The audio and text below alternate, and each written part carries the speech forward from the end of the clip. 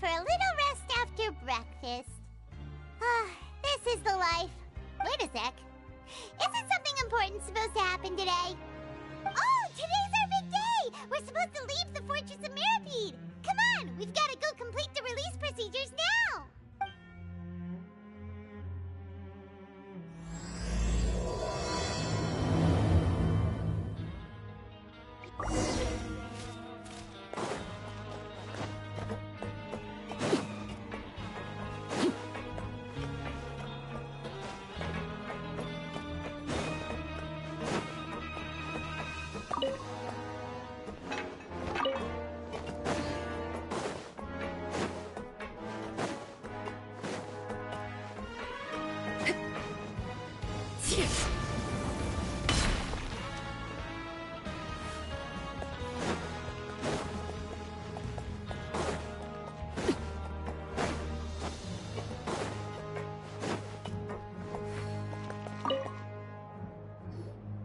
Please, sign here.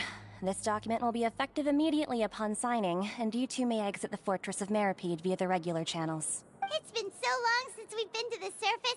Let's hurry up and... What's happening?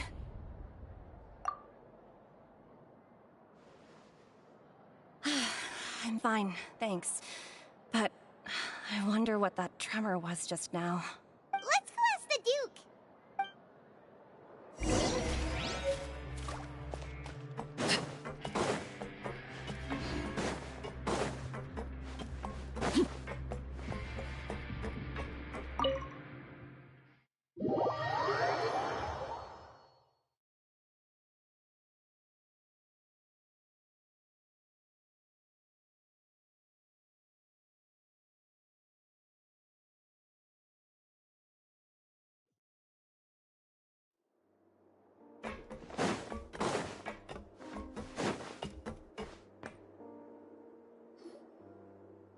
Your Grace?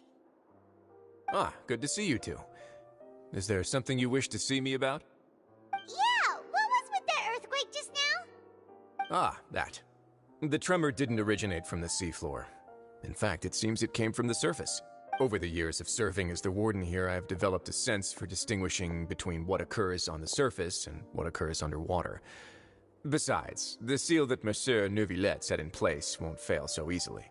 So the fortress is okay? If you recall our last incident, if there really were a problem, there would be crowds of inmates in a panic right now. Huh, you've got a point. Okay, seems we need to get back up to the surface and ask about what happened. By the way, do you know what day it is today? I believe today is this month's pipe cleaning day. Wait, seriously? Ah, yes. Have you completed your release papers? Yep. It's you two. Are you leaving now? That's right! Today is our last day in prison! But now that Paimon says that, it doesn't feel feel like we were confined here. It's actually been pretty nice. Oh yeah, Paimon feels fond of this place now. Then be sure to come back and visit. I'll miss you. If you've signed the release papers, then you're free to go. The guards will escort you out. You're not going to see us off? I knew you'd ask. All right, sure. Let's go. Well, you actually agreed. No worries, you must be busy. Paimon was just joking. Ah, so you do have a polite side, I see. After being down here for so long, I imagine you must feel like you're lacking companionship. Shall I come along too? Yeah, don't worry, we'll come back to see you. Paimon really likes the cafeteria here. The chefs sure do know how to make good grub. I hope you won't be here as convicts the next time I see you. We'll do our best to stay out of trouble. Well, it seems our work in the Fortress of Mirapede is finished. That's the end of another chapter in our journey. And since Nervalet was the one who asked us to come here, we should probably go report to him now. Next up, the Palais Mermonia. You're going to see Monsieur Nervalet? Please pass on our kind regards. I'm sure just your regards will do, no? I believe it would be the polite thing to do. You're right. I've heard the Palais has been terribly busy these days. Tell him that I hope he hasn't been overwhelmed by the recent string of troubles.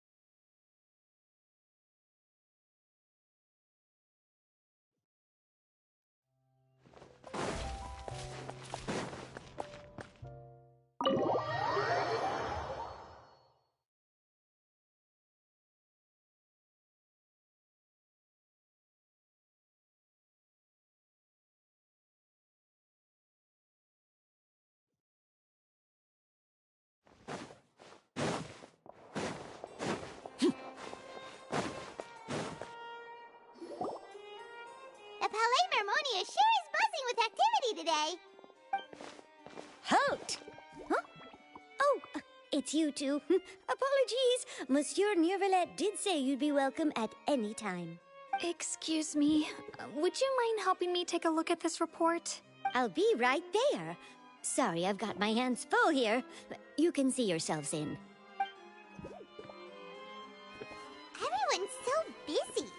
Seems a lot has been happening.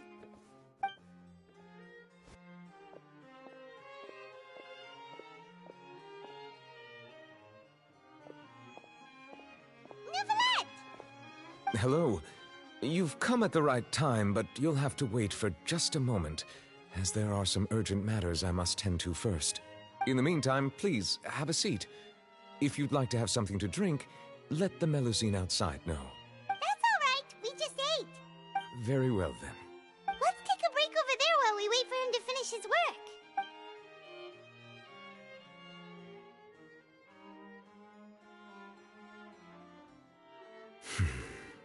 All right. That should wrap things up for now. Are you done with your work? Yes, sorry to keep you waiting.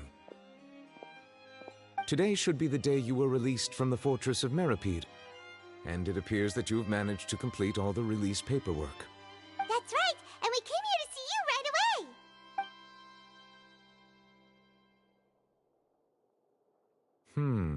A massive whale. Do you have any idea what that might be? Judging from your description, that cannot have occurred in any ordinary waters, but rather something like the primordial sea. A whale of that size and shape cannot usually be found in the waters of Tivat. Therefore, we can only assume that Child is presently immersed in primordial seawater. Immersed in primordial seawater? But how? And is he okay? Most people wouldn't be capable of entering in the first place. I'm not completely sure how he could have gotten there myself. Yes, What is it? Ah, right! Paimon felt it too! We asked the Duke and he said it wasn't from underwater, so we figured you might know something about it.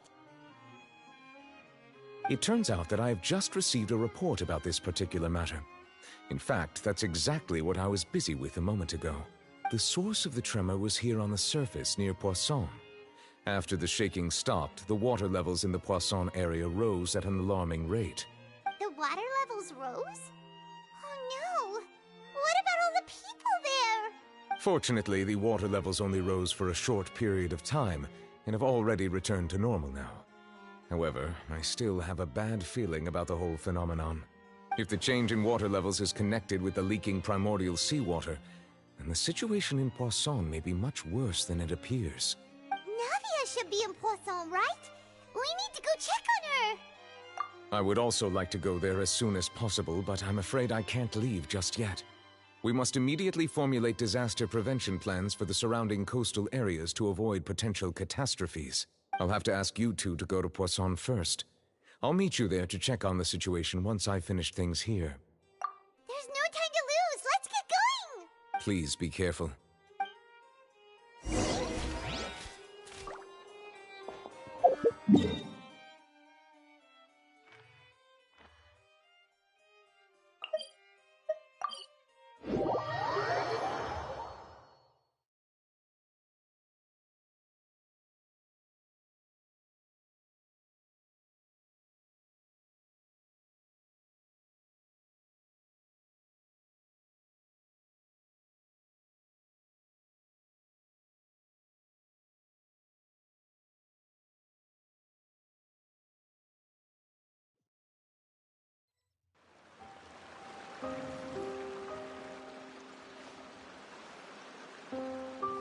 Oh no!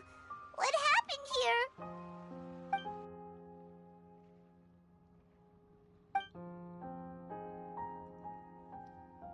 Navia should be around here, right?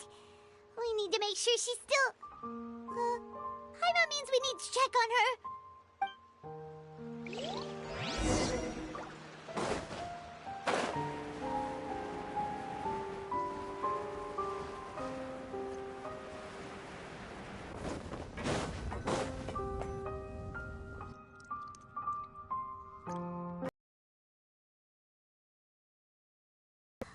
Oh, this is getting scary. What will I ever do now? Look!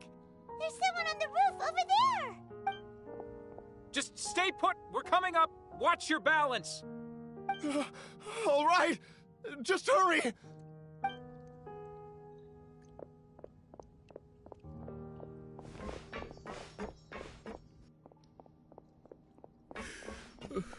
I'm not young anymore. How will I survive on my own? My Desiree! Oh, he looks pretty sad. My leg! My leg! How could this have happened? It hurts! Just hang in there. Help is on the way. You can hold my hand if it makes you feel better.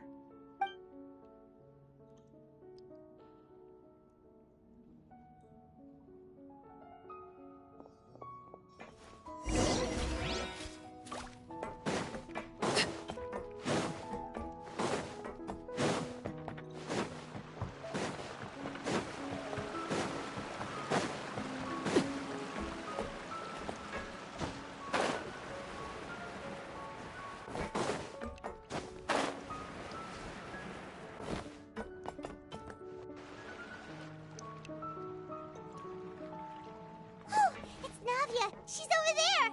Hey, Navia! Are you okay?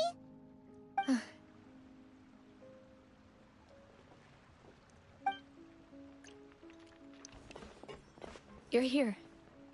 We heard there was a situation in Poisson, so we came as quickly as we could. Yes. As you can see, the water level suddenly rose. It caused quite the disturbance, in fact.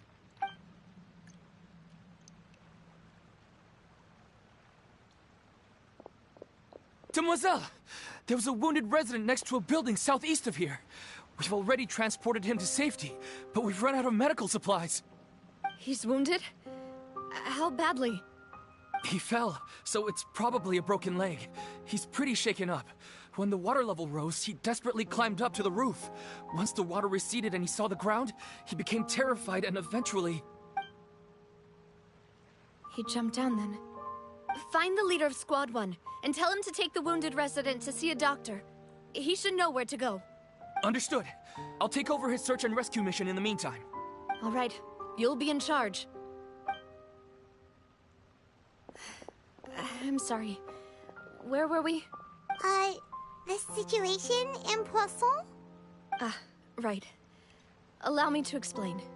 A little earlier, we suddenly heard a loud noise. At first, everyone thought that something might have exploded on an aquabus. But before we knew it, water started pouring out from everywhere. The rushing water seemed a little odd, almost like the unique color of primordial seawater.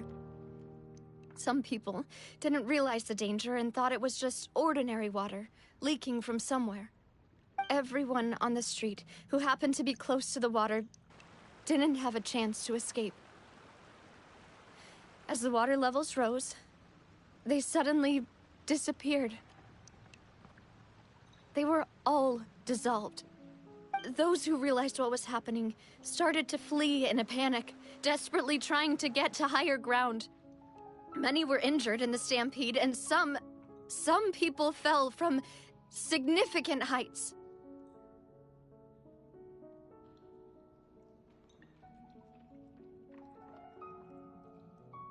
The Spina di Rosula initiated rescue operations as quickly as possible, but there have been a lot of casualties. Fortunately, the water began to recede after some time, and the chaos came to an end. The water that flooded the area contained primordial seawater, so the lower levels of Poisson are still hazardous. To ensure everyone's safety, I've asked the people there to leave as soon as possible. No one knows if this could happen again. All we can do for now is try our best to help evacuate the residents. We still haven't completed the head count, but we'll have some numbers soon. How awful. And all of this just came out of nowhere. It was quite frightening indeed. I only wish that everything that just happened was a bad dream. Is there any way we can help, Navia? Thank you for being so willing to help in a moment of crisis like this. You don't know how much it means to me. I really can't express how grateful I am. Don't say that, Navia. That's what friends are for. Demoiselle! We've got a situation here! I'll be right there. Sorry, I need to go for now. And out she goes. Seems it might be a while before she can take a break.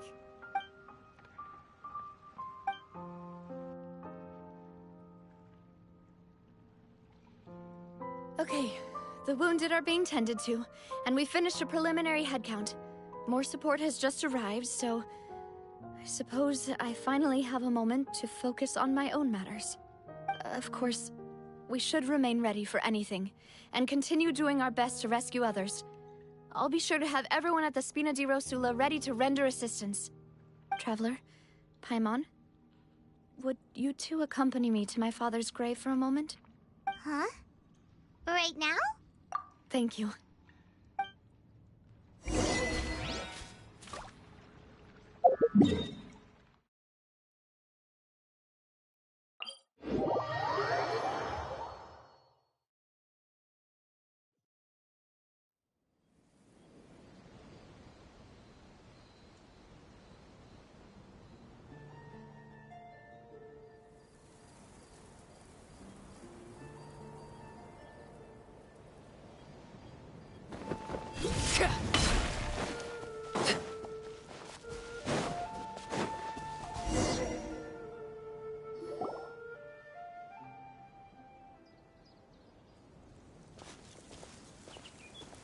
lot of people here, huh?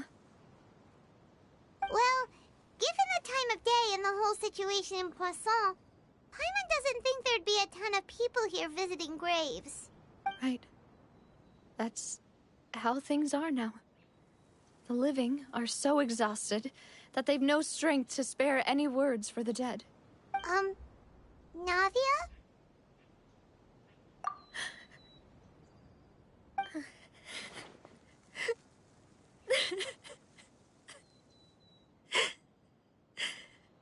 Navia, what's wrong? Sorry. I just... Malus and Silver... They won't ever come back here again. What should I do, Papa? Huh? What happened to them? Everyone agreed on the rescue plan, but still...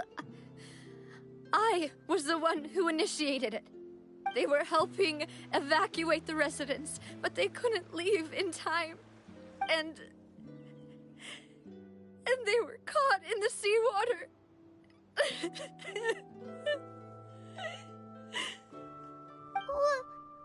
What should we do? I've known them for so long. And I know they weren't afraid. But I could at least hold a funeral for my father. And I know where he rests. But as for Malus and Silver, they're just... gone. I just can't...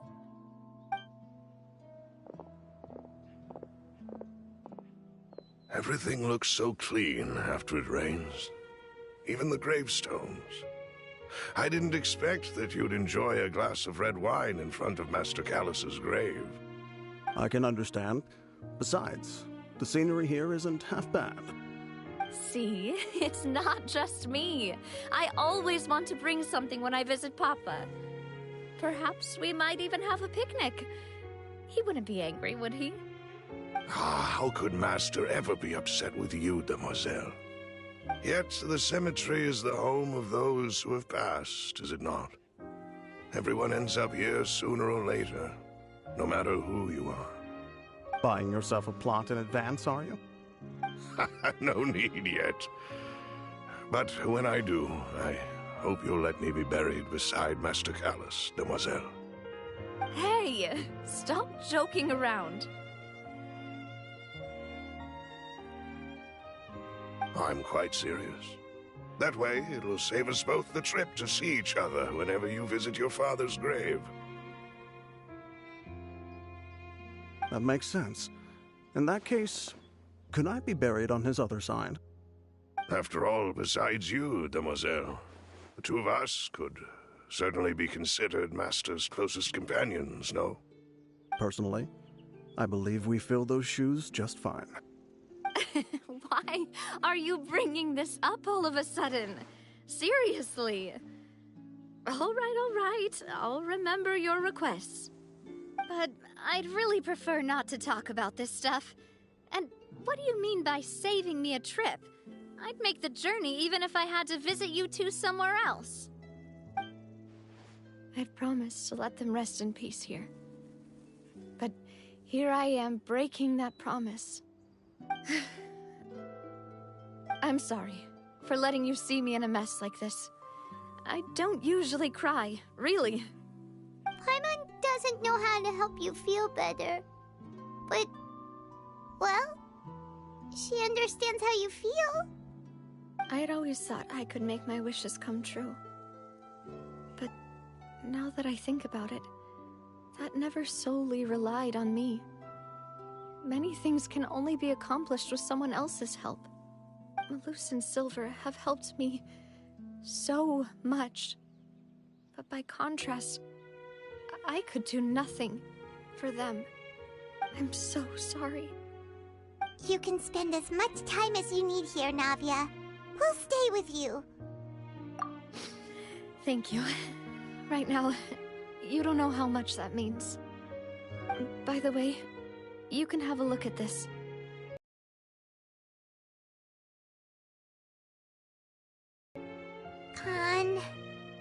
Burnett, Giverny, Francine, Karina, Daisy Ray, Joinville, Julianne, Esson, as well as Malus and Silver.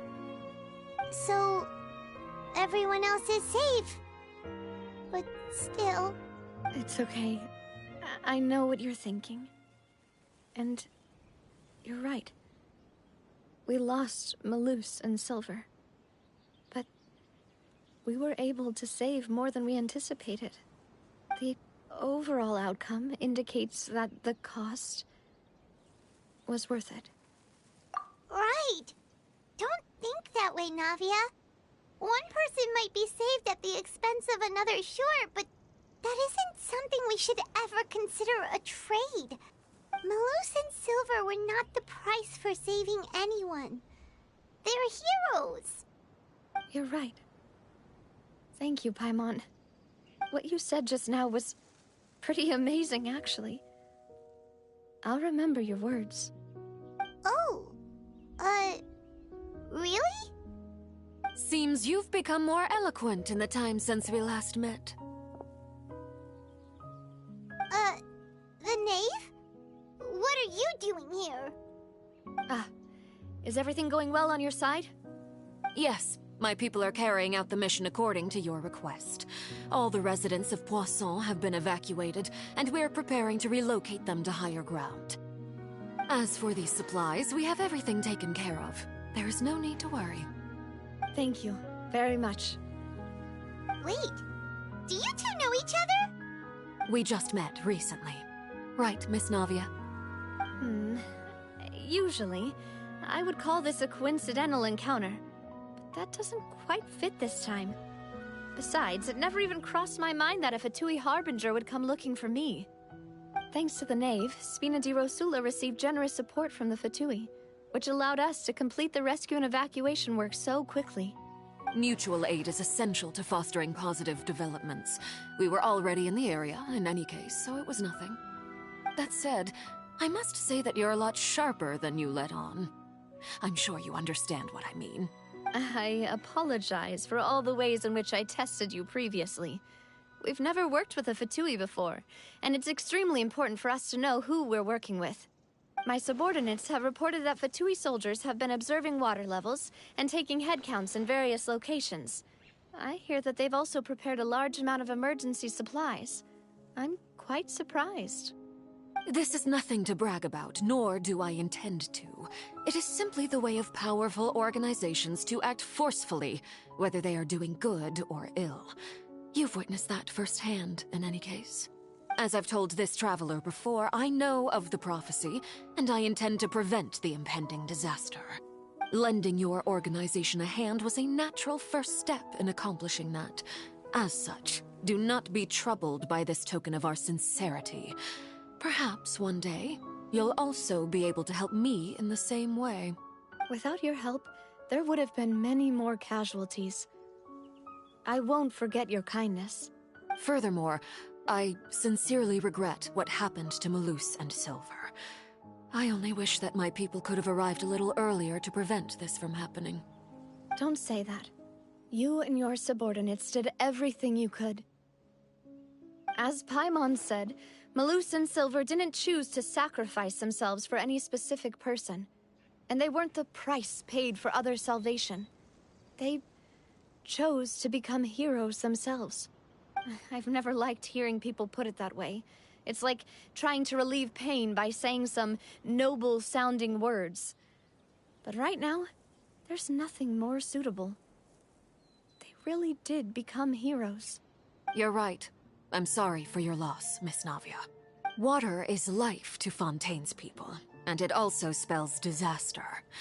It's no wonder that people always say that prophecies represent fate. Fortunately, I've never been one for such opinions. So, you're one who will try to change fate, then? Of course. That is why I'm going to Hotel Bouffe de Thé. I still have some things to take care of, and the children need my attention. By the way, Traveler, Paimon, one more thing. All We'll just... Huh? This isn't right. Paimon thought you would ask us to walk with you for a moment so you could tell us something in private.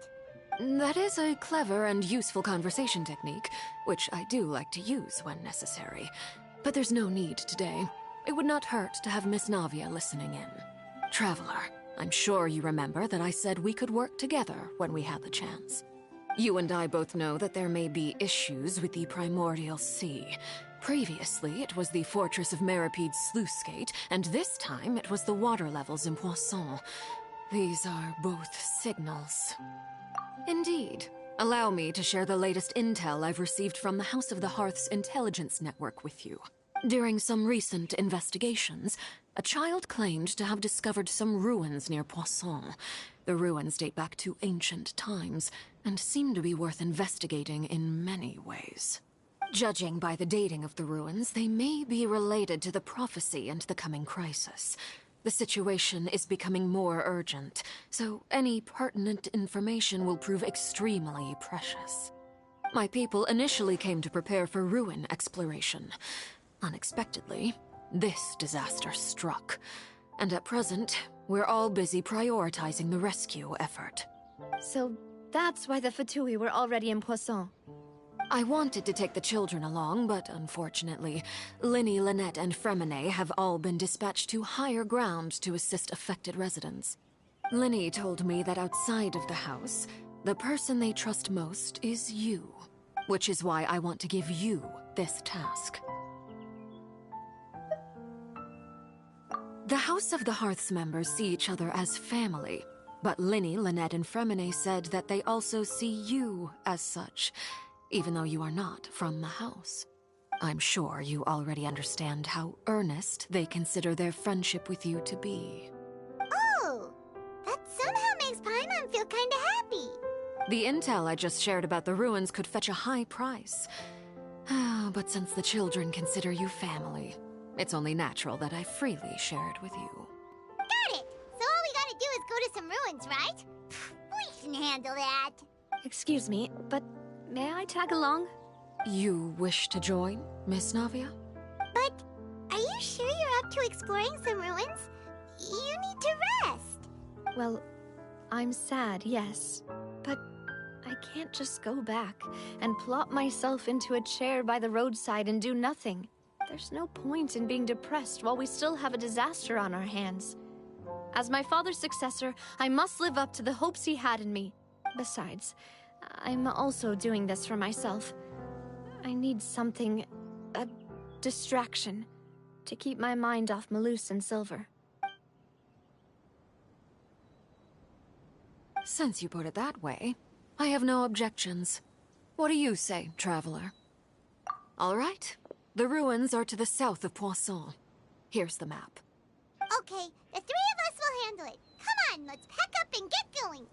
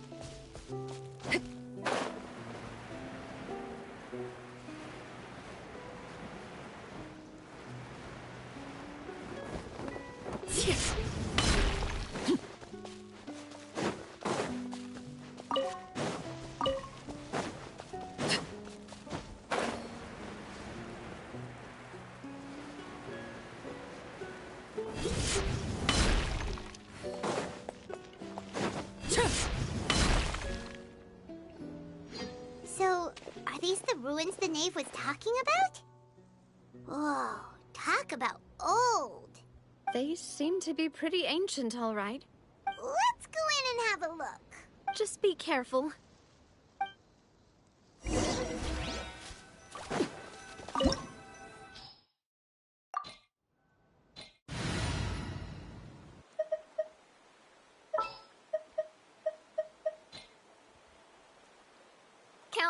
in!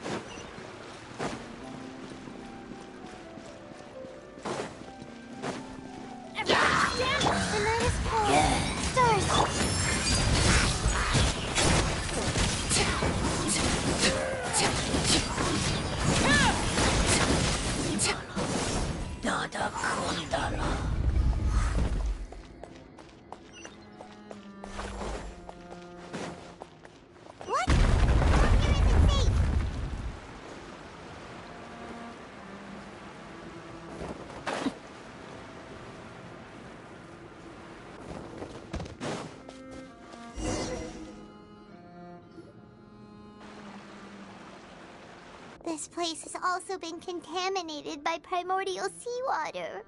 Yeah. And a lot of it, too. A Fontanian would most likely dissolve the moment they fell in. Right! You can't go down if there's primordial seawater. It's too dangerous, and it won't be any help for you to just stay here. Don't get my mind wrong. We're not saying you're useless. It's just that... No, you're right.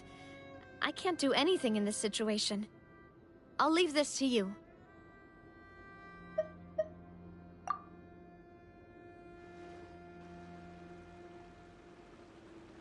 That complicates things.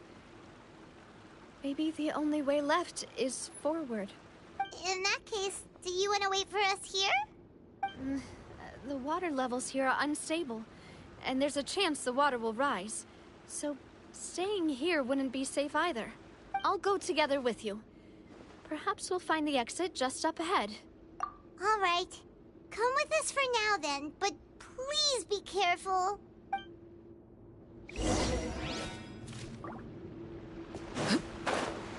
Oh no, it's a dead end!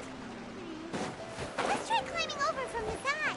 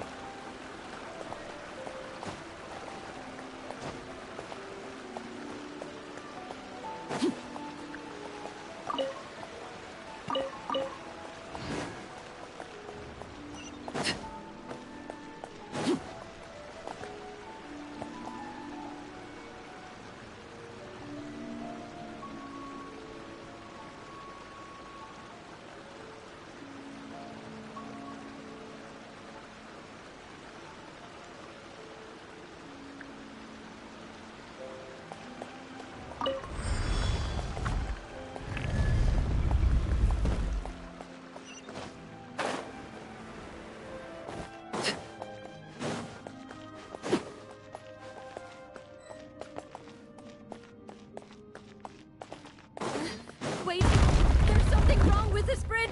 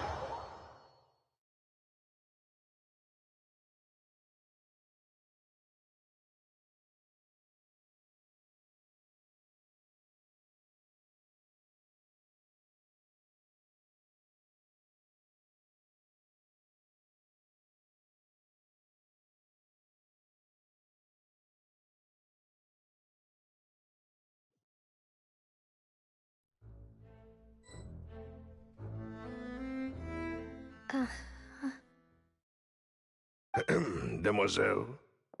Huh? Demoiselle, what are you doing here by yourself? Would you be standing here till dark if I hadn't come to get you? Maybe she just wants some time to herself, Malus. Hmm? Oh, was I sleeping? Yes, it would appear so. I must be tired. That's quite possible. However, you were the one that suggested we go out for a walk. Oh, right. I nearly forgot.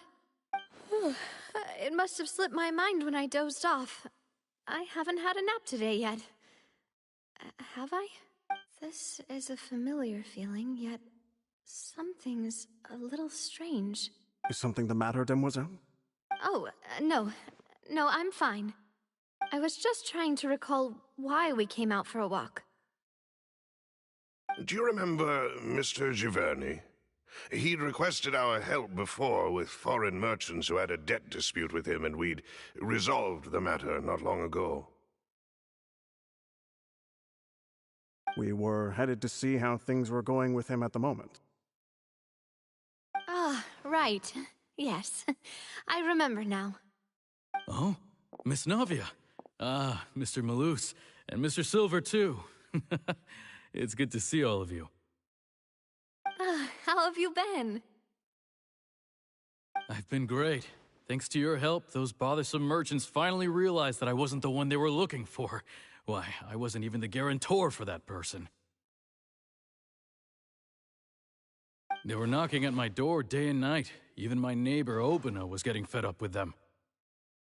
Sometimes force is required to calm someone down and get them to listen to what you have to say. That's right.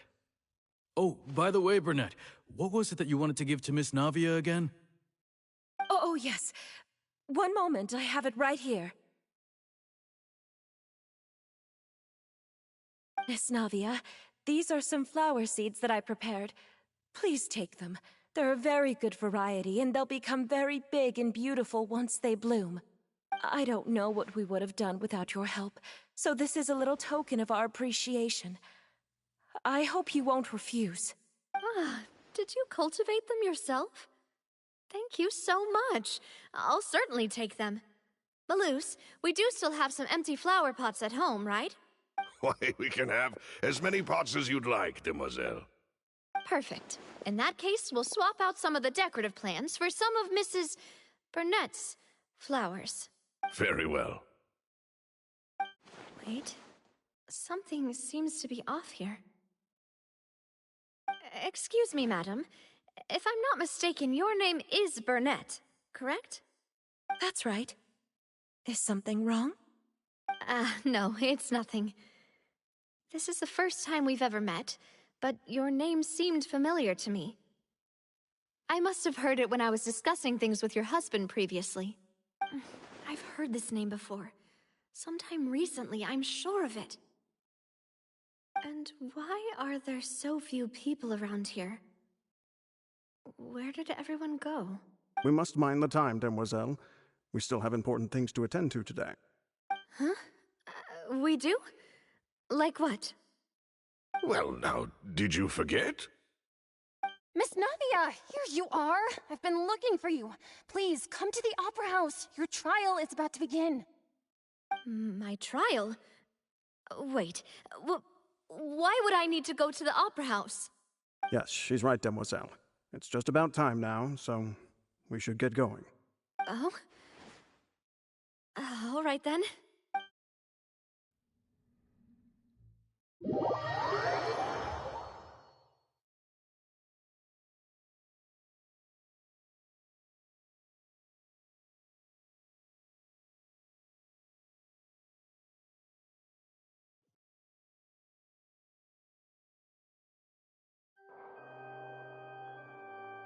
Look, it's Navia! She's here! And her two attendants are with her. Goodness, everyone's finally here. There sure are a lot of people here to see the trial. And they all all seem to be oddly excited about something. I even know some of these people. Karina, Desiree, Joyville, Jolien, Essen. Why are so many people here? And why do I have no recollection of this case? And as for the judge... huh? Where's Monsieur Neuvillette? Please sit in the defendant's seat. Don't worry, Silver and I shall accompany you. All right. But are you sure you can stand behind me? Typically, it wouldn't be allowed, but today is an exception.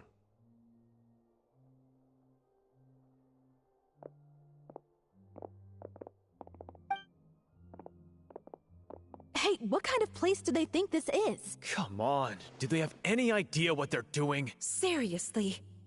Enough with the whispering! Could someone please tell me where Monsieur Neuvillette is? And why I'm standing trial? My dear Miss Navia, have you not yet realized what you've done? In that case, allow me to explain. As all here know, you are Master Callus's successor, the head of the Spina di Rosula, someone held in high regard by every soul in Poisson. After you took over the Spina, you treated all of us just like the late Master Callus had. If anyone in need reached out to you for help, you responded. Not only you, but your butler, your subordinates, nearly everyone in the Spina di Rosula fought for the well-being of those in Poisson. Wait a moment. Aren't you just proving that I'm a good person? Yes, correct. Absolutely right. And that is why you stand accused. You have helped so many people get through so many difficulties. You are one with us. We are inseparable. We are one big family, all of us who are from Poisson, inextricably linked. And with you being so important, we couldn't possibly do without you. Therefore, this fair and honorable court shall declare you guilty, and you shall stay here. You will be together with us forever. Huh? What are you saying? Everything you have said is correct. I have indeed done a lot for my hometown, and I would be willing to be with you all, but what is the purpose of having me stand here like this? What is there to discuss? Ah, well, if that's what you think, then I have no further comments. How wonderful, Miss Navia! I know all these people. Why are they laughing? I seem to remember now. Yes, I get it. This trial is... Wait just a moment. This isn't right! Malus? What was that, Mr. Malus? Our conclusion is very clear and unanimous. Let the court judge her now. She's guilty! Stay here, Navia! You're one of us! Demoiselle, don't admit guilt. This trial means to keep you here forever. I wish to exercise my right to defend Our Lady. Mr. Joinville, you only know of Navia's goodness, but nothing of her utterly independent mind. She was born a free and independent spirit. She has never been tied down by anything. Indeed, even the death of Master Callus couldn't stop her. Her actions cannot serve as proof that she identifies herself as part of any group. She merely acted as an individual, extending her hand to help others. Please do not mistake her actions as being otherwise. Really? As an individual, you say? Don't forget, we are all Fontanians here. This is the nation of justice, the nation of Hydro. Even if Miss Navia only voluntarily rendered her assistance, that doesn't change the fact that her beautiful soul must return to everyone. Water accepts all, blends with all. it will surely accept her kindness. Everything is measured here in the nation of Hydro, and in the end, everyone shall meld together. Thus, when a unanimous opinion emerges, that opinion represents justice. Now I speak for everyone. Our opinion is consistent. Navia should stay. We and Navia are one. And you would call this justice? Preposterous. You are merely jealous that Demoiselle still has a chance to exist as an individual. Have you forgotten how much you all once longed to become individuals, to become independent? Do you mean to defy our justice? If your justice is flawed, then why should we acknowledge it? As you said, we can also have our own justice. Silver and I shall defend Demoiselle. And that is how we will enforce justice. Ugh, my head... It hurts. Demoiselle. Silver, it hurts. My head is spinning. All I can see is stars swirling in front of me. I remember now. Everything that seemed odd from the very beginning. Karina, Desiree, Joyville, Jolien, Essen, and Mr. Giverny and Mrs. Burnett, who we met earlier. Even Malus and Silver. I don't want to admit it, but they're all dead. Don't be afraid, and don't admit guilt. We will protect you to the very end. Absurd! Who are you to say that she cannot be judged? We are the majority, and in the nation of trials, the majority is absolute justice. We are the will of all. Don't let them escape! We shall keep Navia here with us! Mr. Malus and Mr. Silver, must you be so stubborn? How could the two of you possibly hope to stand against the collective? Do not resist. This judgment is fair and just. Navia belongs to us. After all that happened, she should not be left alone in Poisson. What are you saying? No more excuses! He says we're jealous. Jealous? How could she possibly be an independent individual? What's with these people? Who's jealous of her? She belongs to us! Miss Navia, she... Silence! That's...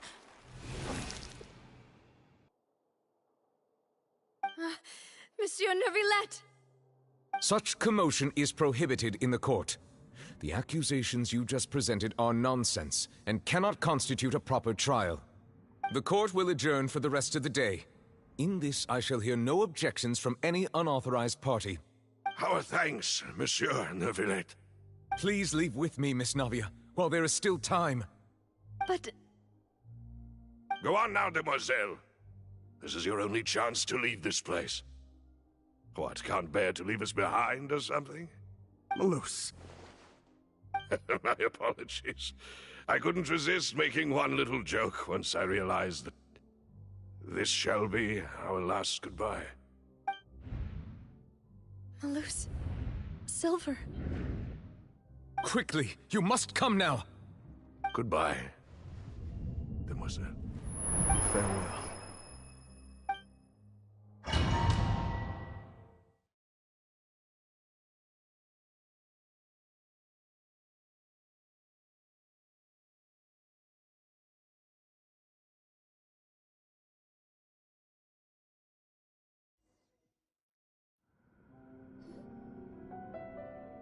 No, wait! Just a second! Navia? You're awake. Good.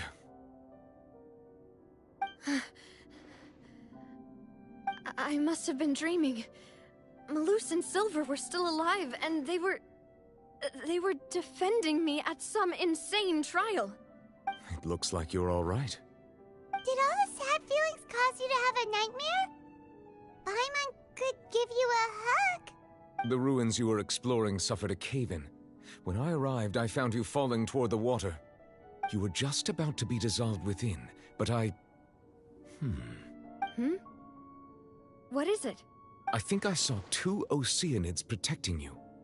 It was only for a moment, perhaps even a fraction of a second, but they gave me the chance to retrieve you. Were it not for their intervention, I would not have been able to rescue you before your consciousness dissipated. Wait, did you say Oceanids? You mean like what happened with Vache? Perhaps those 2 Oceanids were the people you saw in your dream. I always told them that they didn't have to protect me. To think that they'd keep doing so even after death. Please come with me.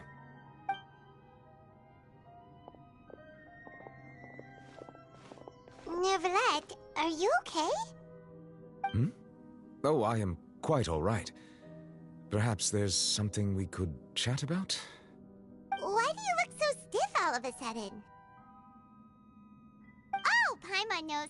You're the type who feels awkward when there's nothing to talk about, right? I merely thought that we should give Navia some time to herself. Huh? Why didn't you just say so then? Don't you think it's even more awkward to call us over like this and then have nothing to talk about?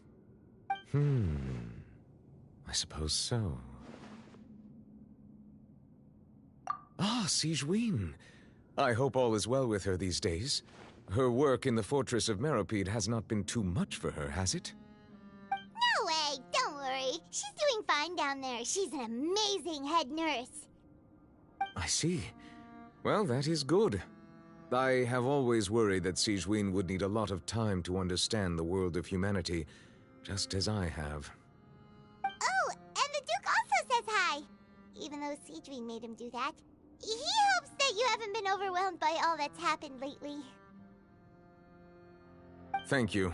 I have indeed been busy lately, and I also hope that everything is going well in the Fortress of Meropide. He still doesn't know what to talk about. Let's chat about something else then.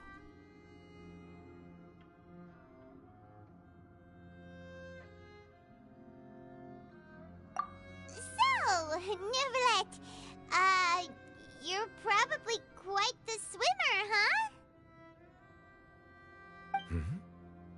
Yes, of course.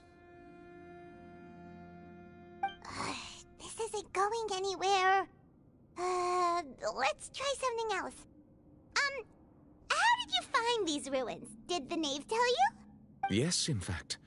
I had arranged to meet you in Poisson, but when I arrived, I discovered that the Fatui were helping the residents evacuate.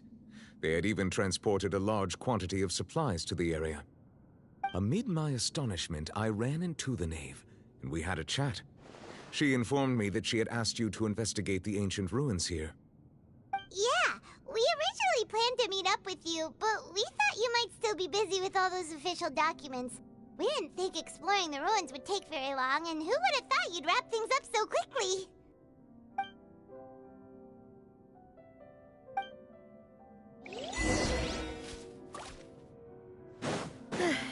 I'm sorry to have kept you all waiting like that.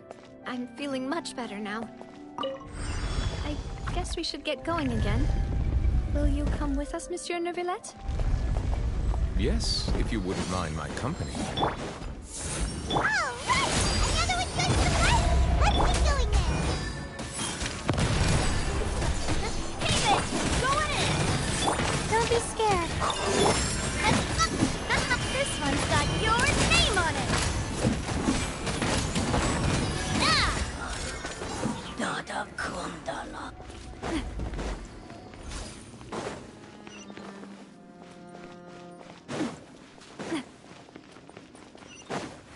Oh no, another unstable path.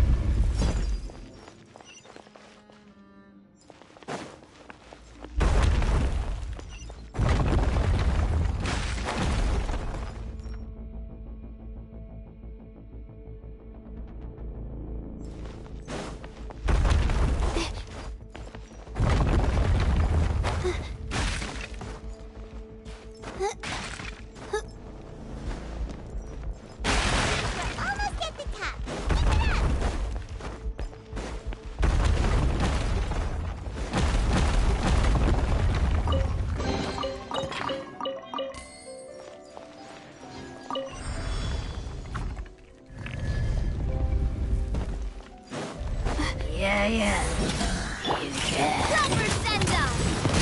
Teamwork is dreamwork! Coming at ya! Everlasting as the moon!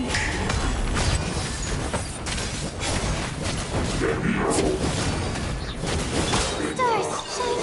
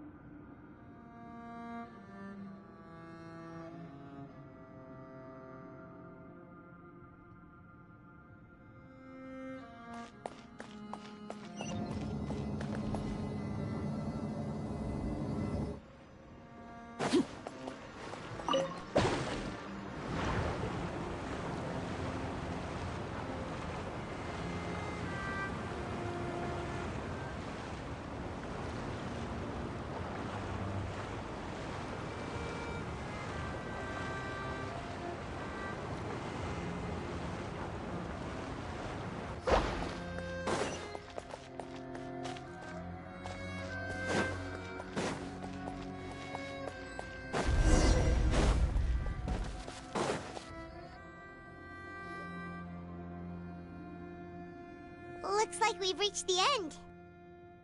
This is the place. There should not be any other hidden spaces in the vicinity. The path sure had some twists and turns, but it turns out that this place isn't actually that big.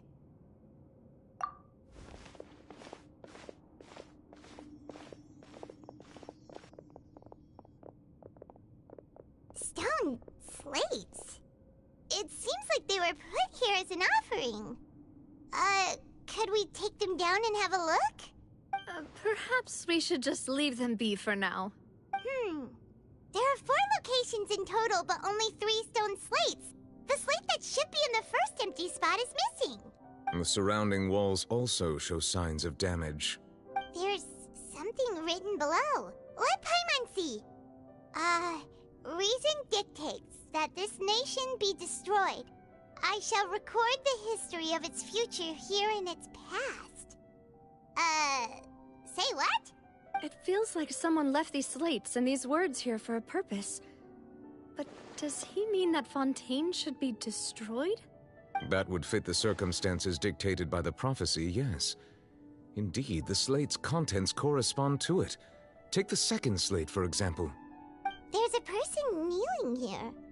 She seems so dedicated. And there's a whole bunch of other people behind her doing the same. She's facing this... what is this? Some kind of island in the sky? And is that Lady Farina in the third image? Did the Hydro Archon fall into the water? And is that a ring of people around her? Paimon doesn't quite get it. Are they all in the water? The fourth image. I know this one. This exactly matches the content of the prophecy. The people will all be dissolved into the waters, and only the Hydro Archon will remain, weeping on her throne.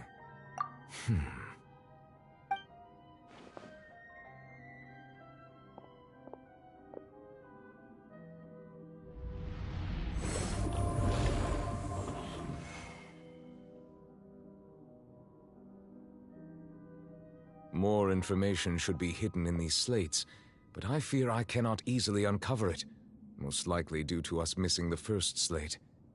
I am very sorry. Don't blame yourself, Monsieur Neuvillette. Deciphering ancient stone slates isn't one of your duties. Ooh, Paimon's getting the chills just looking at these slates. This says that it's the history of the future, right?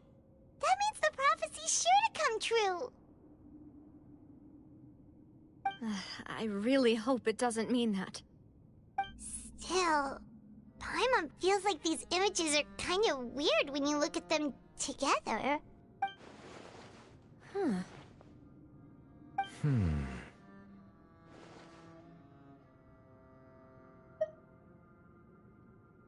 That's right!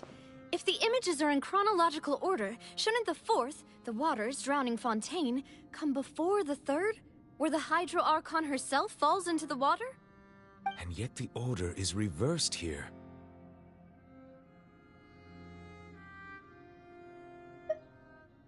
If we go by timing, Lady Farina only emerges in the third image. That means that the person in the second image might be the previous Hydro Archon. Egeria, then.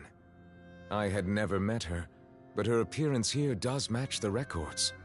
The previous Archon kneeling before the floating island in the skies, as if confessing a sin. Did she herself commit that sin?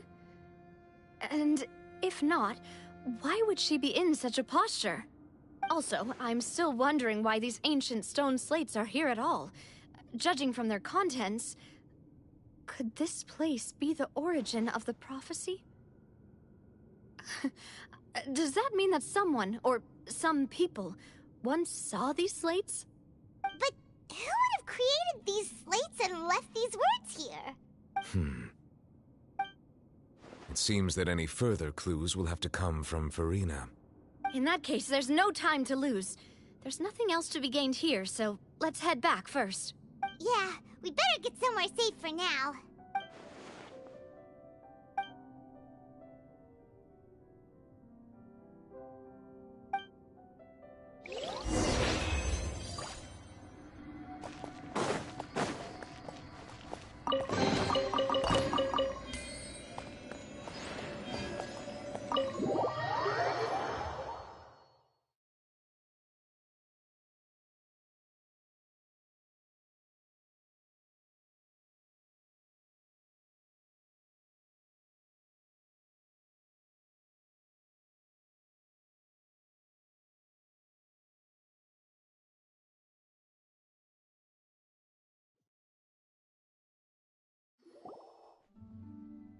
Let's split up here. I'm going to check on what's happening with the Spina. You know how it is. There's some things you just need to be there for yourself. You still have energy for that, Navia? Paimon's already beat! Just head back to the Fleuve Cendre and have a rest then. Thanks for keeping me company all this time. I'll depart as well. Thanks for your hard work today. Rest well, everyone. Traveler, I will go talk to Farina tomorrow morning to ask about the stone slates. I'm sure that you're concerned about this matter as well. If you have time, drop by my office. I will share the results of our discussion with you. Are you really gonna talk to her about this directly? Will that be a problem? Paimon's getting a little scared now that it's come to this. She has long been harboring secrets and will not give them up easily, which makes it all the more my duty to ensure that she understands the present situation. Alright, we'll leave it in your hands then. You're probably the best person to talk to her anyway. I will be carefully considering my words tonight. Traveler, Paimon, our safe house at the Fleuve Cendre is always open to you as ever, so please don't think you're an imposition. Alright, I'll be on my way then.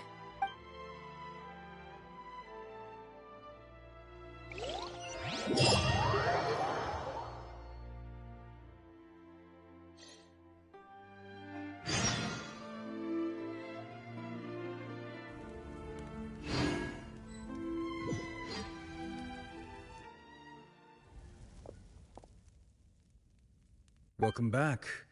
We've got a special menu prepared for you two tonight. Yay! And there's good food too! Navi, no, the boss is the best. Ooh, desserts! Nice, these are all Paimon's! Paimon's already starting to forget what happened today. Oh, that voice. Is that who I think it is? Huh? It's you two.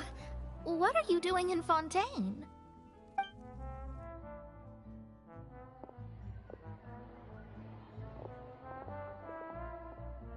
Mona?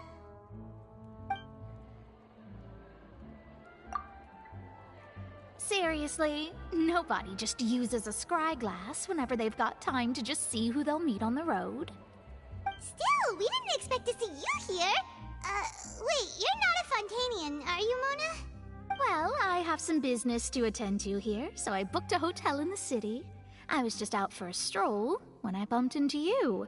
Quite unexpectedly, if I might add. Why did you think I was from Fontaine, though? Is that because Magistus doesn't sound much like a Mondstadter surname? Yeah, let's go with that. Well, I used to have my own surname, which was, well, some other thing.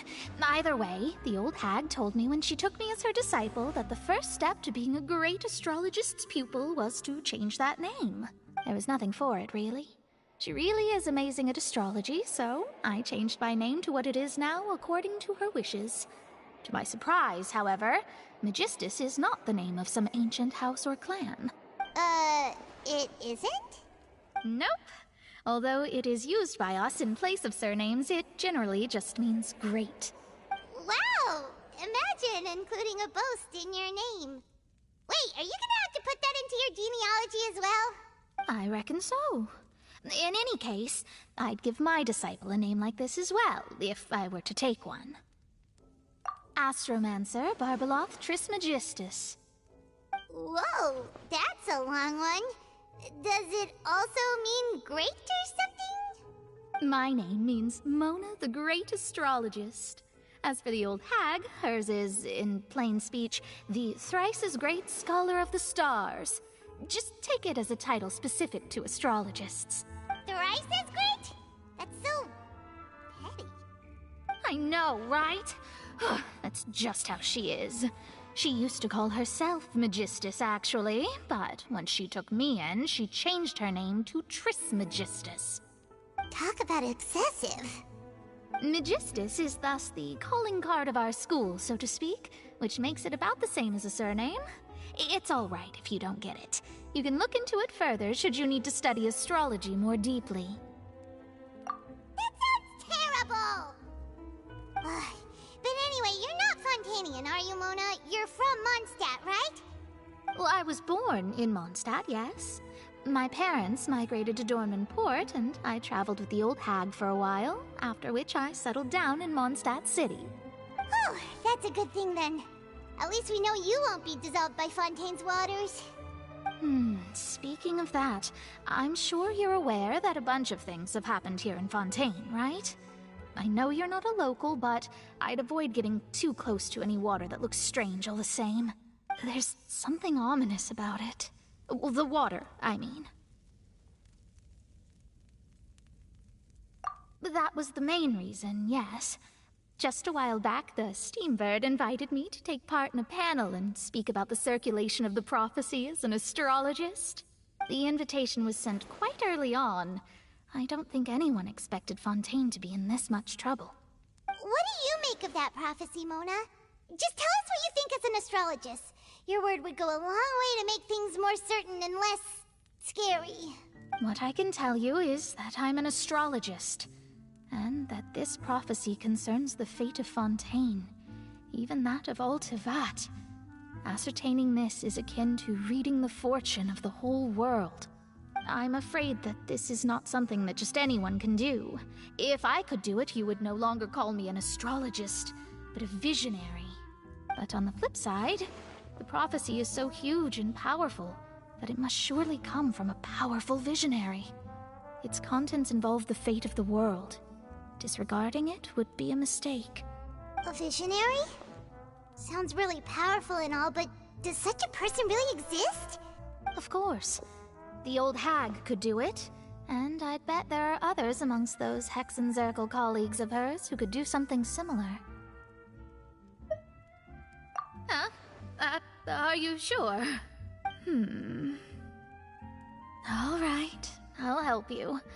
It isn't often that I see you with such a serious look on your face. I'll tell you once I hear back from her. Thanks, Mona! You're amazing as always! Oh, well, this is something only I can do after all. So yes, your praises are quite welcome. That's the greatest of astrologists for you! Of all the people we know, you know the star's the best! Indeed, indeed. That's the spirit. Oh, sorry. I came to see what all the commotion was about.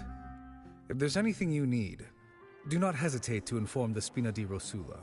Oh, whoop. So, guess we were getting a little too carried away there. Well, I'll go tend to my own business now. If I receive any news, I'll be sure to come find you two again. And there she goes, quick as rushing water.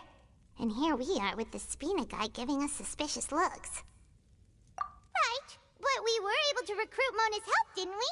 Our Fontanian friends will thank us someday.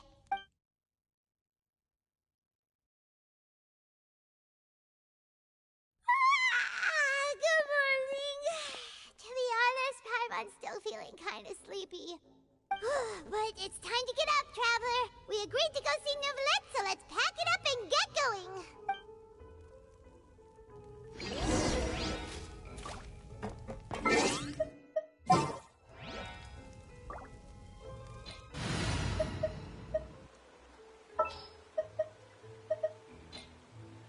All is accounted for. Let's move out. This is destiny.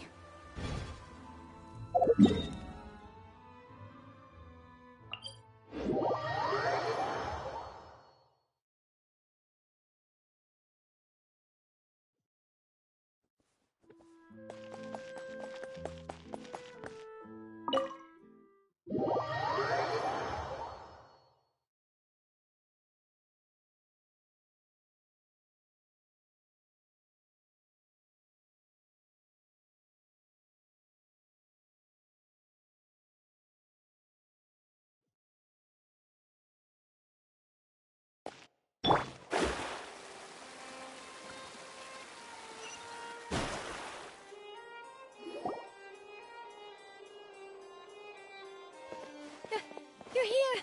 Finally! Is something wrong? Monsieur Neuvillette and Lady Farina, they seem to have gotten into a dispute. Please go see for yourself.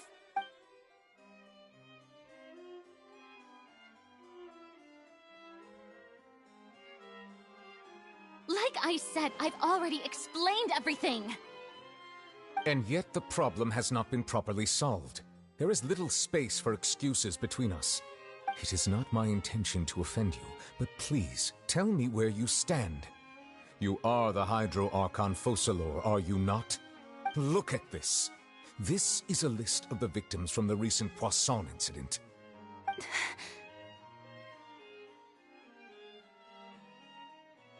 You mean... they're all... We did not arrive in time to avert this disaster, and I will not have it happen again. I will say this once more. You must tell me everything you know. Yesterday, I found 3 stone slates in some ancient ruins near Poisson. Do you know anything about those? Seriously?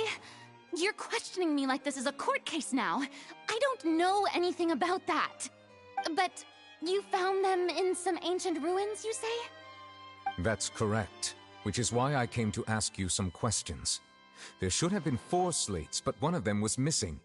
The other 3 feature different images that seem to correlate to the prophecy. The prophecy?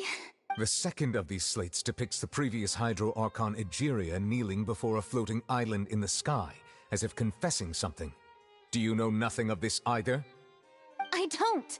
I've never seen such slates. I'll ask you again.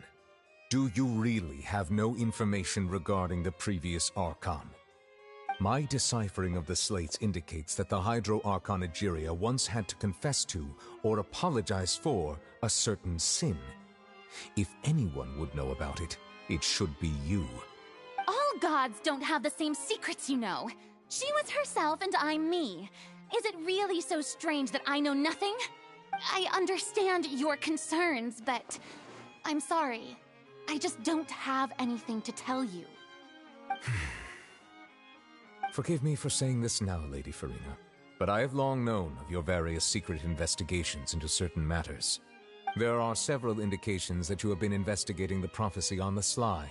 This is not strange in itself, considering that you are the Hydro Archon. But it is strange that you should also claim to not know any of Egeria's secrets, as well as do nothing following your inquiries. You have never been as superficial as you have presented yourself to be, nor are you a fool. And yet, your behavior is very inconsistent.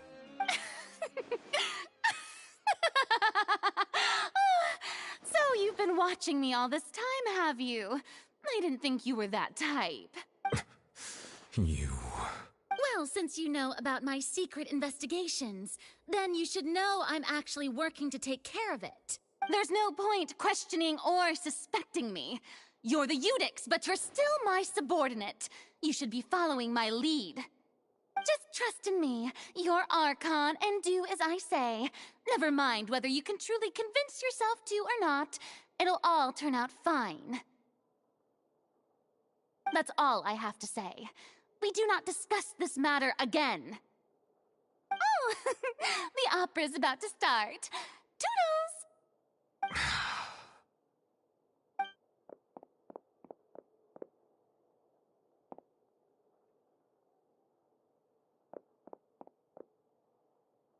Did Farina not notice us standing by the door? Wonder what's up with her. She was smiling. She didn't seem in the mood to care if we were listening in or not. I assume you've been outside for a while now? Oh! You noticed! Seems Farina didn't even realize we were here. She was in a great panic, though I cannot discern the reason. Our discussion reached impasses time and again, a state of affairs that we cannot allow to continue. Still, I do not understand.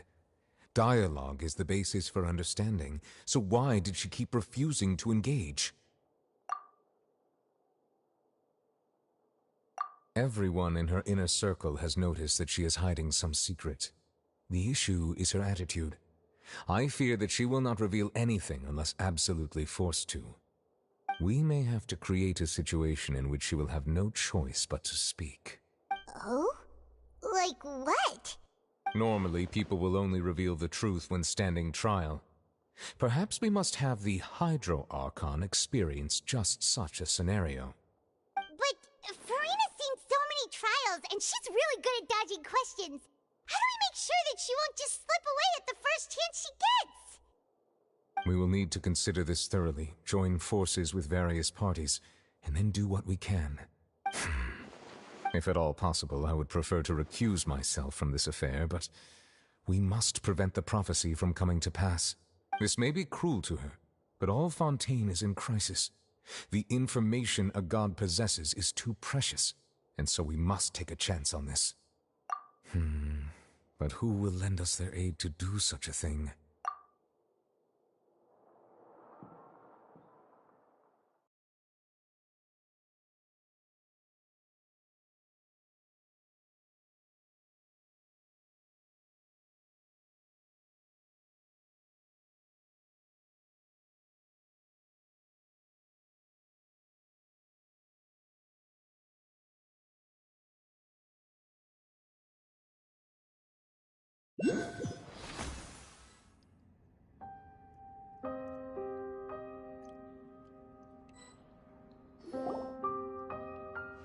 Well, that's everyone, huh? Speaking of which, it was pretty smart of you to think of hiding here. Poisson was just involved in a disaster, so it's presently devoid of people. That naturally makes it the best choice. And here you are drinking tea like it's the most natural thing in the world, huh? That's what family should do. Sit and enjoy a leisurely time together. It's nice to enjoy tea here, you know? Care for a cup? Lend me your ears, everyone. Or perhaps one of you might like to start us off. How about you, friend? Me? No, I don't think I can. Then, how about you, good sir? I fear that I will cause the mood on this boat to become as somber as it is in court. Well then, I guess we're lucky we've got a local like me to organize things. Wonderful, the spotlight at last. I guess I'll be facilitating things from here. That was a little long-winded, don't you think? Oh, you might be right. Anyway, to cut to the chase, our friend here, the Traveler, has brought us together to discuss something. As for what that is, well, let's start by saying that we'll be pooling our efforts together to create a series of traps.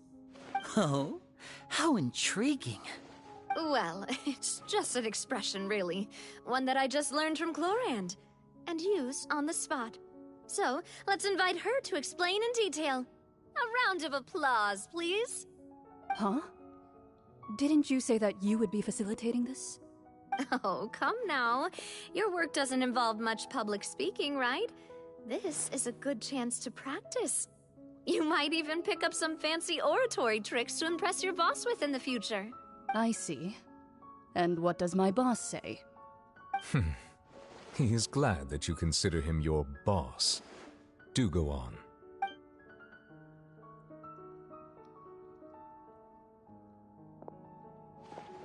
In that case, do any of you have experience hunting?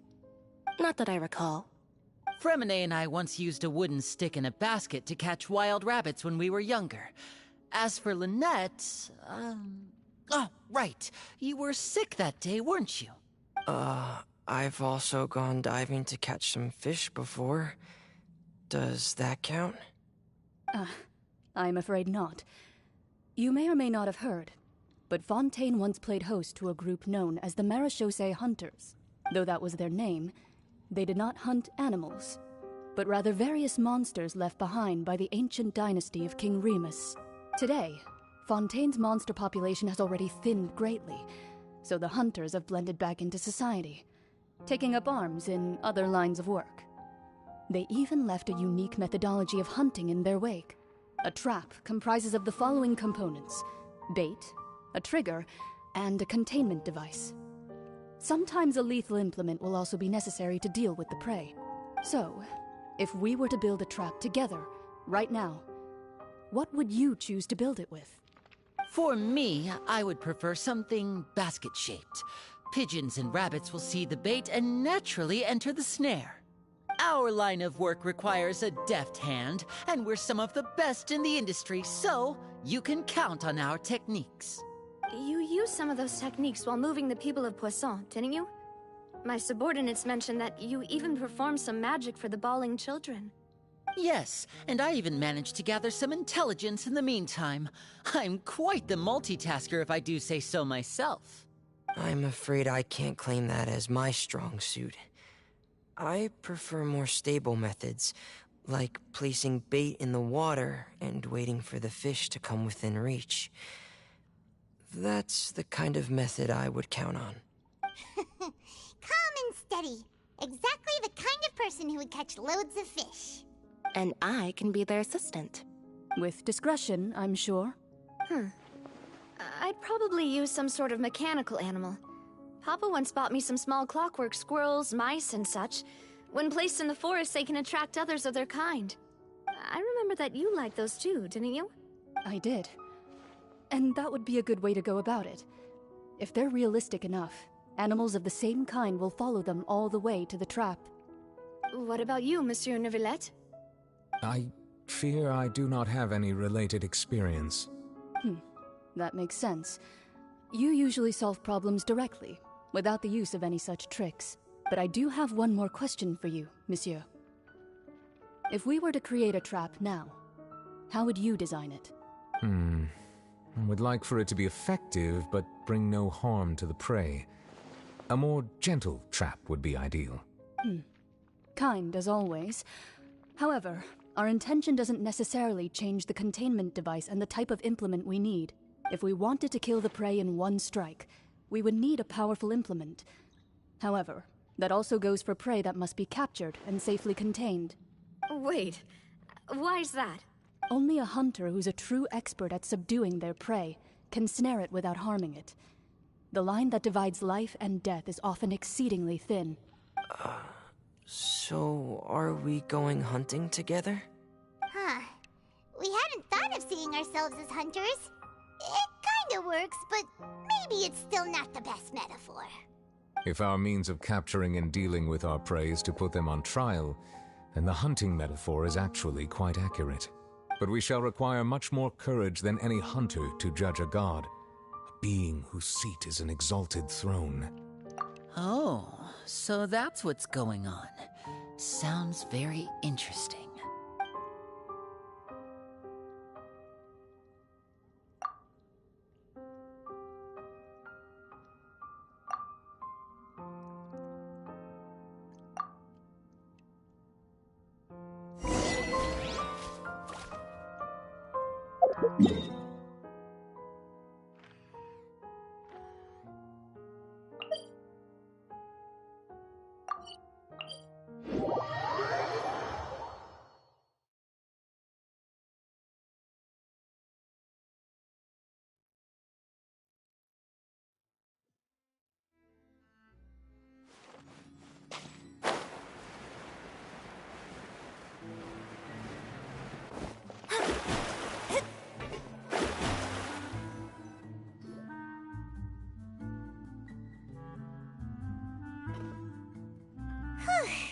It's been a tough few days, hasn't it?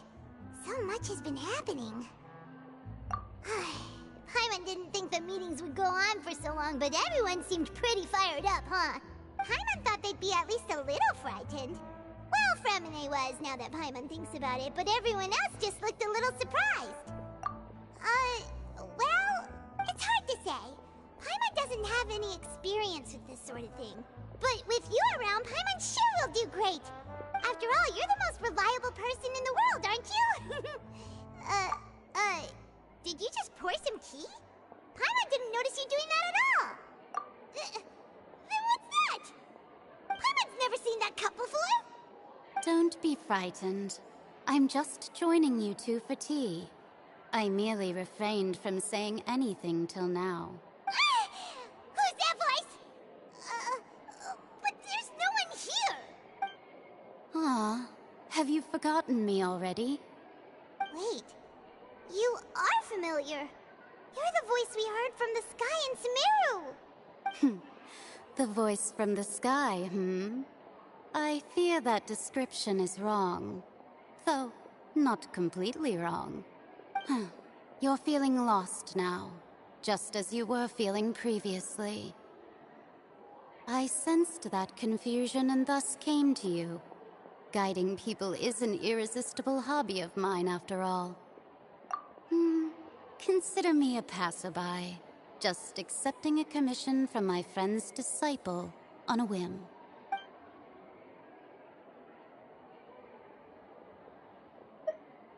The prophecy. Yes, what has been prophesied will be fulfilled. You may view such things as the history of the future. What? Then is there any way we can stop it? I believe you have witnessed a failed attempt with your own eyes. Can everything in Teyvat so easily be changed? So you've caught on. Just as prophecies are usually only the future as seen from the perspectives of the gods, could things be happening in hidden corners where the gods' gaze does not fall? Are the things that you shall see different from the fate that the gods perceive? What is she talking about? It all sounds really impressive and important and stuff, but it also sounds kind of scary. I believe that you understand, right? Some things are insignificant, but others you must reach out to change. Ultimately, fate shall serve as your only guide, no matter what will happen in Teyvat's future. All you need to do is to play your part. This was good tea, by the way. Thank you for your hospitality. Well, that'll be all for today. The voice. It's gone.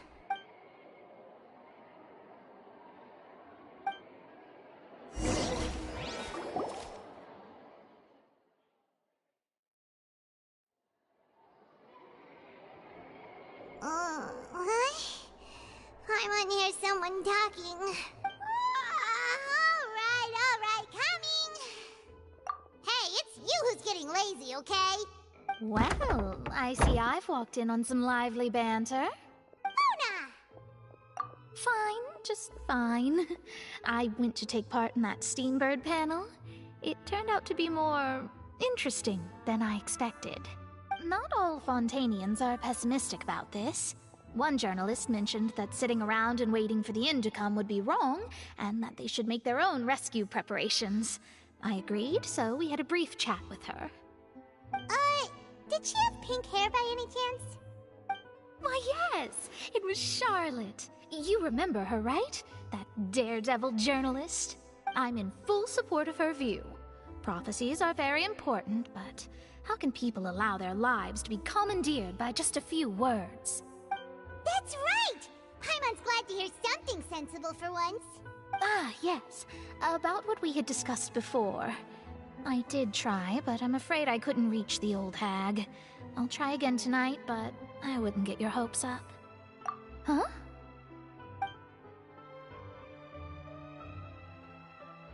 Goodness gracious. Are you serious? She said that even the god's gaze has blind spots. Pretty bold if you ask Paimon. Most people would believe the gods to be all-knowing, right? The Hexen Circle members are certainly anything but ordinary. As for the mage named N, the old hag has mentioned her a few times. She said that N's sense of direction is incredible, and that she loves guiding those who are lost. But I've never met her, and if she were still alive, she'd be... Well, suffice it to say that the hag's at least a few hundred now, and N's been around for longer than that. Whoa, the Hexen Circle sounds like a scary group. But they must really stay in shape to live so long. Their abilities alone are pretty terrifying. If she came to see you personally, then the problem you're facing must truly be of great importance. Well, it's not like Paimon could understand anything she said. Yes, she was quite cryptic, but I suspect she means that there is still a way to turn things around. She didn't say when or what that would be, though, so perhaps it is something that you cannot know right now.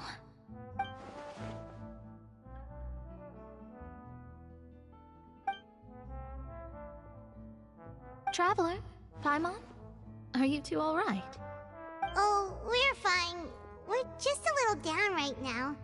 It kind of feels like the end is coming, you know? I see. I feel that same sense of desperation, too. I guess you could consider me someone who has often witnessed fate. So far as I have seen, it cannot be swayed. But even so, I still hope for, and believe in, miracles. Astrology is eternal and rational, but fate may not be. It is cruel, but it can also be beautiful. Perhaps that's what En was trying to tell you. Not to lose heart, and to believe that what you are seeing playing out before you is not yet set in stone. I did originally think of steering clear of all this, but I couldn't. Even if this is all futile, I still wish to help everyone. If we don't struggle to the last, then how can we face the end when it comes? Huh. You do have a point. There I go, talking about astrological principles again. Sorry about that. The moment I start talking about work-related stuff...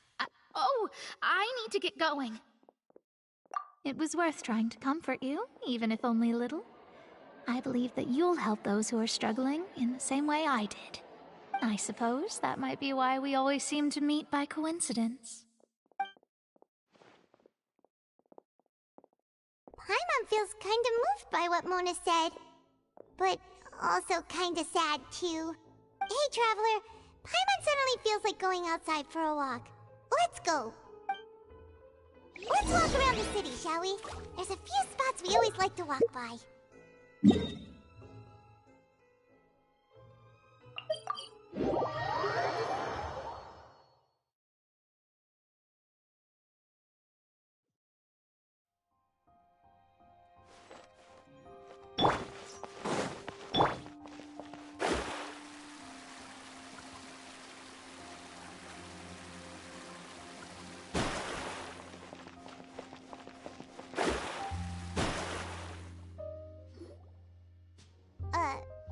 Huh? Our names are written in this newspaper. What's going on? Let Paimon see! The underwater stronghold, the Fortress of Meripede, has continued in its noble autonomy. But that does not mean that others cannot interact with it. My recent attempts to enter the fortress bore little fruit. Huh. Guess Charlotte still hasn't given up on that. Thus, did an Outlander friend become the focus of this report. A blonde adventurer with their white fairy legends trailing in their wake. It is said that this mysterious traveler once visited the underwater fortress. So while the fortress's interior remains a mystery behind closed doors, do not fear, for the tales of the traveler contain surprises in spades. Journalist Charlotte's biggest scoop yet, the Traveler's Trail, World Walker. Huh. Charlotte took so many awesome photos of us and we never even noticed her. She hasn't been able to get a hold of anything at the fortress, so since we're easier to find, she's using us as the subject matter instead? Ugh, seriously? Well, fine. Those headlines and photos do look cool, so Paimon will forgive her this time.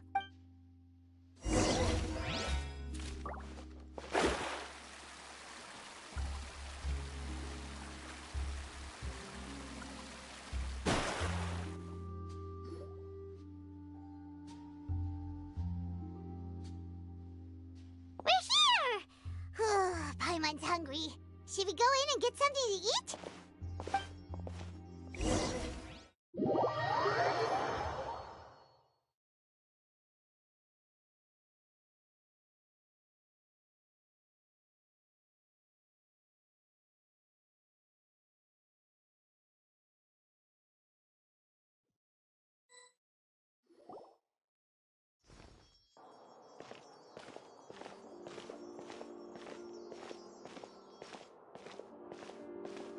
Hey, quick! Look! That's the limited edition only 16 slices a day cake! It was so delicious the last time we tried it! Despite the tense situation we were in, let's give it another go! Paimon's sure it'll be great! 1 slice of cake, please. Someone showed up after all! Oh, wait, you're the one from the Palais Mermonia. Oh, are you here to buy cake too? It seems Monsieur Nervalette was right. You really can eat. Wait, did he really say something like that? That's right. Even he has his own preferences when it comes to food. As for me, I love the cake and coffee here. Do you come here often? Usually every day. Every day? It's part of my daily schedule, apart from work. I shall have my cake and coffee. Then what if someone told you one day that this place would be closing soon, and you wouldn't get to eat cake here anymore? What would you think? But why would it close? Well, Paimon doesn't know either, but maybe the waters will rise tomorrow. You know. Oh, the prophecy. To be honest, I haven't paid much attention to that. No, still, even if there'd be no more cake tomorrow, that wouldn't keep me from having some today. No, it's the same for eating in general. You might not be able to eat tomorrow, but if you can do so today, then you should carry on. That's what people call living, you know. Huh. Don't be sad. Excuse me, could I have 2 more slices of cake to go? These 2 slices are for you. Sijuin said that this kind of expression you're making is what humans call being sad. Oh, you know Sijuin? I sure do. She was born before me, and she sometimes comes to the surface to teach us things about humans. She said that humans are creatures that are saddened easily, yes, and you can only lift their spirits by feeding them delicious food. So please try the cakes here. I've got something else to do, so I'll be going now. You two try to stay in a good mood after eating, all right? Bye.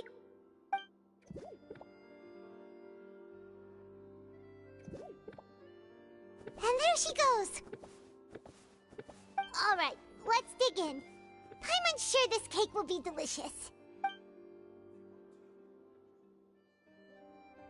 It's more delicious than last time, and the flavor gets even better with a sip of tea. It sure would be nice if we could come again tomorrow. Sure would be nice if we could always eat delicious food here.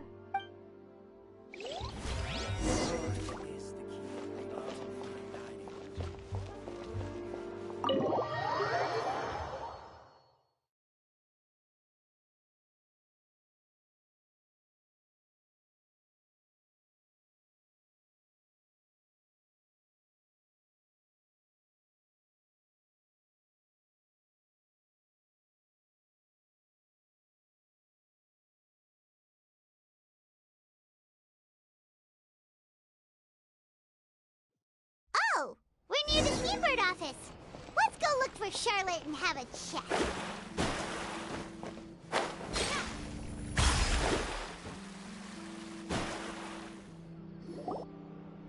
Wow! If it isn't the Traveler and Paimon! Oh, have you seen the article I wrote about you? Ha! You've got some nerve! You just used us to make some quick mora! Oh, you needn't worry about that. I heard that you were in Poisson some time back, so I sent you a letter to discuss just that. It appears you didn't receive it, though. It's all right, though. I've set aside the amount intended for you. I've even set the table with some food. Really? Oh, you're the best! You're almost a little too easy to win over, Paimon. If I were a journalist with ulterior motives, you'd be in trouble now, you know. Oh, Paimon knows you're not like that. Still, what brings you here all of a sudden? Were you looking for me? When Mona mentioned you, we thought of coming to see you at work. I see. It seems you've already bumped into Mona here in Fontaine. So she mentioned me? What did she say? She said that you're a real daredevil of a journalist. Nice.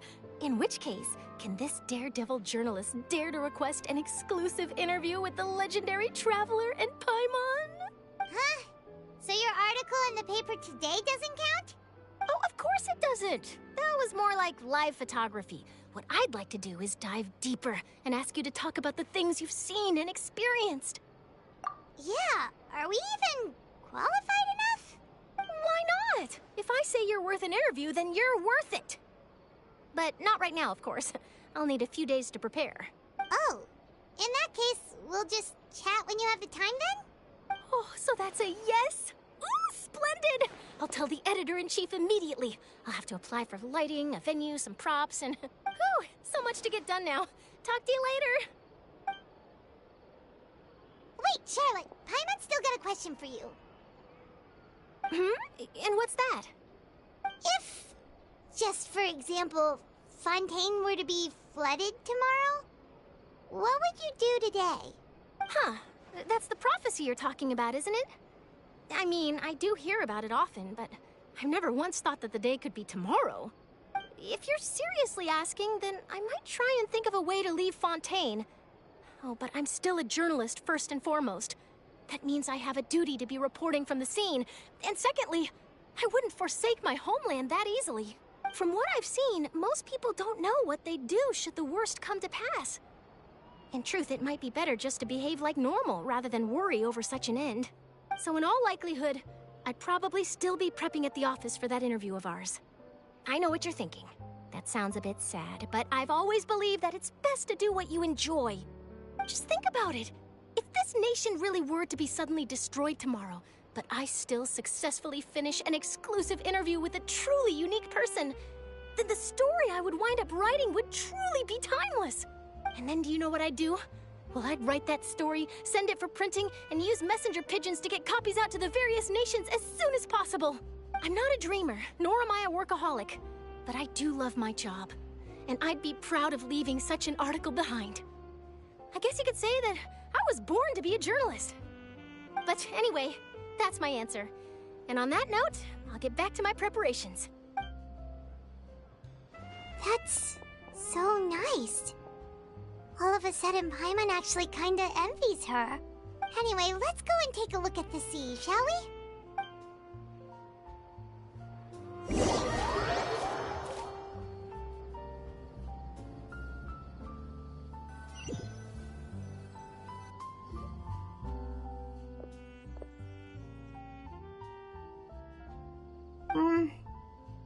Paimon's been thinking.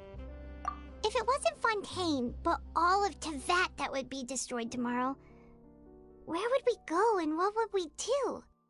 No, Paimon should ask, if you could choose, what would you like to do?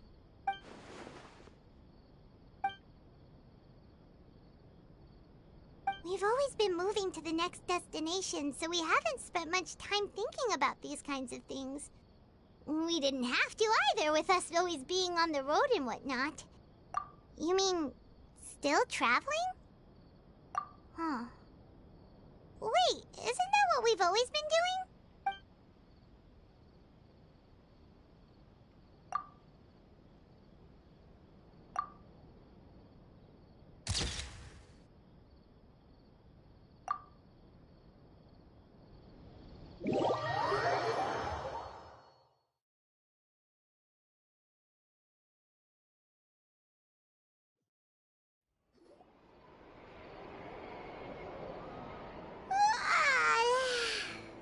like you'll grow mold if you stay here long enough.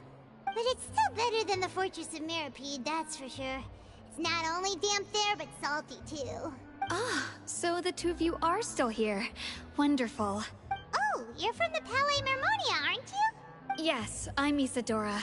Monsieur Nervillet sent me to look for you two before. I heard that afterward you went to the Fortress of Meropide. Not at all. I'm well aware that you're friends of his. Actually, I'm here to pass along a message from him. Yes, inside the Opera House. The Maréchaussée Phantom has declared the incident a small-scale riot. A riot? Well, that said, I don't personally think it was that serious. Lady Farina was watching a performance at the Opera House, and while she was resting during an intermission, some other audience members suddenly started harassing her, loudly accusing her of doing nothing about the prophecy crisis. And before she could respond, others started to join in. The crowd continued to grow, and protests against the Hydro Archon started to break out. So people have started to put the blame on Farina. Guess they finally found an outlet for the pressure they've been under due to the prophecy. I agree. People will naturally rely on gods, as is customary. But the moment people feel threatened, gods are also the first to be blamed. So what happened after that? Is Farina okay?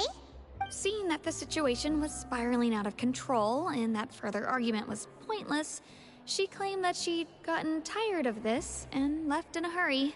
The Maréchaussée Phantom had their hands full maintaining order and did not catch where Lady Farina had gone. Only when things had stabilized did we realize that she had gone missing. So, you mean she's still missing? That's right.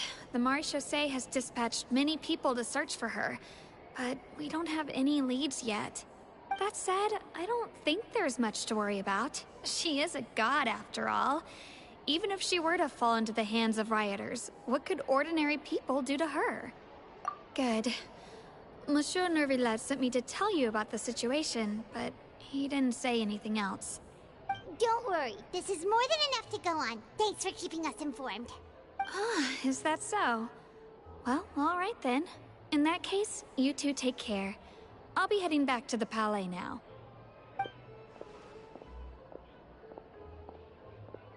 Well, sounds like we should hurry over to Poisson then. If we know Farina, she won't try to fix things in this situation. Instead, she'll look for a place to wait out the heat. And, as we also know, she may be loud and dramatic, but she doesn't have a heart of stone.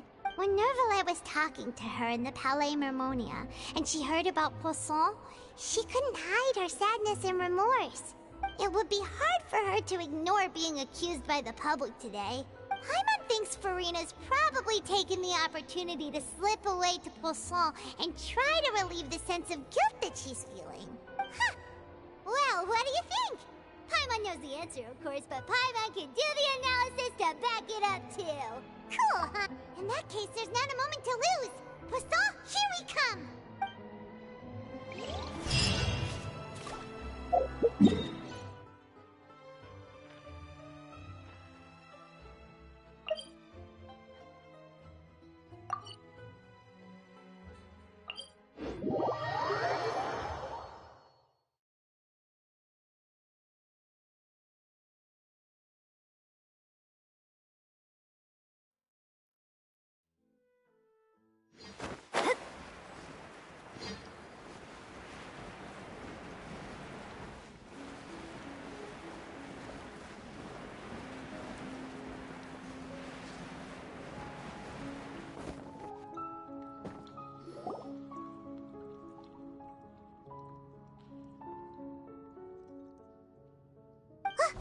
That's Farina, right over there! She really is here all on her own.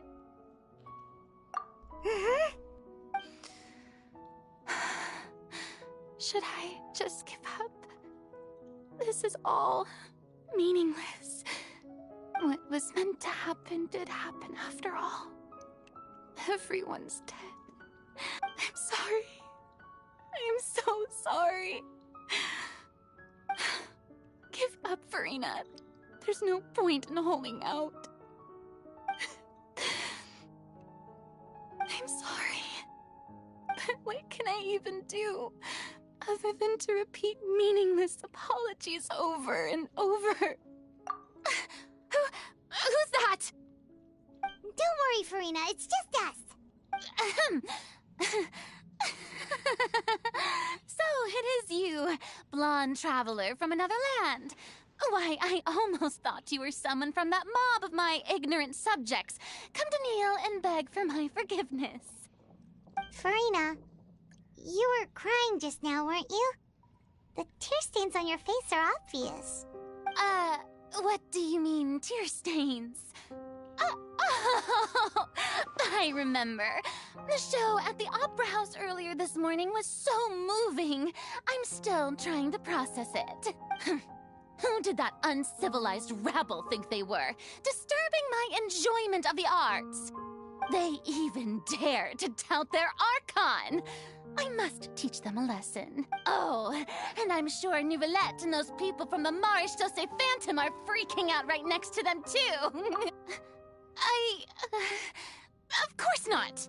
Hey, there she is! The Hydro Archon's over there! Quick, after her! Farina, those people seem to be after you. They are? They're just some rabid fans who want to cut the line because they haven't been able to meet me in person, aren't they? That's against the rules. I can't let them get their way. Farina just ran off!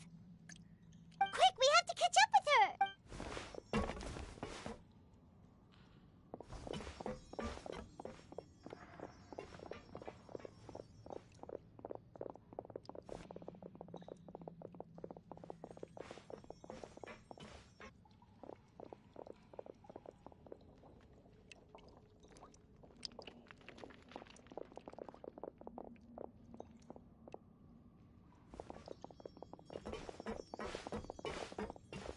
This should be the place, right? Hey, Farina! There's a good hiding spot over here. Quick, come to Paimon before the rest of them catch up to you. What is this place?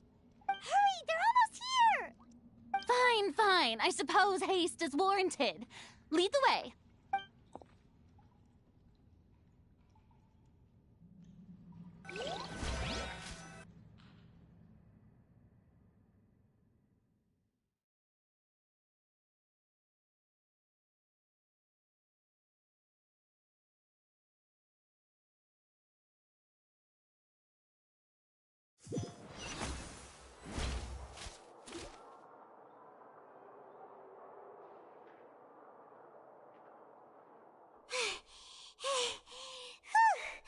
Paimon's exhausted.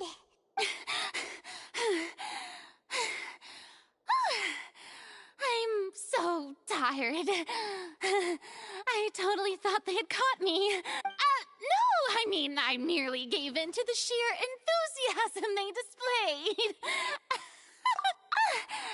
You're right. Yep, that's a good girl.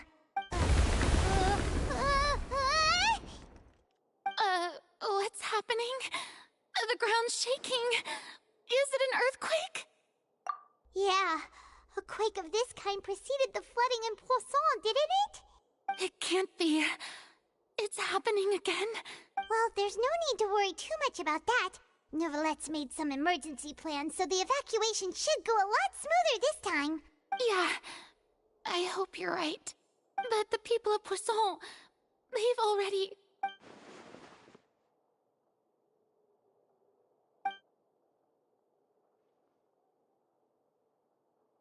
It's true. I've been investigating the prophecy for hundreds of years. I once had informants all over Teyvat, searching for clues and feeding information back to me. I've tried all kinds of ways, too, to hold back the sea. Anything to keep the coastline from advancing. But all my efforts proved to be futile in the end. Really, the truth has been clear to me for a very long time. We cannot make an enemy of the divine. No matter what we do, the will of the heavenly principles will have its way, and the prophecy shall be fulfilled. Give up. I do love the sound of that phrase. It would mean finally coming to terms with fate, but also for me to finally be free. Indeed, I've thought about giving up so many times, especially after we almost lost Poisson. Fate is really unreasonable, isn't it? It has no heart and obeys no rules. The prophecy has only just started to come true, and so many people have already lost their lives. But just now, it all became clear to me. I still don't have the right to come to terms with fate on behalf of everyone else. As long as the final moment hasn't come, it's still not too late. Don't worry. I will keep hope alive for everyone until the very end. Well, that's enough for now.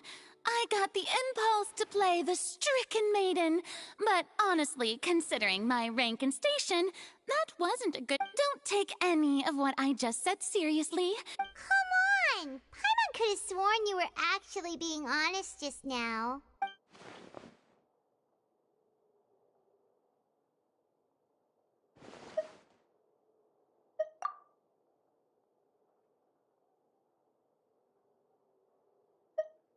Share my burden. That's impossible. It was fated right from the start that this would be my duty alone. A witness. Yes, I've heard that you came to Tevat from beyond the stars, yes. And if Tevat is, in its entirety, a show on a stage, then you're just a spectator, aren't you? If that's the case...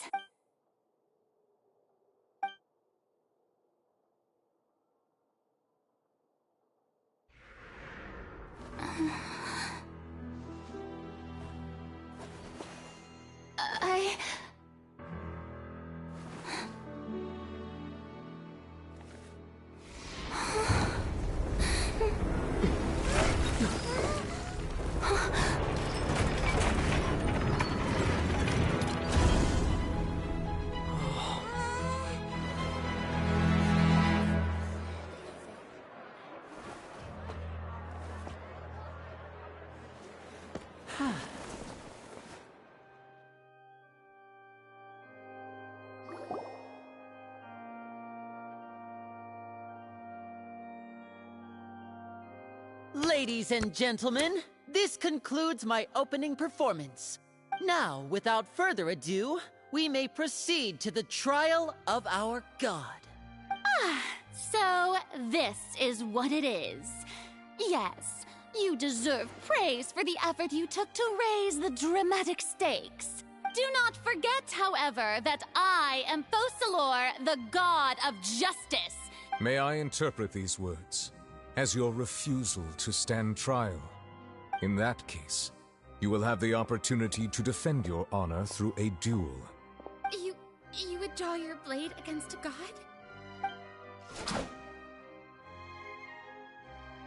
I see. It seems like you have made up your mind.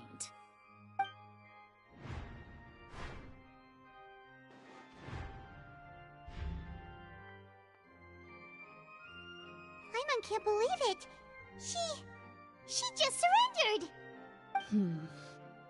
What the heck is going on?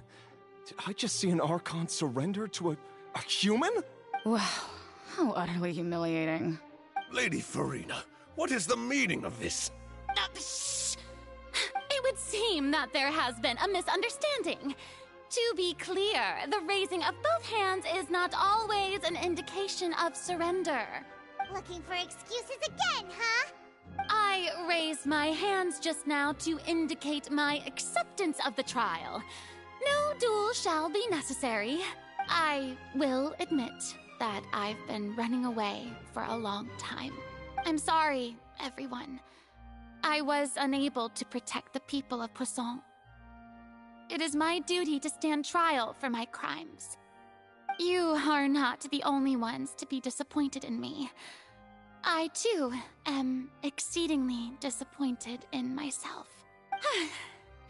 But now, it is time for the Hydro Archon to show you her courage and resolve.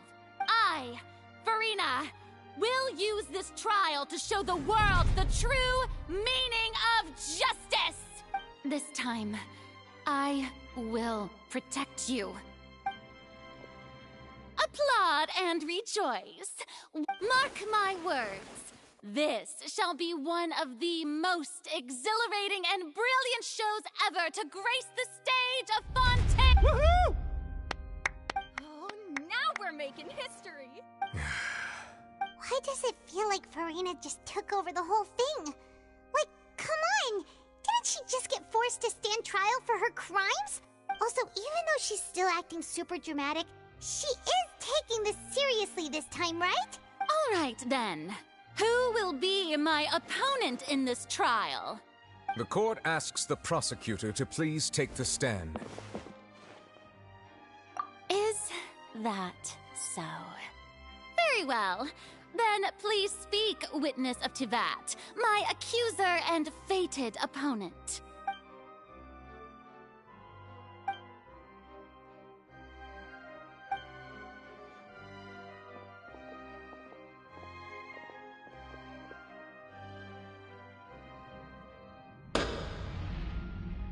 Also, please allow me to ask, as a final question before the trial begins, just how much work did you do to force me onto this stage?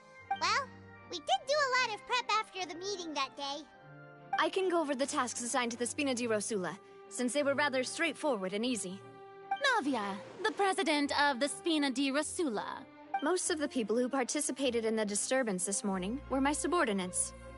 They changed into plain clothes and came to the Opera House as regular audience members, waiting for the perfect opportunity to incite insurrection against you. The people's resentment against their Archon has been building as more and more of the prophecy is fulfilled. A spark was all we needed to turn smoldering anger into a flame. Moreover, according to our understanding and analysis of you, when something like that occurred, you would likely flee the scene and head to Poisson by yourself. So, we arranged for a second group to lie in wait there. So, you mean, the ones who scoured the settlement for me were also from the Spina? And their goal was to force you to step into the giant magic box so you may personally participate in the greatest magic performance in all of Fontanian history. That's right. That house was a magic box, rather than someone's residence. As the super ultimate version of the setup that I used when I first performed at the Opera Epiclese, the volume of the box was increased by a whole order of magnitude, and the distance it traversed was the entire gap between Poisson and Aranias. Its cargo, of course, was an Archon instead of a human. My thanks, Farina. Without your help, we could never have pulled off such an extraordinary performance. You're welcome? Of course, this performance was only made possible with Father's support. The House of the Hearth spent a massive amount of labor in Mora to pull this off. We had to select a location, construct the giant magic box, dig a tunnel, and open up a path through the water. It was a lot of work for all of us. So, in other words, the earthquake that we felt within the giant magic box was just a normal tremor from the transportation of the whole house? That's right. It wasn't a sign of another disaster to come. Then, I can guess Nervilette and Cloran's parts. You gathered a crowd, prepared a stage, and made sure that the champion duelist would be immediately ready for a fight. Also that as soon as I appeared on the stage, the trial may commence without a hitch. Am I right? Yes, that is correct.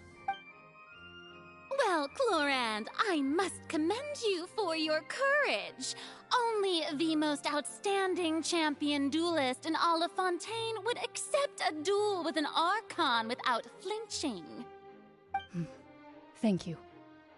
As for you, Traveler, I suppose your role was to keep me distracted with conversation once you found me in Poisson. You'd make sure that I didn't notice anything amiss before revealing yourself as my prosecutor once we'd arrived onto the stage. Oh?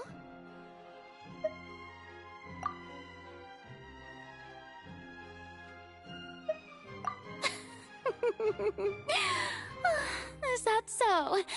Then I suppose I must have missed my final chance. It's fine. It matters not. What's done is done. The stage is already set, so there's no reason to disappoint the audience. Let's see this trial through to the very end.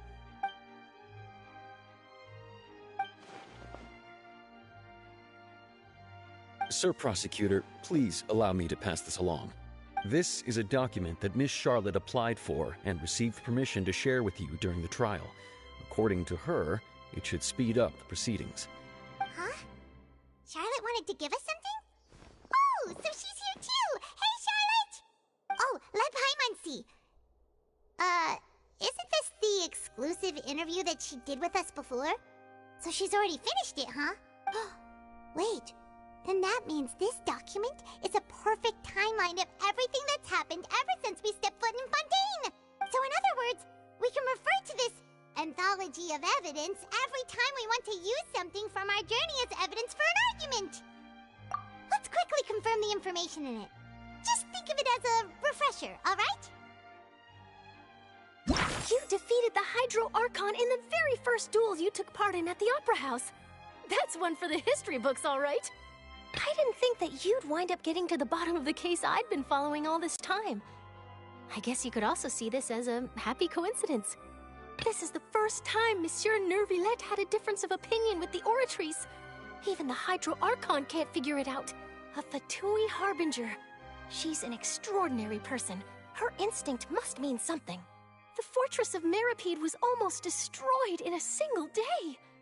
That I didn't witness that scene personally will always be a source of professional regret, I think. According to Monsieur Neuvillette, both Child and that whale should have been in the Primordial Sea at that time. I nearly lost my awesome friend Navia. To be honest, that still gives me shivers. The words of someone as extraordinary as a witch can probably only be truly understood when something surreal happens to you.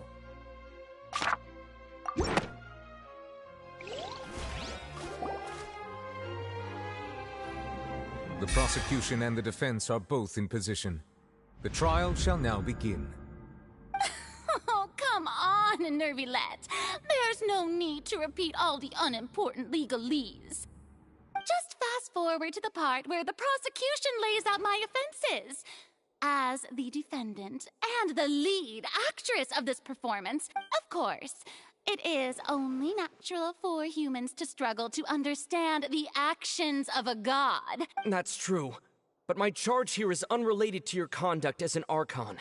Instead, I would like to charge you as a fraud who's never been the Archon in the first place. Wait, what was that? Lady Farina's a fraud? Hey, I came here thinking that we were going to try the Hydro Archon for forsaking her duty, but did I hear that right? She's not our Archon at all? Charge accepted. Lady Farina, do you plead guilty to the charge? Lady Farina. I plead not guilty. How can I be guilty? There is no way that I, Focalor, otherwise known as Farina de Fontaine, a member of the Seven and the Regina of all waters, kindreds, peoples, and laws of Fontaine, could be anything other than your true Archon. Yeah. Even though Lady Farina can be rather eccentric, isn't it going too far to doubt her very identity? Yeah, I've never questioned her identity either. I have cause to believe that common sense will prevail in this case.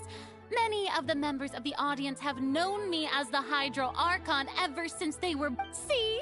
Even the Oratrice has decided to show me its favor. If you wish to drop the case, I can promise you as the God of Justice that you will not have to face trial for making a false accusation.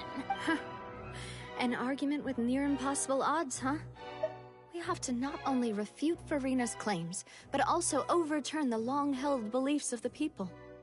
Well, I tried to give you the chance to surrender.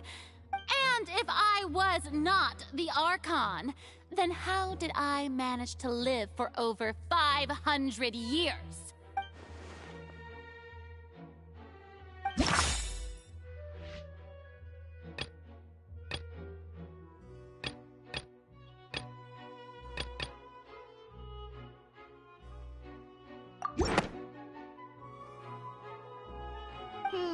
That doesn't sound right.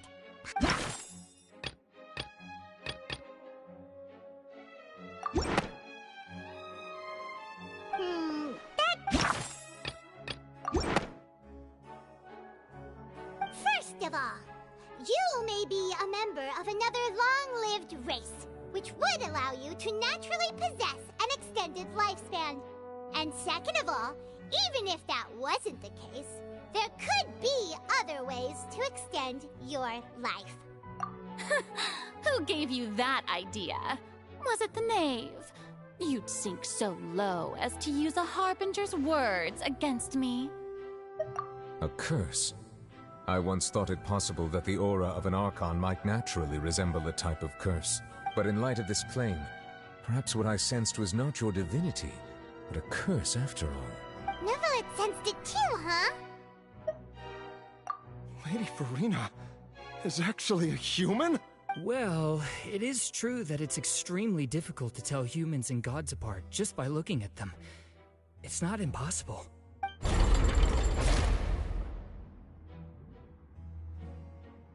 Well, don't start celebrating too early now. Even if I have been carrying a curse like you said, how does that prove that I am merely a human being? Besides, everyone knows that the main difference between a human and a god is the possession of authority. Gods can do what humans cannot. That's why they're worshipped as gods. For centuries, manifestations of my authority have served the nation of Fontaine. One need only to turn their eyes towards the Oratrice Mécanique d'Analyse Cardinal.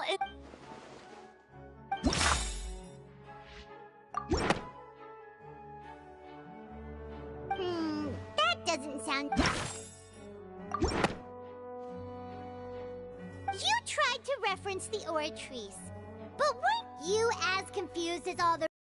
when the Oratrice declared child to be guilty without any proof? Otherwise, you should have come up with a good explanation for that by now. Didn't I make myself clear at the time?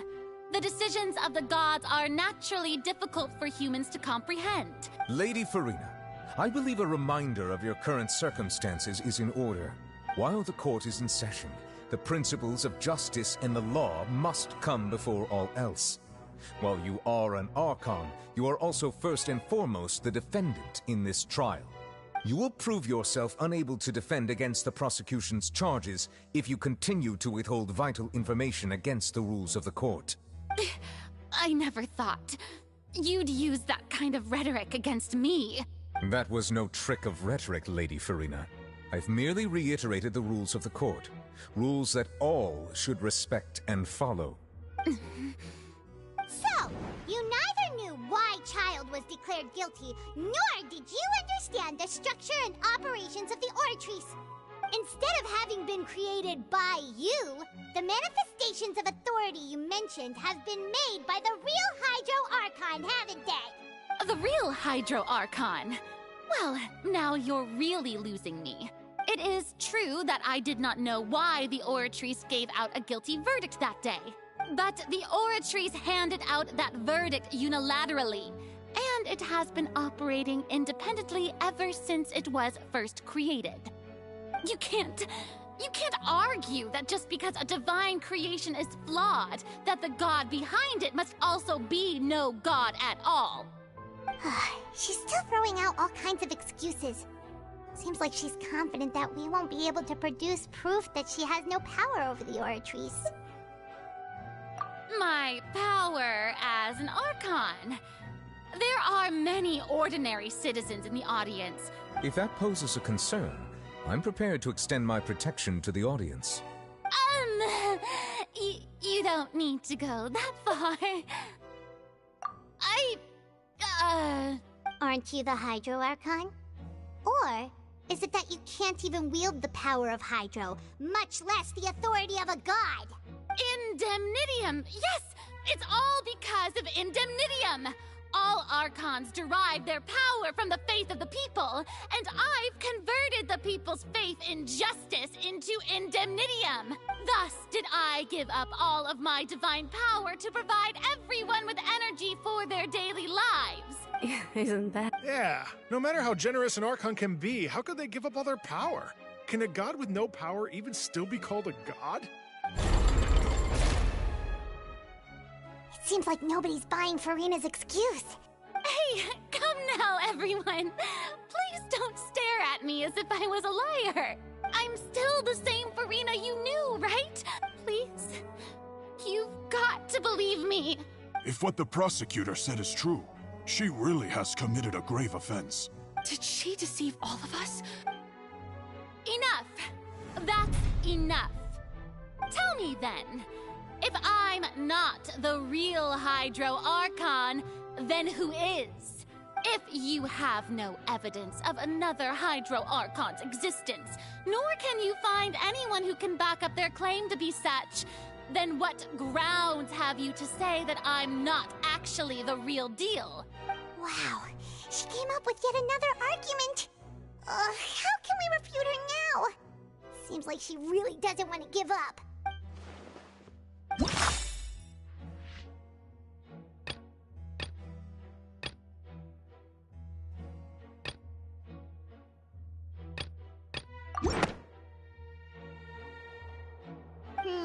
That doesn't...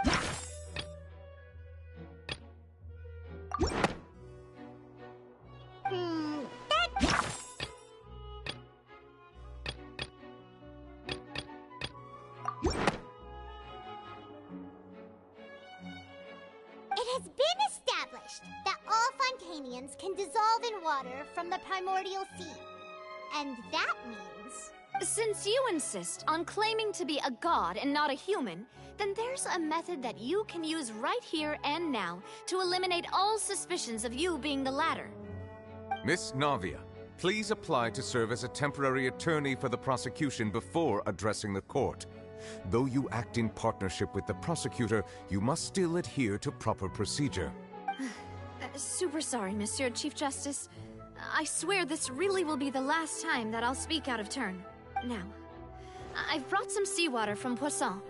As everyone knows, a massive flood struck the area not long ago, taking many lives, including those of some of my closest friends. So, Miss Farina, would you dare to touch some of this seawater?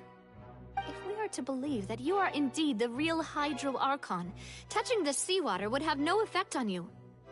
All it should do is strengthen your case. But if you don't dare to touch it, then we would have basically proved the reverse. Oh, and I must remind you that after the disaster at Poisson, nobody wants to see any more people dissolve.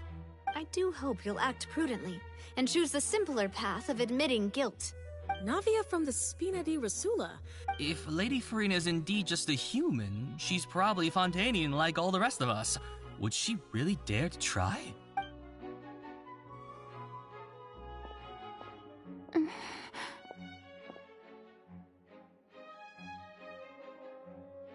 Lady Farina, this test has been unilaterally proposed by the prosecution. As it falls outside the realm of standard court proceedings, you possess the right to decline participation. Well, of course he had to tell her that. But refusing to participate is basically the same as a confession of guilt.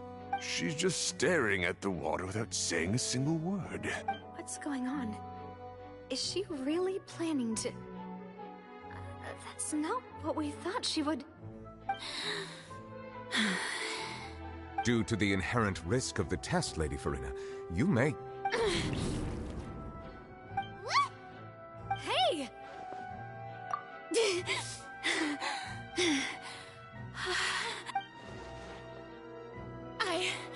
I'm fine! Look! Look at me, everyone! My hand is still here! I haven't been dissolved! Will you believe me now? I really am your Archon! Miss Siegewien? If you're present, Miss Siegewien, please come forward and attend to the defendant. Siegewien? Don't be nervous. It'll just take a few seconds. Let me see. That should be enough. Please announce the results of your evaluation to the court, Miss Siegewien. As everyone doubtlessly saw, Miss Farina was displaying symptoms of hyperventilation and flushed skin. These indicate that she was experiencing the adverse effects of exposure to primordial seawater. The extent to which she was affected is the same as other humans when exposed to primordial seawater of a similar concentration. Thank you, Miss Siegewien. Lady Farina, you may return to the defendant's stand. Oh, wait. What did she just say? I didn't get dissolved. Shouldn't that be enough to prove my innocence? Well, considering your tendency to run from your problems, we did originally prepare a direct sample of the seawater around Poisson. However, after extensive discussion, we exchanged it for a sample that is not concentrated enough to dissolve an actual human. After all, on the off chance that something entirely unexpected might occur, we don't want anyone else to lose their life to the sea. Yeah, so out of regard for Farina's life, you secured a low-concentration sample and asked the head nurse to serve as an expert witness. It's a great thing that the direct sample wasn't actually used. Farina could have... I can't believe... You...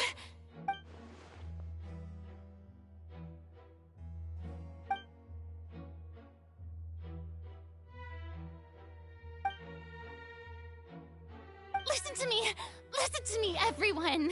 Please don't give me such cold and disdainful looks! What happened just now didn't prove a single thing!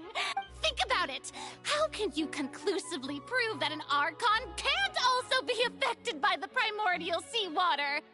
Also, if I was really just a human, why would I dare to just put my hand in that kind of water?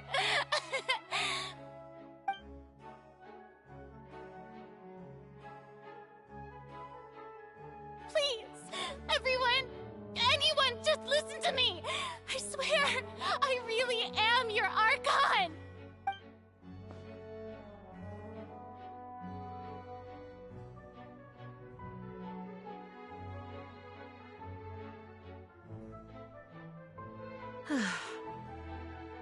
I don't think anything she says at this point will sway anyone. The odds are just too stacked against her now. With all the things that have been said, Paimon doesn't think there's any way left for Farina to win. I believe the time for arguments and presentation of evidence has come to an end. If there are no objections, we will move on to the final judgment.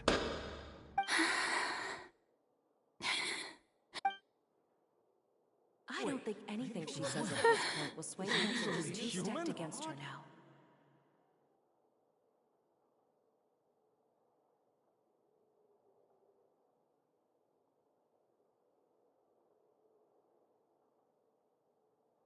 In my capacity as Chief Justice, I shall now render judgment on Farina's misrepresentation of herself as the Archon of Fontaine. As a human who knowingly deceived her fellow citizens, Farina is... guilty.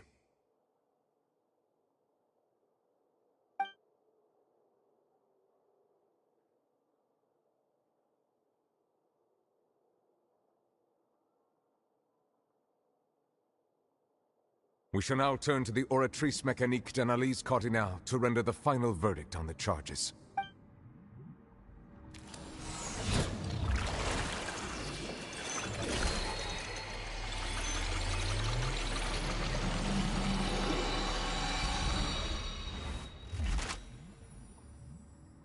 According to the judgment of the Oratrice Mécanique d'Analyse Cardinale, is... Well, what's wrong? What's the Oratrice's verdict? No, the Oratrice also displays a guilty verdict. Isn't that correct, then? However, the exact wording of the verdict is thus: the Hydro Archon, guilty, to be punished via the death sentence. The death sentence? That's actually one of the available sentences? I've always thought that it was just a myth. The one and only time the death sentence has been handed out at the court, and it's been given to the very person we've worshipped as the god of justice? What an unexpected twist. Farina's been sentenced to death by the Oratrice? We just wanted to use the trial to show her the seriousness of things so she'd tell us the truth. How did things escalate this quickly? This outcome is indeed quite strange. According to Fontaine's current definitions of justice, as well as its recommendations for criminal sentences, is this sentence really appropriate for the crimes that have been committed? Yeah! Even Vacher wasn't sentenced to death by the Oratrice. You know, the real evil mastermind behind the serial disappearances case. Indeed. Not only is Farina's sentence overly excessive, the very point of our trial today was also to prove that Farina has never been the Hydro Archon in the first place. But now, the Oratrice seems to have deliberately invoked the title of the Hydro Archon. What does this mean?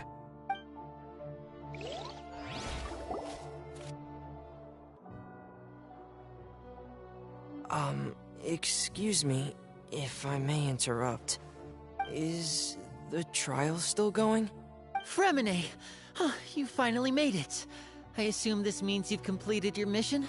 Mm-hmm. Any mission Father assigns to me will always be top priority. Is that the first prophecy slate? Huh. So the knave privately arranged for Fremine to try and find the missing slate. I looked everywhere and finally found it at the bottom of the sea. It took me a long time to get around some dangerous stretches of water. But has the trial already concluded? Then doesn't that mean I've come too late? Oh no. Father will be disappointed in me. Thank you for your hard work, Mr. Fremine. Please allow me to review the record left on the slate. Traveler, I believe that you have already seen the other existing slates, and would like you to come here and confirm their contents. Huh? So what do you see? What is it?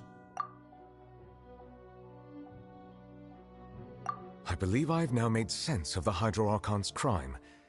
It has to do with Fontaine's lost history. Huh? Isn't the Hydro Archon just guilty of deceiving her people? Oh, wait, no, that's Farina, and we've already proven that she's not the Hydro Archon.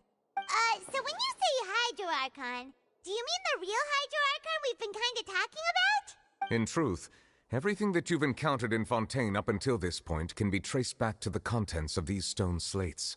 However, I'm uncertain as to how much sense they currently make to you. Okay, let's try to recall the contents of the other 3 stone slates. Paimon will do her best to help you remember.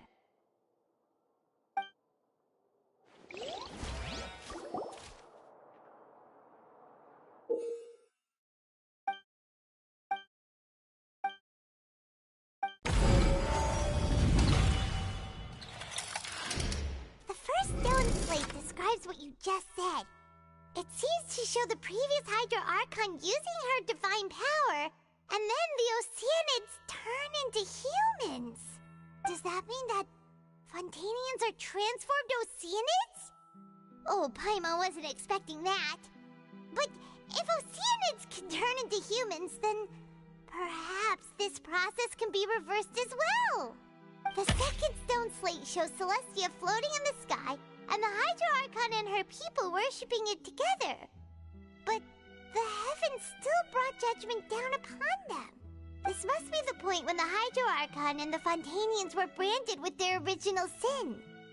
Does this mean that the original sin and the Hydro Archon sin are the same thing? The third slate shows the Hydro Archon sinking into the sea surrounded by many people.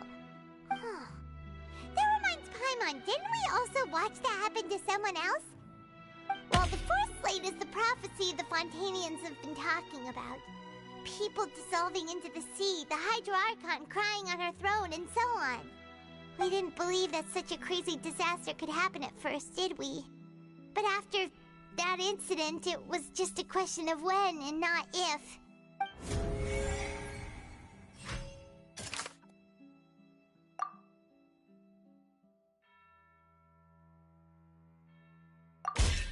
We know from the case of the serial disappearances of young women that Fontanians can be dissolved in primordial seawater. And the first stone slate tells us that long ago, the Hydro Archon used her power to turn Oceanids into humans.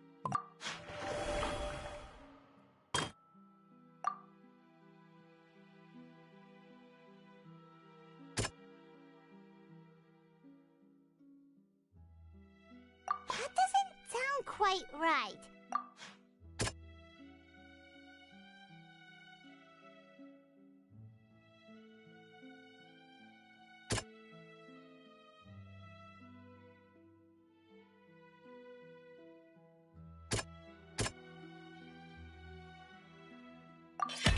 Perhaps what is about to take place has all happened before. And the original sin cast down on the people of Fontaine by Celestia, as recorded on the stone slates.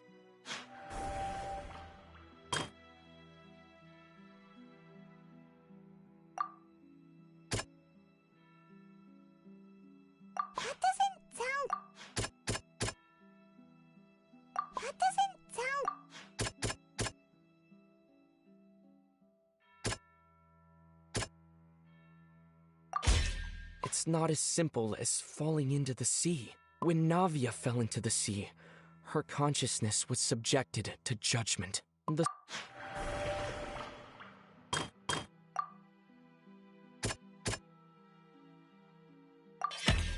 prophecy from the stone slates found its way into society, but not many people believed it at first. The fortress of Meropide was nearly flooded with primordial seawater, which we know can cause Fontanians to dissolve. It seems increasingly likely that the prophecy may come true. If we hadn't dealt with it in time, things could have gone very badly. They'll dissolve into the primordial sea but won't cease to exist. Their essence will flow in the seawater, converge, and take the form of an Oceanid. The Hydro Archon was sentenced to death in court, shocking everyone present. Perhaps this means that her sin was actually Fontaine's original sin. Navia fell into the water inside those ruins, and she nearly dissolved. She was surrounded by the people of Poisson in a court within her consciousness, and was forced to take part in a trial meant to make her stay. The eruption of the primordial sea at the fortress of Meropide was the surest sign that the prophecy was about to come to pass no matter what. The stone slate's content can all be verified by recent events. If we combine what we know together, loads of truths should come to light.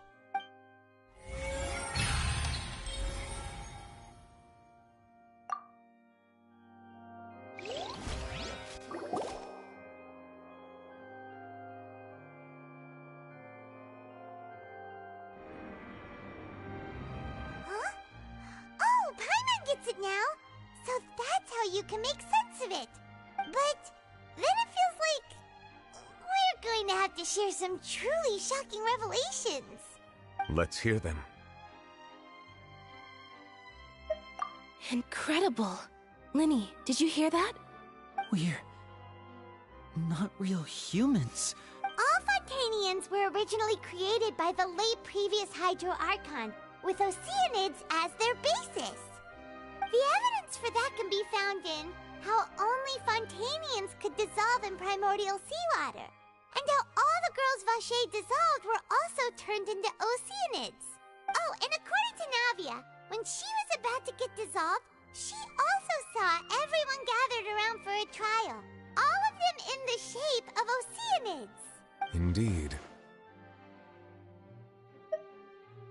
Yeah, and it follows from the content of the first slate that she probably angered Celestia by creating humans without prior permission. That could also explain why the Oratrice judged the Hydro Archon to be guilty. It's to account for that ancient sin. The Hydro Archon's true sin was creating us? And yet, after many hundreds of years, the Hydro Archon's creations have turned around to try to judge the Archon within the Opera Epiclese. The twists of history are often the most unexpected of all. Yeah! Isn't the image here just like when Navia fell into the sea? So wouldn't it be trying to show the image of the Hydro Archon also falling into the sea once the prophecy has been fulfilled in the fourth slate?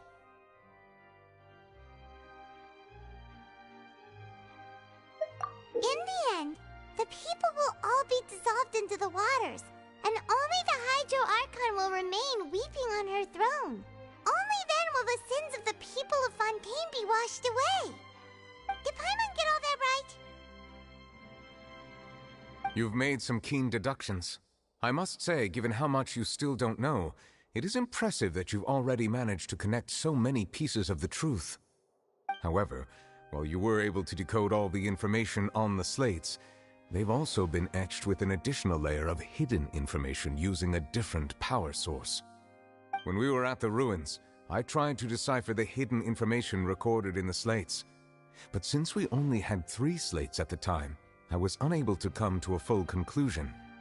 Now that the slate collection is complete, I shall make another attempt to decipher the narrative recorded within. If everything goes well, we should finally be informed of the unadulterated truth.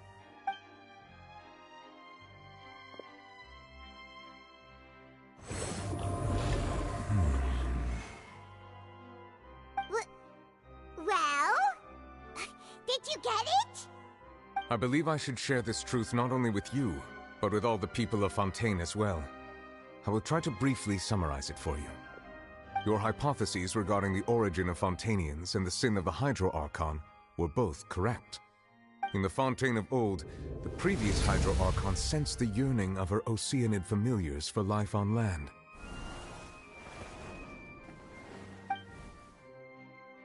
The Oceanids were enamored with the beauty and romanticism of human beings, and wishing to have those experiences for themselves, expressed to the Hydro Archon their desire to become of a similar kind.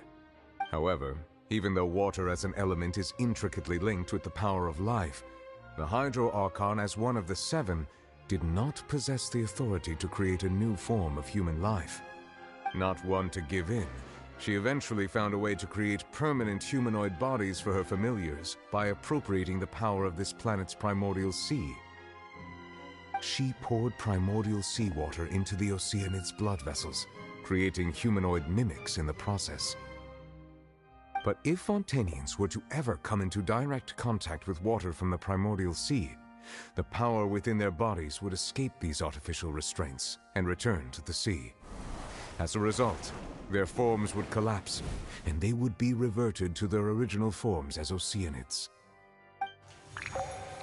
Of course, the Hydro Archon never received permission from the heavenly principles to create a new human race. And thus, the Hydro Archon and all of her creations came to shoulder the original sin of appropriating the power of the primordial sea. That is the true history of how the people of Fontaine first came into being. So we were all Oceanids before we turned into human beings? That's way too much information for me. I think I'm just going to pretend that I never heard a single thing. Wait, but if that's the truth, we can't let the Hydro Archon be sentenced to death. After all, her only sin was creating us. This really might be too much information for your regular Fontainian, but it does answer a lot of our questions. Alas, your hypothesis regarding the 3rd and 4th stone slates was inaccurate. The slates' respective positions are, in fact, correct. A key point of the visual on the 3rd slate is how all the individuals depicted in the water are humans rather than Oceanids.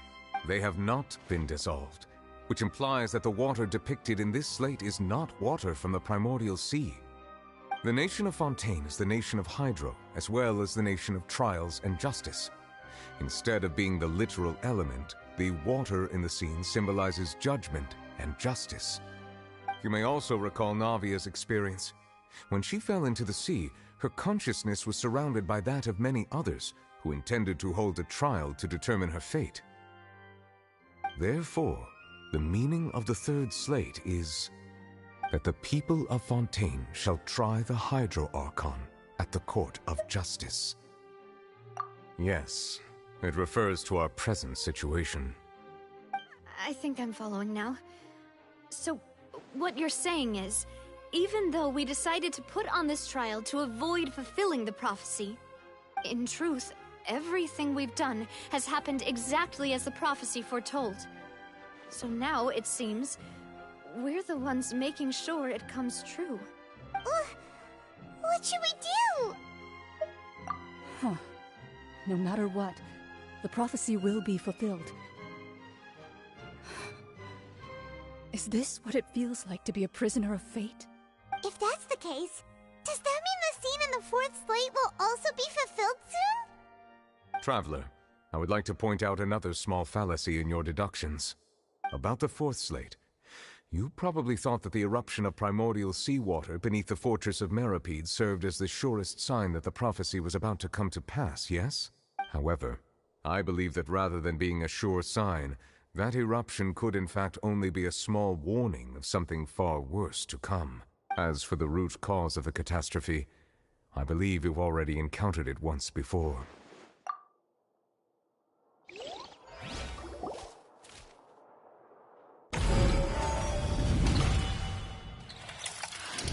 This eruption was just a small warning of the things to come. We must find the root cause of the disaster. That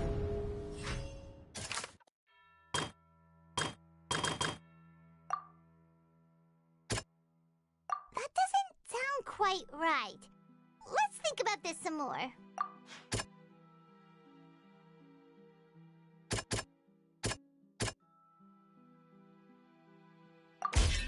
It was both dream and reality. If we're talking about a true culprit, that could only be that thing inside the primordial sea, right? The truth, the original sin, the trial, and the root cause of the disaster.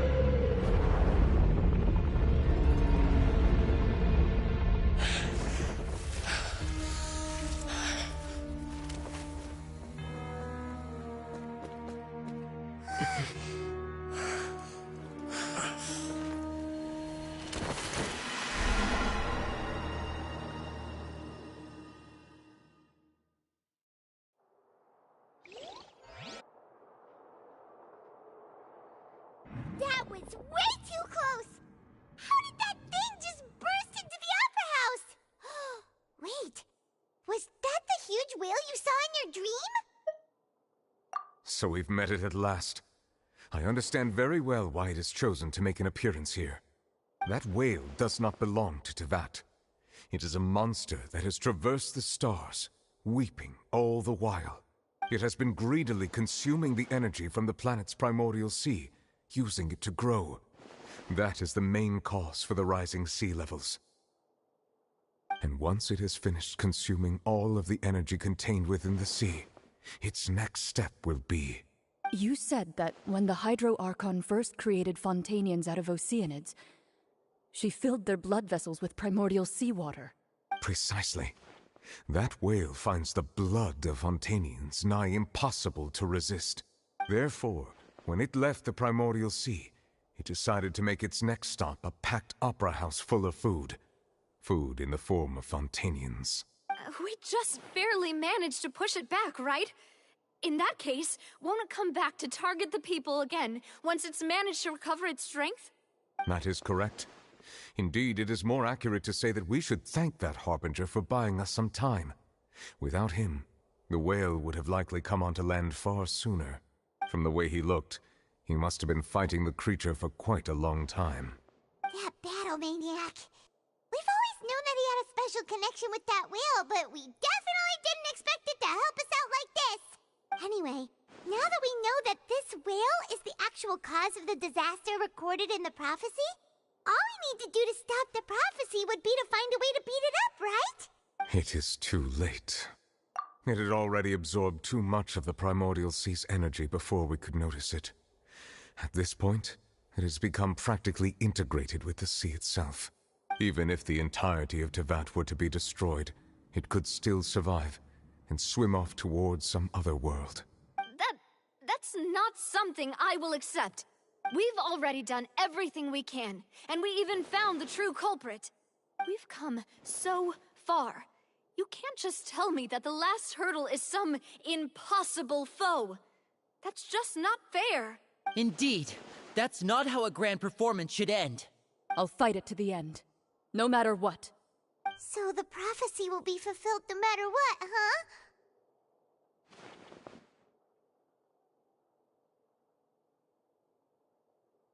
The prophecy. Yes, what has been prophesied will be fulfilled.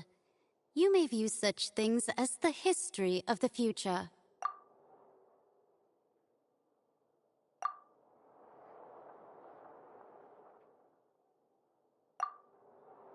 Just as prophecies are usually only the future as seen from the perspectives of the gods, could things be happening in hidden corners where the gods' gaze does not fall?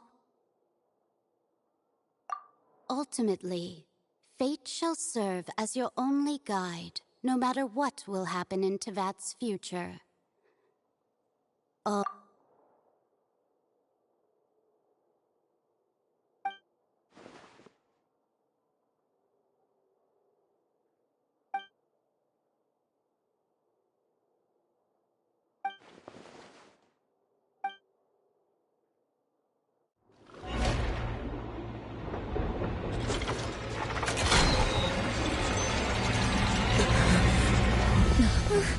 What's happening with the Oratrice? I believe it is preparing to carry out the death sentence.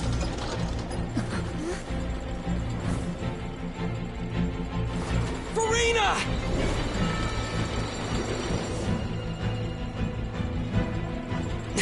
No, I still need answers.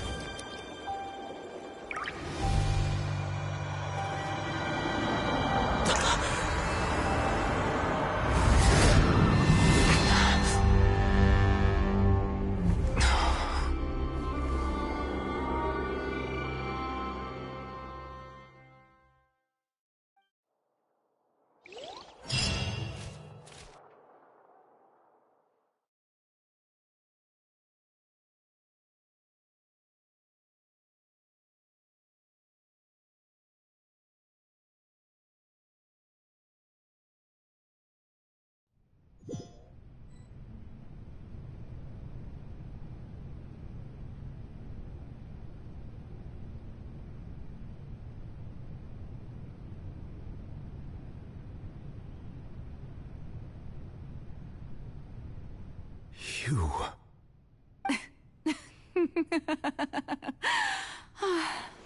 Sorry. That shocked expression on your face is just too amusing. I couldn't help myself. You are not Farina. Who are you? The sweet sound of bewilderment. Marvelous. A sure sign that my attempt to deceive everyone was a resounding success. But to answer your question, I am Focalor. You know, the god. Focalor, why did you deceive us? Oh, that wasn't my goal, of course. Goodness, no. But I had to fool everyone else too, if I was to stand any chance of deceiving the heavenly principles. Deceiving the heavenly principles? It's all because of that pernicious prophecy. Dreadful, wasn't it? Everyone doomed to dissolve. Fontaine condemned to be flooded. One was not amused. In fact, one was positively bemused when that problem was thrust upon me by my dearest predecessor. That's the former Hydro Archon Egeria, for the uninitiated. It hardly gets more disastrous than a preordained national catastrophe, now does it? She knew full well that the prophecy would surely come to pass. And as one of the seven, she also knew full well that one defies the heavenly principles at one's peril.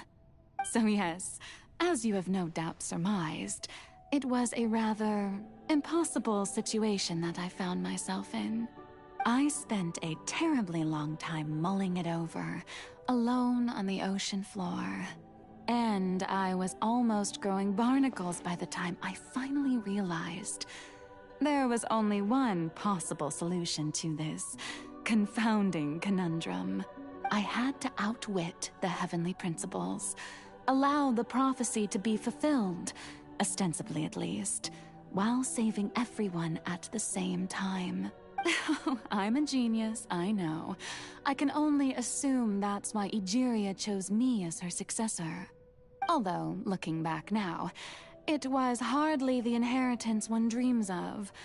Between the task of saving the nation, the quotidian duties of the Hydro Archon, and not to mention the original sin of creating a new race of humans, I dare say she left me quite a colossal mess to clean up. But one can only play the hand one is dealt. I did not choose this, any more than I chose to be one of her Oceanid familiars. So you were also once one of the Oceanids, transformed into a human by Egeria's hand? Yes, I was. I always dreamed of becoming human. And I still do, even now. In my eyes, to be human is to be part of the greatest opera ever known.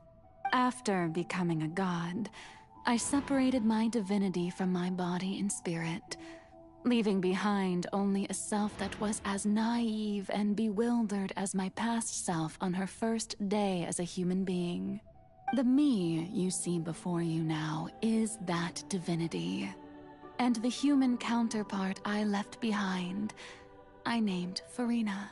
She could feel joy, sorrow, and everything in between. She could be as vain and conceited, or as meek and vulnerable as she wished. Her strengths were of a kind only a human could possess, as were her shortcomings. But in my eyes, Farina's humanity was what made her perfect. She was perfectly human in every way. The person I always wanted to be. Anyway, so then I cursed her. All part of the plan, of course. The plan to deceive the heavenly principles. Do you still remember the final scene of the prophecy? The Hydra Archon, alone, weeping on her throne. In order that the prophecy might appear fulfilled, I invited Farina to be an actress, to play the part of the Hydro Archon in the prophecy. Under the curse I placed on her, so long as I, Focalor's divinity, continued to exist, she could not die. But nor was she free to live her life in the pursuit of happiness. Instead, she was forced to take the stage in the opera house, to embrace the role of leading lady, to forever play the part of the god from the prophecy, all to create a deceitful appearance of that prophecy coming to pass. I suppose now you probably understand why your court is called the Opera Epiclese. But Farina is only human, isn't she? Even though she has had a long life, her mind is no stronger than that of any other ordinary human being. I cannot begin to fathom what she has had to endure. It must have been torture for her. It has indeed. And although she is, in a sense, me in human form, I most definitely owe her an apology for it. It's been 500 years, and all along, she's been playing her part in the most unimaginably long, unbearably lonely, and agonizingly painful opera of all time.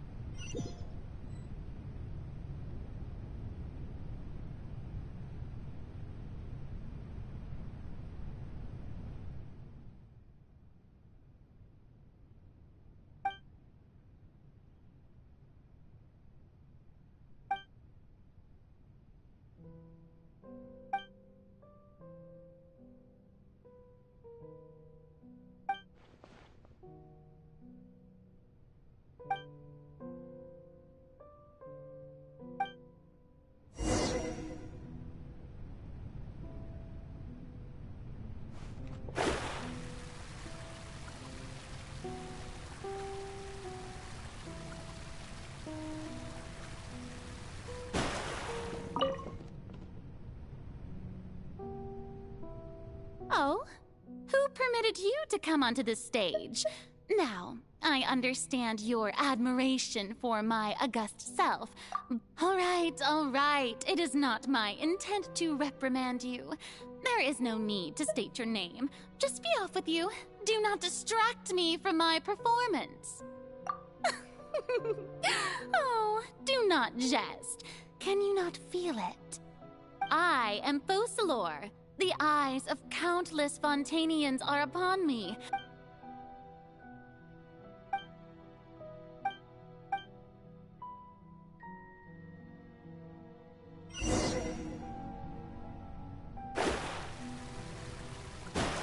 Dear audience, the performance is experiencing a technical difficulty, but worry not.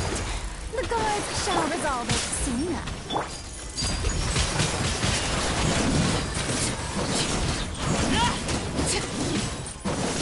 Everybody stand back! My guiding step!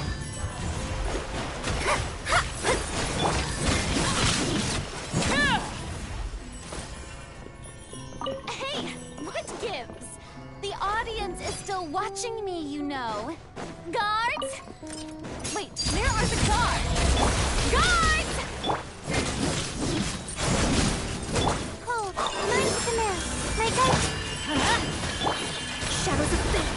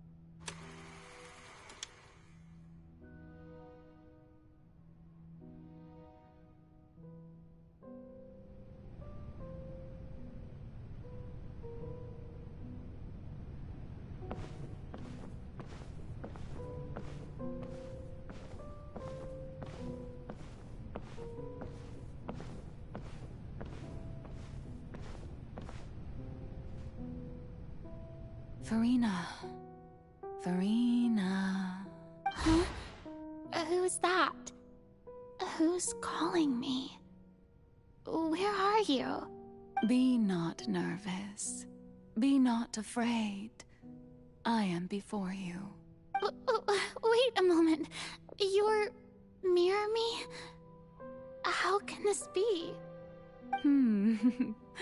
Mirror you, huh? You know what? That's not bad. Let's go with that. Mirror me. What do you wish to say? The prophecy. Have you heard of it? What prophecy? Wait. I know. I think... I don't know why, but it's in my head somehow. The people will all be dissolved into the waters, and only the Hydro Archon will remain, weeping on her throne. Only then will the sins of the people of Fontaine be washed away. Oh, very good. You know it well. What's going on?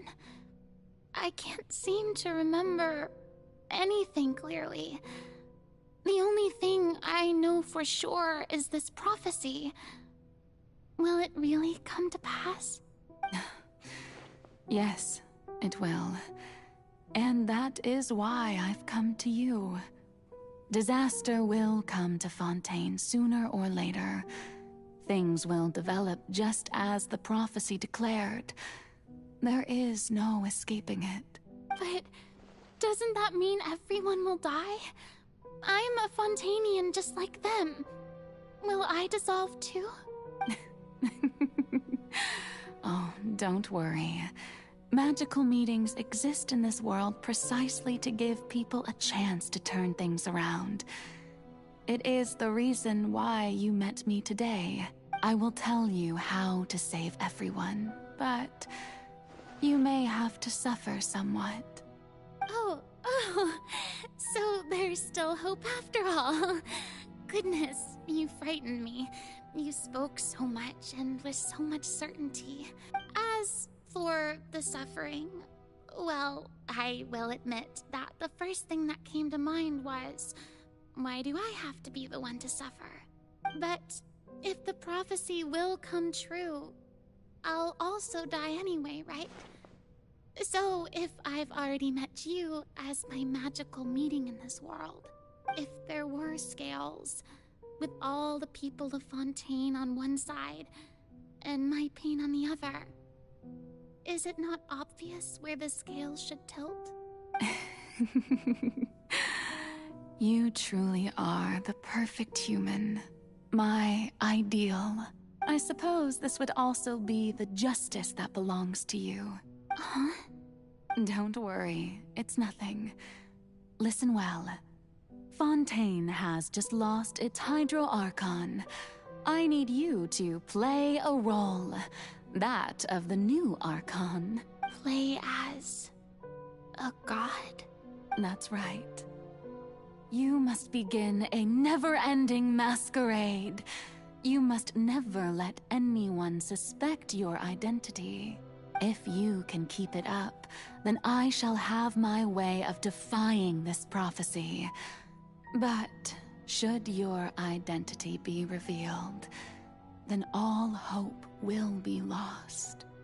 But how will I do this? A human assuming the role of a god without being exposed. Don't worry.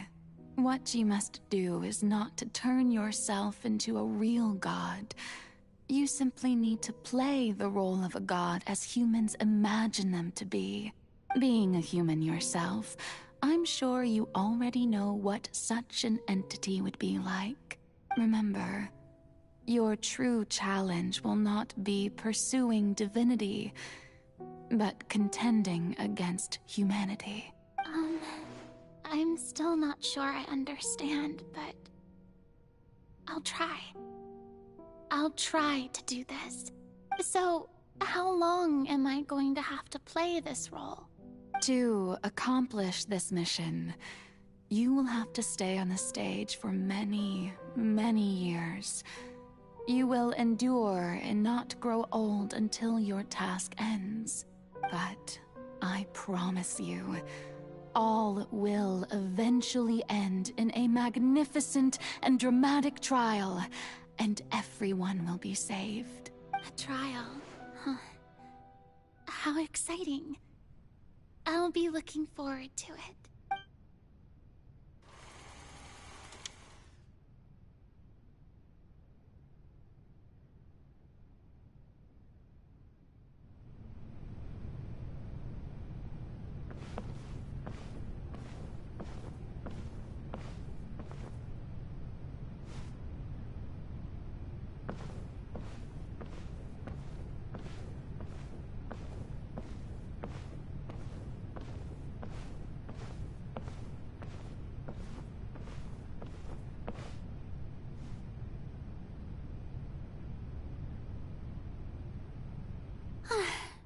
The Maison Cardinalise has announced my accession, but this is my first time facing the people.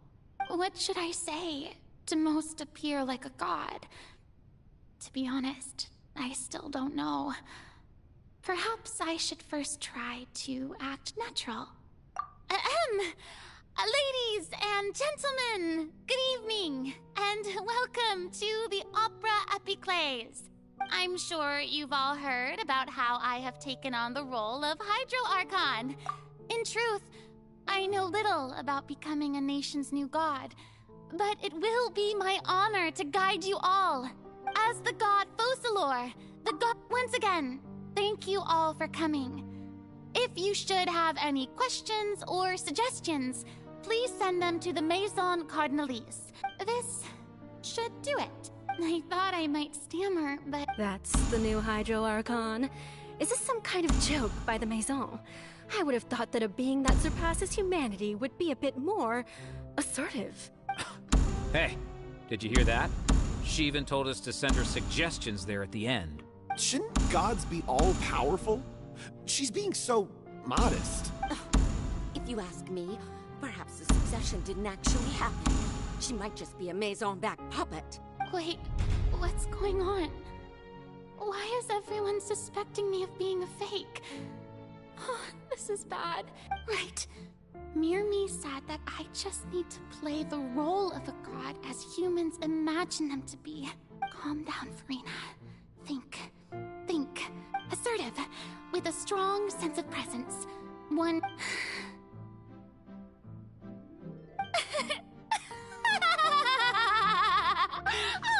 Oh, very good, my people. Only ones such as you are deserving of my rule. Now, I was wondering, if some weak puppet were to one day come onto the stage and claim ownership of this opera house, would the children of Fontaine follow them? Well, it seems that you would all see right through them. Having passed my test, you are qualified to witness wondrous trials alongside my august self. You may consider my previous act a door gift of sorts. I thought it was a debut that suited the atmosphere. Now then, let us be reintroduced. Ah, so that was just a performance. How could I have forgotten that we were inside an opera house? Her personality. It's quite shocking, to be honest, but I suppose it's a better look than before. Such a fascinating and bold deity. How wonderful! Our future may yet be bright after all. It seems I've turned them around. Best follow this flow and restart my accession speech. My dear people, whether you acknowledge me or not, whether you trust me or nay, I say to you, we have heard it said that this nation's sins can no longer be washed away. No, this won't work. They'll suspect me again. I must play the role that they want me to play. No, this won't work. They'll suspect me again. I must play the role that they want. No, this won't work. They'll suspect me again. I must play the role that they want me. The scales of may law be the prayer on our lips. May judgment be our... No, this won't work. They'll suspect me again. I must play the role that they want me. There is, so long as...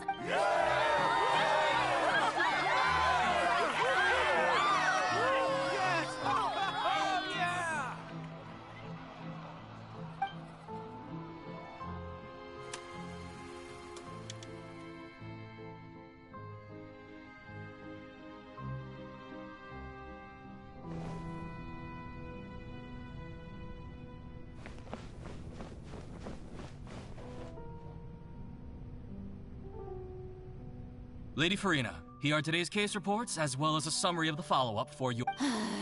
Come now. Besides, none of these trials were the one that I'm looking forward to the most. If I may be so impertinent... A magnificent, dramatic... That's true, I fear I lack the ability to grasp your divine thought. No need for fright, and do not take what I said before too seriously. Go now.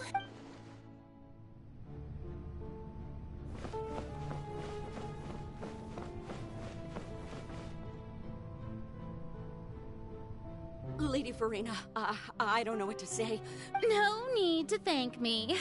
All right. Deuteria, is it? You remembered me. He's doing much better now. Oh, good. You're such a gentle and wise god.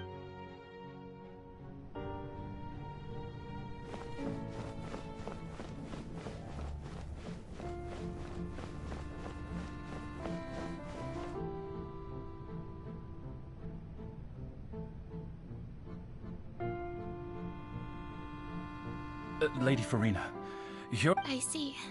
It's as I thought, then. All manner of signs indicate that the prophecy will still come to pass. Well... Really? Have they found anything? I'm afraid that they haven't found any effective solution thus far. Oh, is that so? Well, no wonder.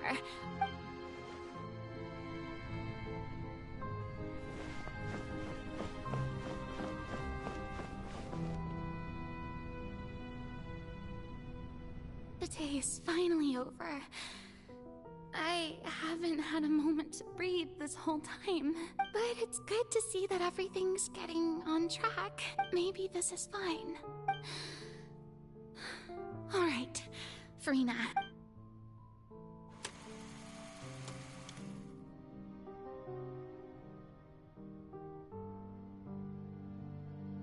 Lady Farina, here are the new trial reports for the latest cases. There'll be no need for that. Lady Farina. Indeed, my dear, loyal citizen. Lady Farina, we're detecting significant hydrological anomalies near Poisson. Understood. Keep monitoring.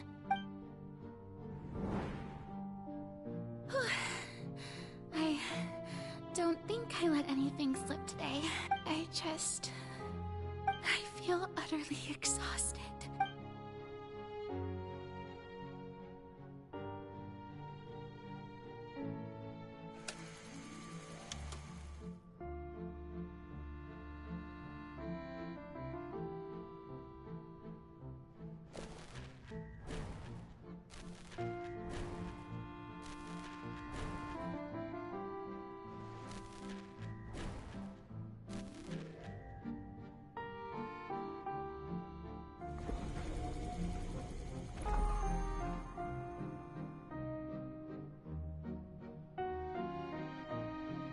Lady Farina, I've heard that the first Are you crying? Oh, really now? I didn't even notice. This must be the overflow of hydro from my person. Well, can't quite help being the god whose dominion is the waters, can I? No wonder.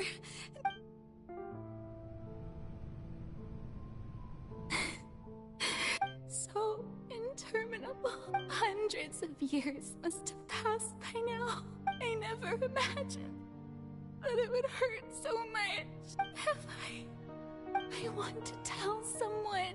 I've conducted so many investigations. All I can do is keep heart.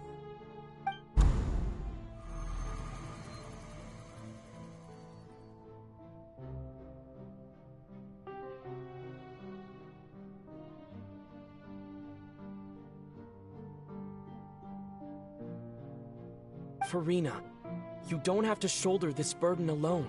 Although I don't know what you might be keeping from everyone. Your people are more than willing to share your burden with you.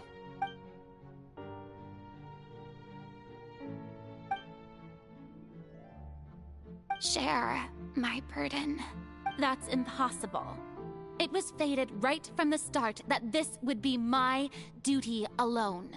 But even if your burden doesn't need to be shared, you can still choose to confide in someone. Just share it with me. I'm what you'd call a witness. A witness. And if Tevat is, in its entirety, a show on a stage, then you're just a spectator, aren't you? He's right. I could confide in him, couldn't I? But if things don't play out as expected, the people of Fontaine will be the ones to pay the price. No, Farina. You shouldn't be selfish. But what if it's really alright? Farina, is it such an outrageous thing to do anyway? If you let this opportunity slip through your fingers, it might never come by again. Think about it. Long and hard.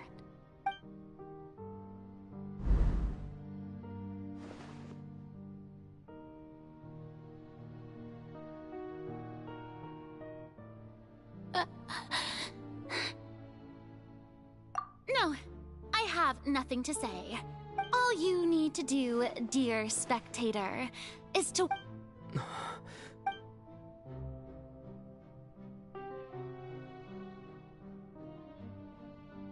Fine.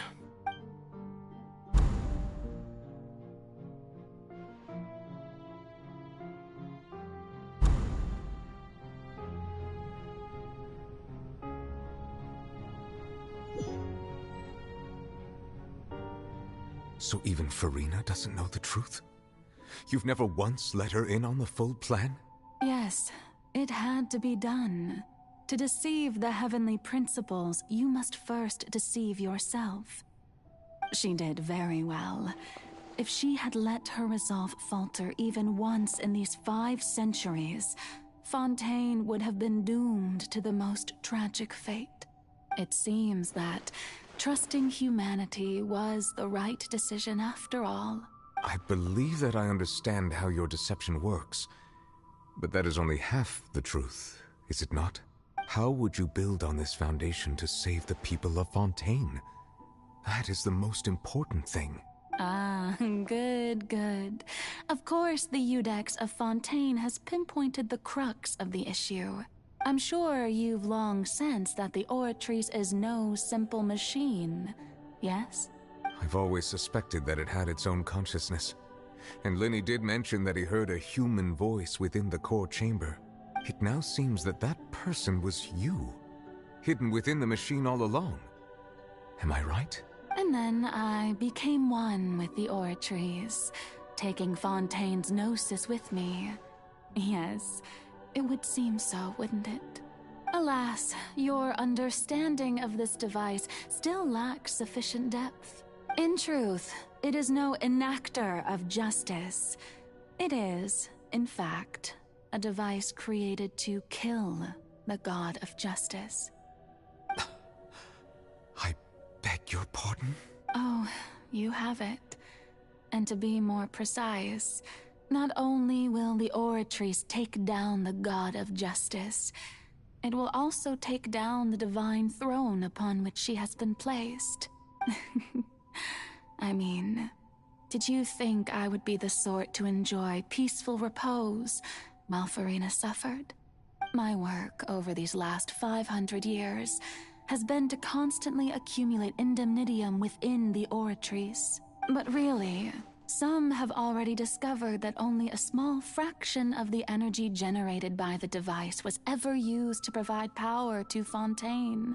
The vast majority had to be accumulated to enact this death sentence. It was all part of your plan then? Both the trial and the sentence? Indeed. This power, accrued over 5 centuries, could have sustained Fontainians for millennia had it only been used for that purpose. almost all of it has now been stored within the oratories.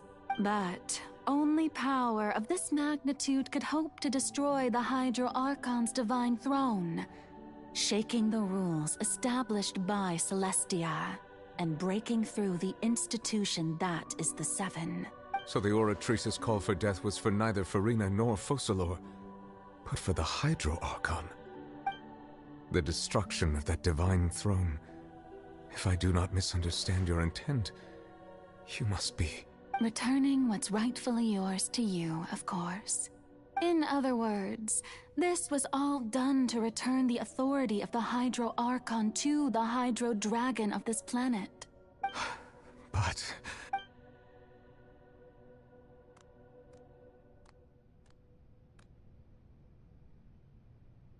Oh, what? Getting sad again, are we? The authority of the ancient dragons shall soon be yours once more, O Hydro Dragon Sovereign. And this is the face you make. All you've done throughout the years is just so you can sacrifice yourself at the very end. I've never quite seen it that way, you know. Even now, I'm quite pleased at how well my deception worked.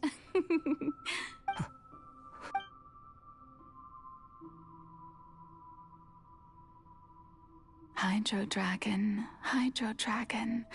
don't cry. I must say, had it been within my rights, I would have loved to judge the heavenly principles themselves. Were they not guilty of essentially the same crime? Egeria stole the power of the primordial sea, and the heavenly principles stole the power you ancient dragons possessed. I, for my part, am the god of justice. And is it not just that your original powers should be returned to you? Speaking of justice, I have always believed that justice lies in the process of pursuing human existence itself. So, if the theft of the primordial sea's might was Fontaine's original sin, then, leaving matters of procedural right and wrong aside, the descent of the Fontanians as humans and their right to exist in this world would be Fontaine's original justice. In other words, existence was Egeria's justice, and to me, justice is the continuation of that existence, defying the prophecy and ensuring that Fontaine's people shall live on. That should be the justice enthroned over all others. At this point, we, whether it be myself or all other Fontanians, have shouldered the burden of this sin for far too long. Iudex Neuvillette, the highest judge in our land, when you regain your full power as an elemental sovereign, what verdict shall you pass upon us? So when I was invited to the court of Fontaine to serve as Iudex, I see now that that was your idea too. At last, I now understand the true purpose behind this position. In the beginning, I was uninterested in human existence. But these 5 centuries of living alongside them have gradually brought about mutual understanding between us. And I have even attempted to feel as they feel. You are a devious one, Focalor. Things being as they are, surely you know that I could never declare them to be guilty.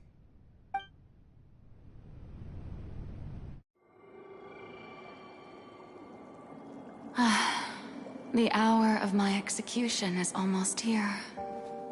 For the sinner, the curtain call has come. I know I may not sound it, but faced with death, I find myself a little afraid. Perhaps this is one thing both gods and humans have in common.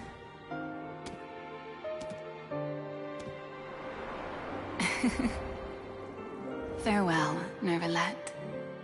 I hope you've enjoyed the part you played these 500 years.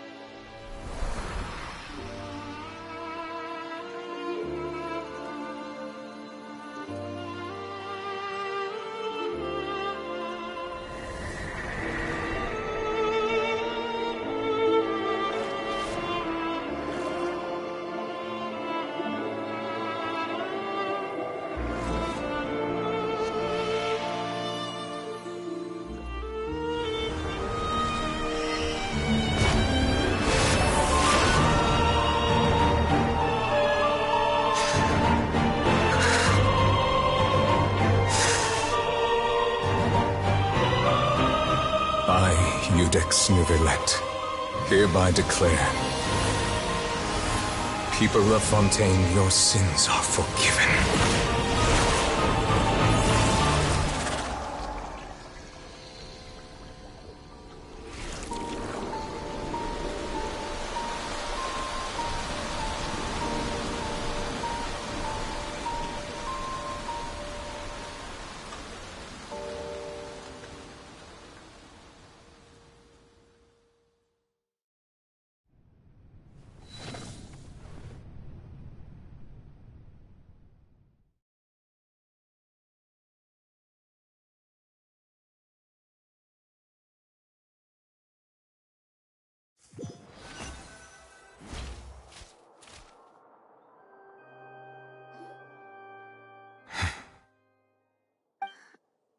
What just happened? Has the death sentence been carried out? Was that bright light some sort of misdirection? I have a feeling that something huge just happened. But since we're all still alive and haven't been dissolved, I assume whatever happened was good for us. It's time to end this. We must mete out punishment to that beast. Didn't you say just a moment ago that it can't be defeated? I have gained the strength sufficient to deal with it. Through certain means, I now have the ability to separate the power of the Primordial Sea from that creature. We should seize the opportunity to pursue our quarry. Traveler, now that the oratories can no longer function, I require an executor to help me mete out justice. The root of the calamities befalling Fontaine, the beast that enacts the prophecy. Its name is the all-devouring Narwhal. Come with me, traveler. The hour of execution has come.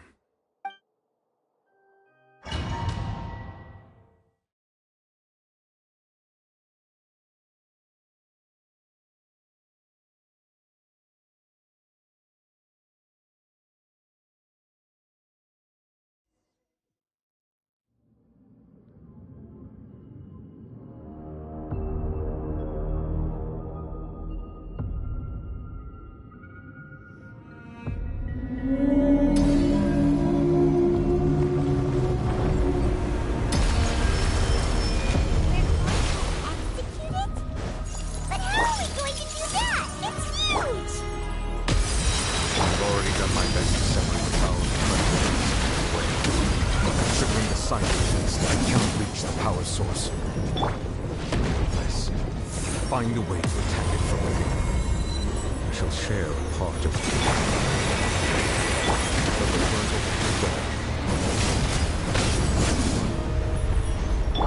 My guiding stars!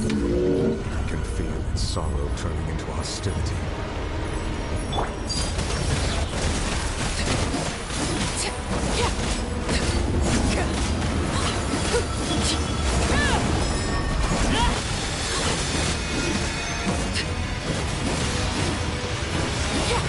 Not now!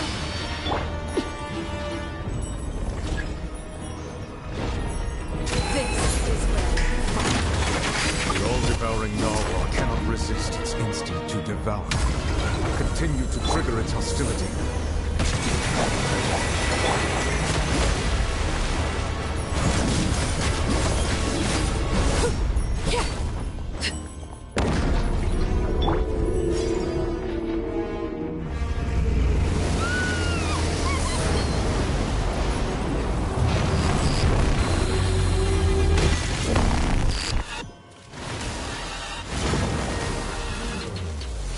Why do you have a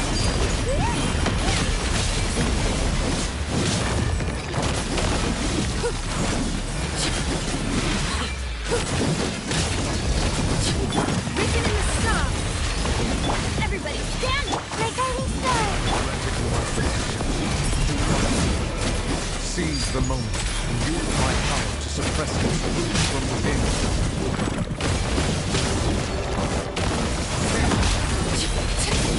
Don't be scared. Not now.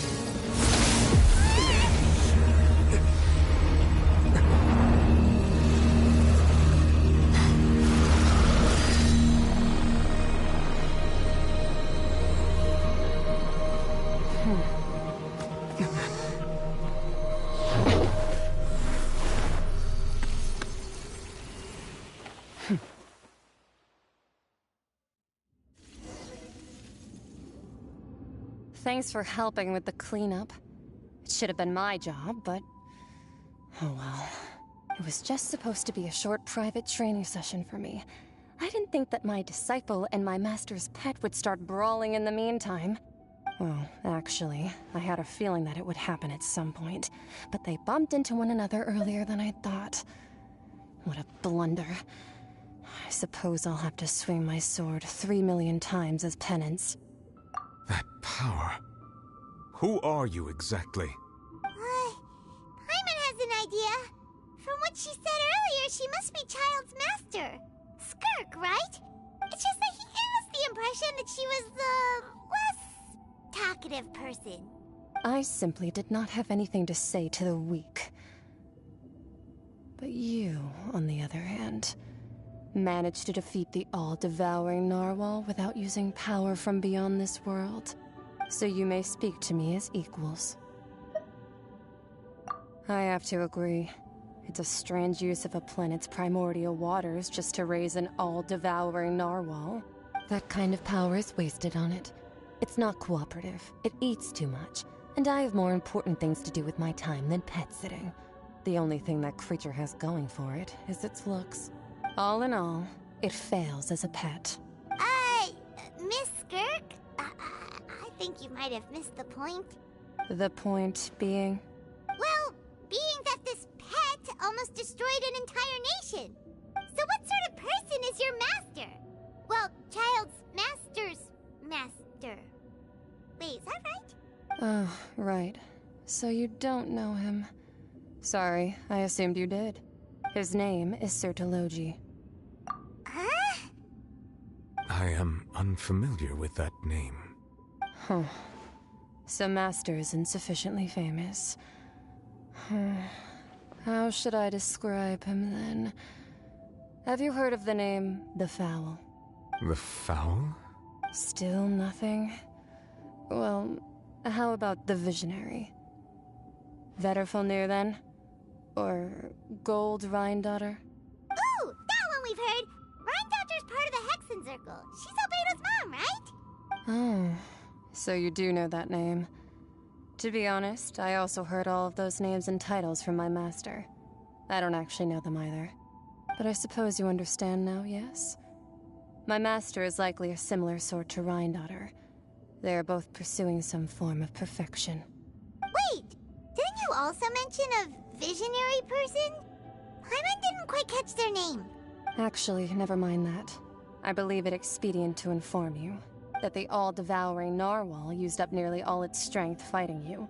Such roiling hydro energies will prove difficult for the planet's deep seas to digest. As such, the fontaine back on the surface has most likely been thrown into chaos. In other words, the prophecy that you've been fretting over should now be in full swing. What?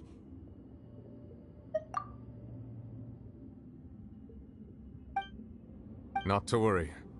Focalor has already managed to deceive the heavenly principles.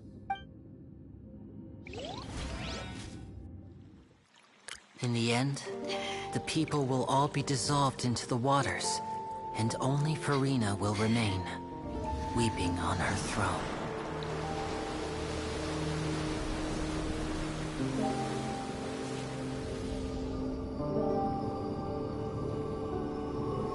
Only then will the sins of the people of Fontaine be washed away.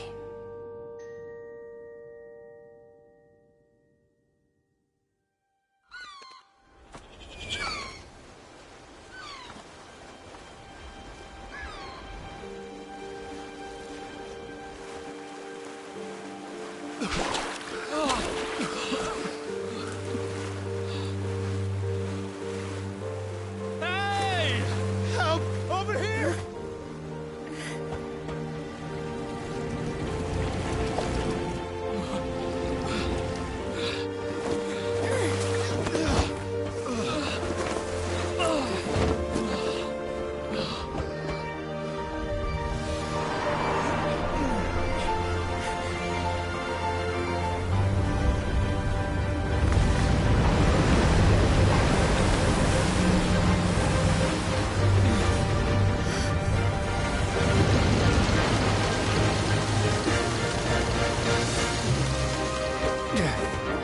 All hands, initiate emergency rescue!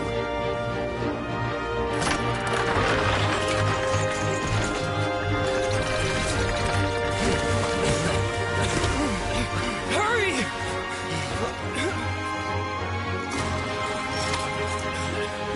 Hey! Lend a hand!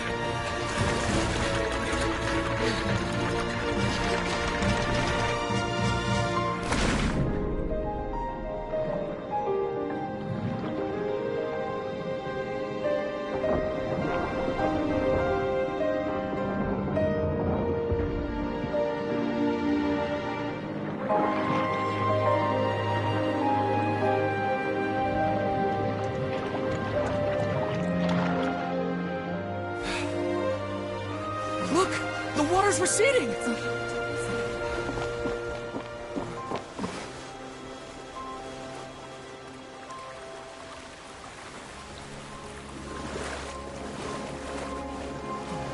It's a miracle! Water's receding.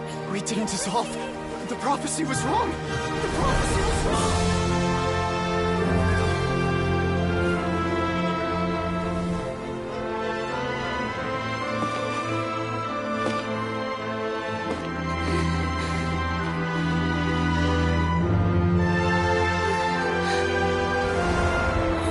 Are you right?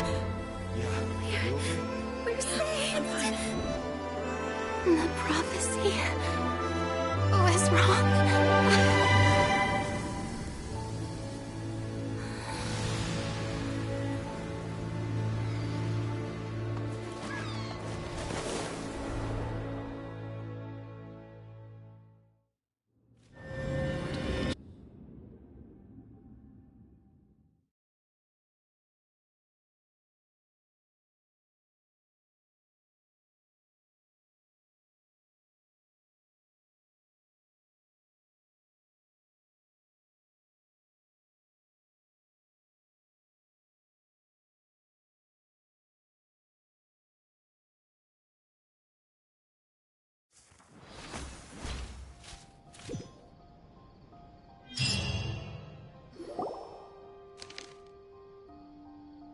The soil renewed.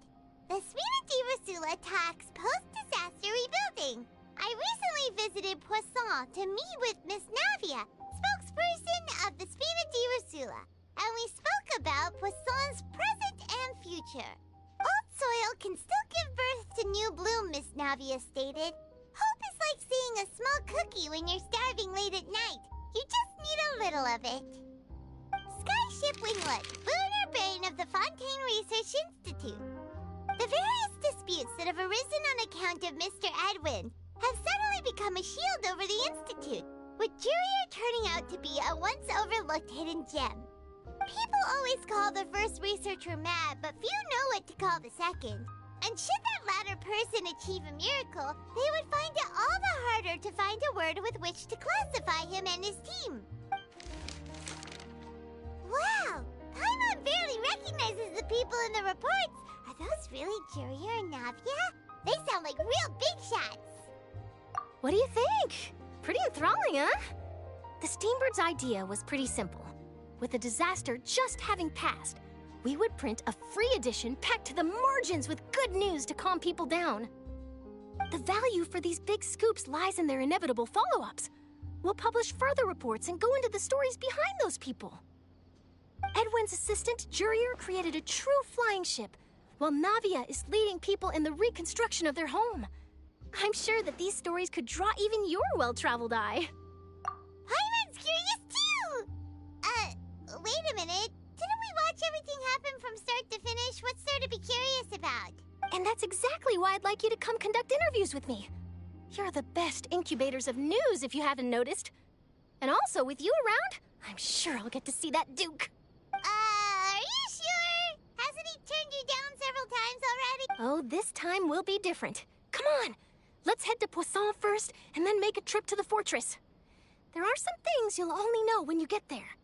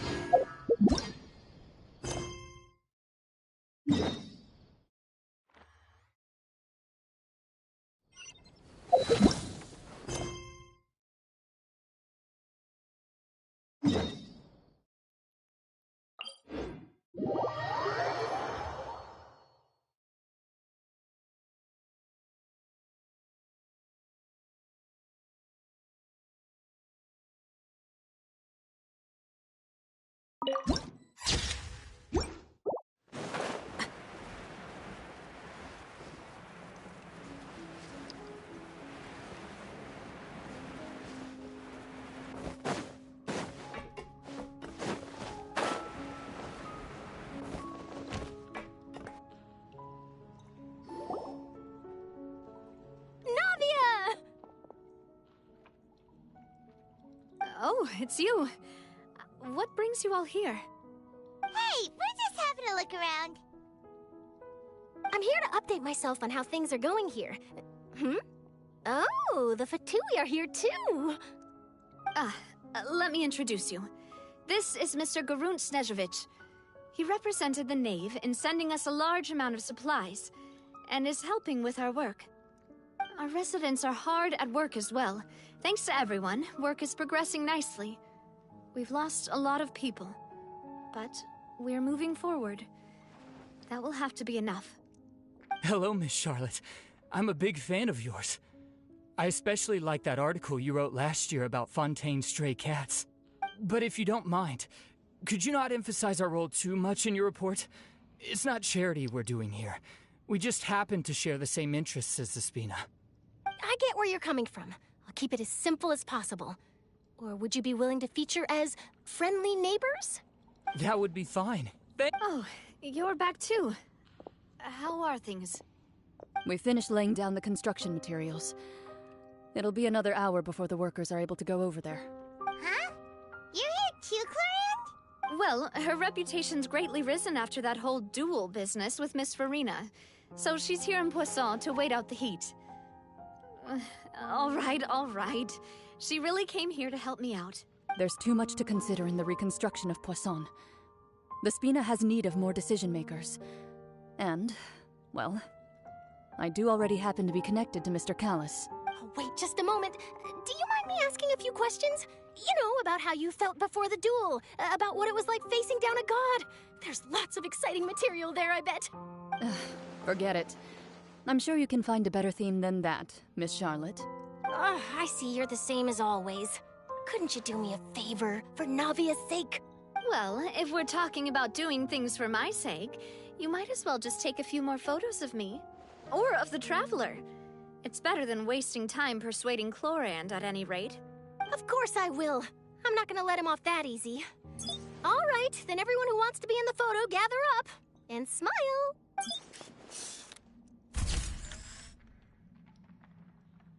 How did it go? Was it a good shot? Did Paimon look cute in it? Not bad. Your addition really helped the composition of the picture.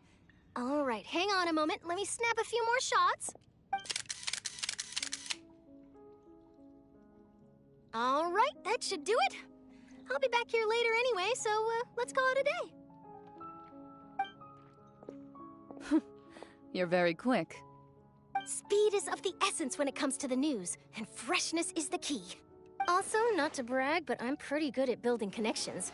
Who knows? I might eventually get that interview with you after all, Miss Clarand. Wow, you really do have that never say die spirit. I'm impressed. I'll hazard a guess that this is how you got that interview at the Fortress of Maripede. Whoa, you're well informed. Let me make a guess too.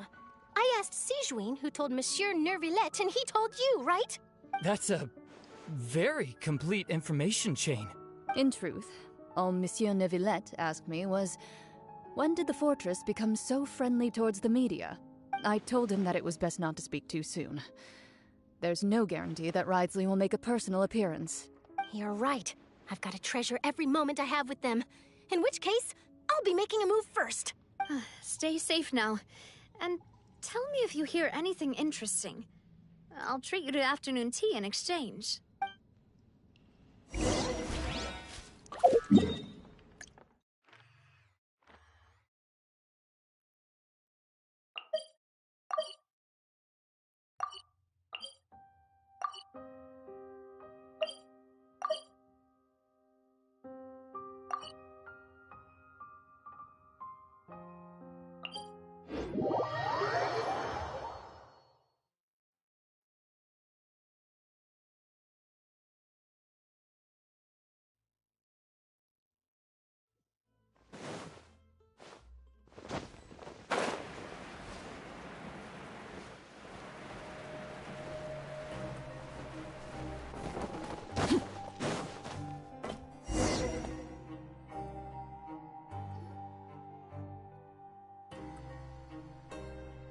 Wow, guess we're here again, huh? There's a real nostalgic feeling to this place. Looks like you've been missing us. Duke! Did you come all the way to the entrance to greet us? Of course. I'm here to welcome you and our dear Miss Charlotte, whom our good head nurse recommended to me. It's an honor to finally meet the much-rumored Duke. Thank you for consenting to my visit to the fortress, sir. No need to thank me. But that said, I shouldn't be the focus of your interview. I trust you recall our agreement? Of course, of course. All right then, this way.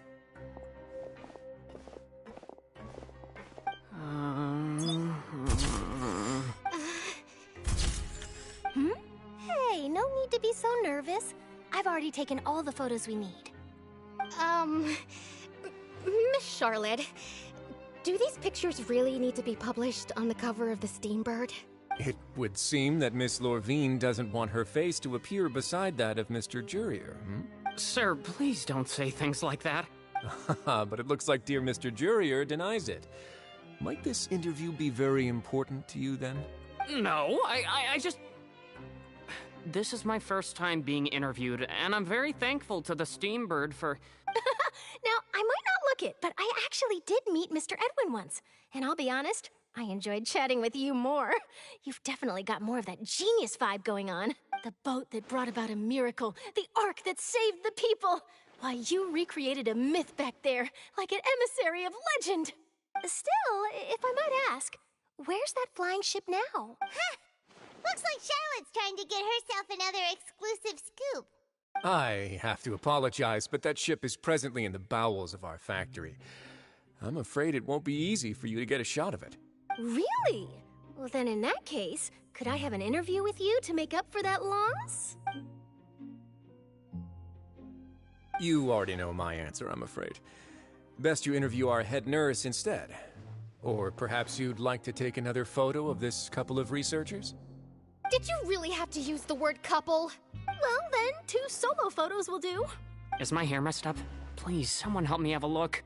Things sure are getting pretty lively here. We've seen this kind of thing before. Oh, seems like everyone's here. Would any of you like to try this new drink I came up with? Ah, Sigewinne. Hey, Miss Charlotte. Why don't you, take some pretty photos of our head nurse? Sure. Come on, Miss Sigewinne. Over this way. Let's find a brighter spot. Huh? Sure. Do I have to smile? So, how have things been at the fortress? Same old, as you can see. Fontaine's undergone some changes, but this place is still more or less the same.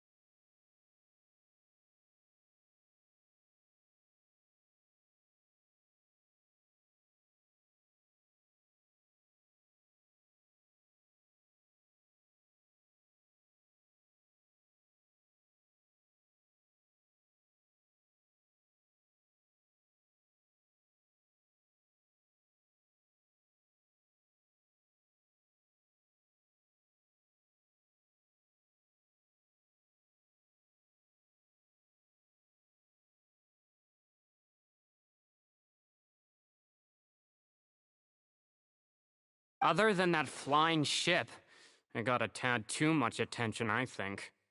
That's why I decided to let the interview go through. We should direct more public opinions toward the behind-the-scenes heroes. Am I right, Mr. Jurrier? Miss Lurvine? You're too kind, sir. I believe that you too should have your day in the sun. Not that you would want that, which is a pity. I'll just leave the spotlight to you two.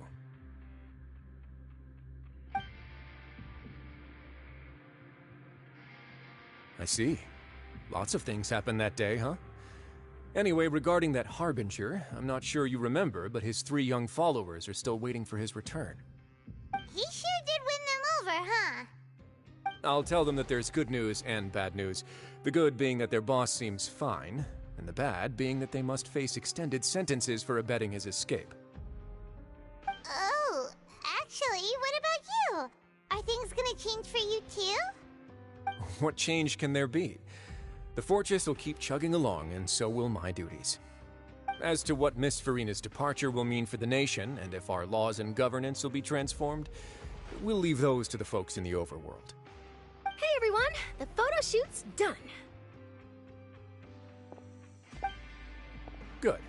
In that case, let's call it a day here. Thanks for your cooperation. Come on, Traveler, let's go. Till next time, everyone. There'll be a next time? Maybe.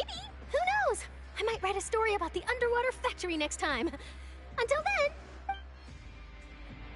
All right. Last stop, the docks.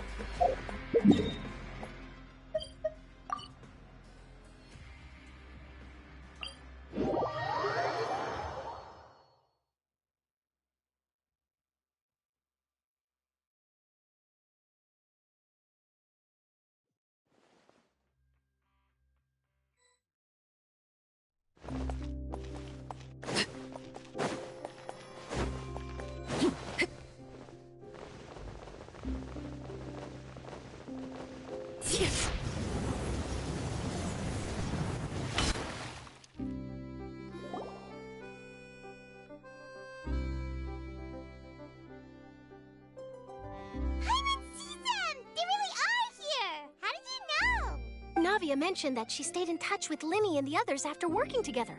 Apparently, they've been at the docks distributing these strange pockets the whole time since. Traveler, Paimon. Ah, and Miss Charlotte, too. Would you like a magic pocket? What sort of gadget is it? It's a wondrous bag that can be used to carry many things. The water level has returned to normal, but if you see any of your things floating around, you can use this to carry them. Or you could trick a friend into doing it for you. Trick a friend? I wonder which of my friends would fall for that.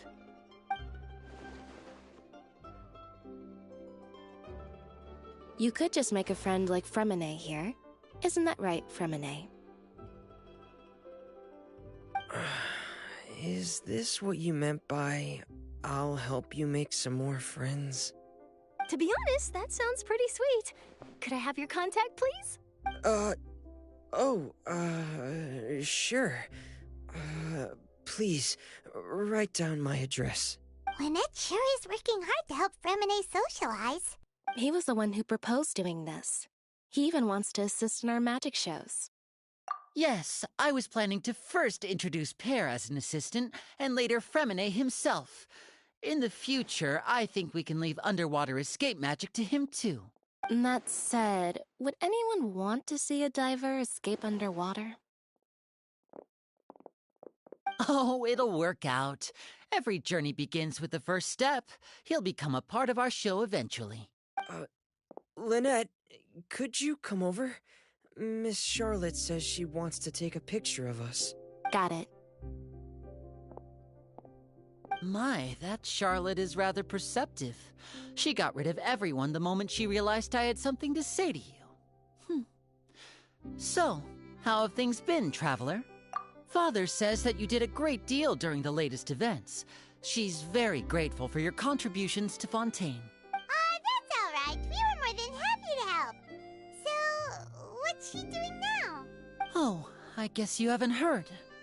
Well, after Lady Farina left, Father and Monsieur Neuvillette opened negotiations, during which he gave Fontaine's gnosis to her as a diplomatic gift.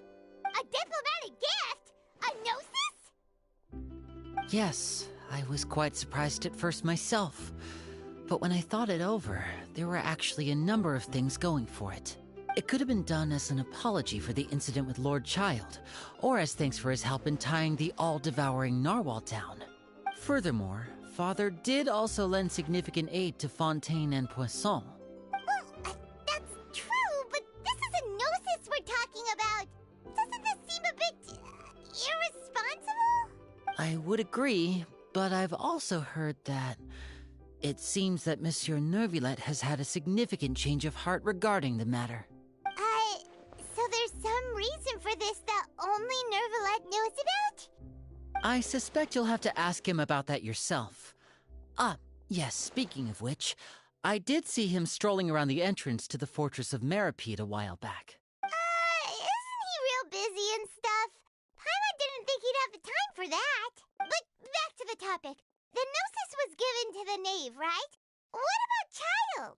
They say that he's returned to Snezhnaya to recover from his wounds. I hear that the recent disaster really did a number on his health. That's true. When you think about it, we've had loads of run-ins with the Fatui. To think we'd be allied with them this time. So shocked by such a simple switching of sides?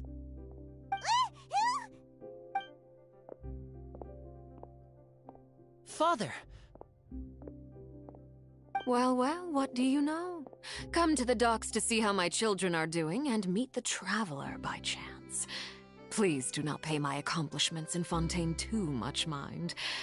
I would have done them regardless. Are you going to take the gnosis back to Snezhnaya? That is our duty as harbingers, yes. Don't be too preoccupied with sides. The goal of the Fatui concerns not a single place or person, but the entire world. With such a grand goal in mind, it is inevitable that we must wear many masks. Switching my masks is something I've always done. Well, that depends on many things. No one truly knows what the future holds. What good is honesty if you can't rely on it forever? As for you, I very much look forward to our next collaboration. Good things cannot be achieved alone, and you've proved yourselves to be great partners. A vision? All right. I'll remember to return it. Thank you for keeping it safe for him this entire time. And that's a wrap for me. Huh? You're... Greetings, Miss Journalist. Hello. If I'm not mistaken, there are diplomatic channels I'll need to report to take a photo of you. That is correct. So forgive me, but I will not be able to serve as a subject in your article. However, feel free to write as much as you'd like about our dear magicians and our upcoming rookie talent. I will. The sea breeze is quite pleasant. I shall continue my walk while the weather remains so agreeable. Farewell. Farewell, Father. Oh, she has such an intimidating presence. I didn't even dare to take a picture. Thankfully, I've already wrapped up all my pre-scheduled interviews. Thank you all. This'll be more than enough for me to write about, I'm sure. Don't be too nervous. Why don't you take a magic pocket before you go? Here, Traveler, Paimon, you take one too. To move things about? That's right. Funny. I was giving out magic pockets when we first met too. And what do you know? I'm doing the exact same thing right now. So many things have happened, but the pockets are still the pockets. I guess this must be life. We will all follow our own paths, and serendipity. All right then. We'll be handing out pockets in some other districts later, so we'll get going now. Have a good day, you two. Well, guess we send Charlotte off. Shall we go see how Neverlette's doing? As long as he's not so busy that he doesn't have time to chat anyway.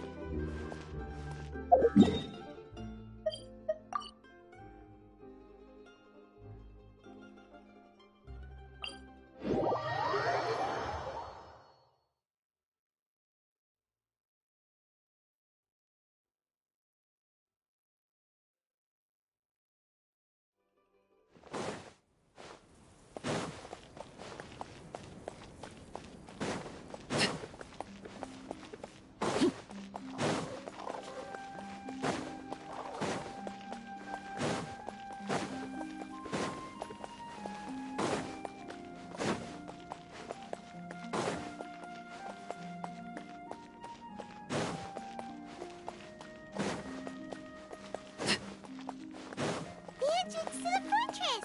Ooh, he really is there!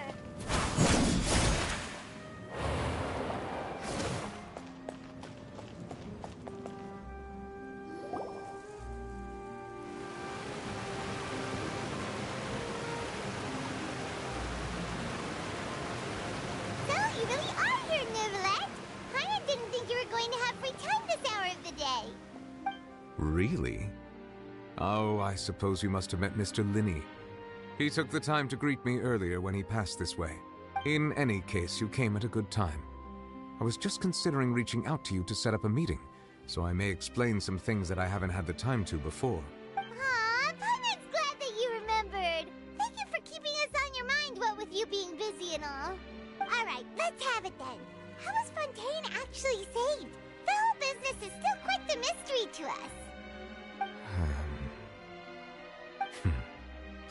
It is strange how words can often leave a bitter taste in the mouth when it finally comes time to say them out loud.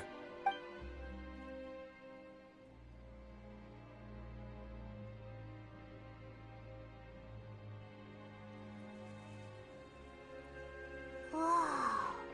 So that's what happened?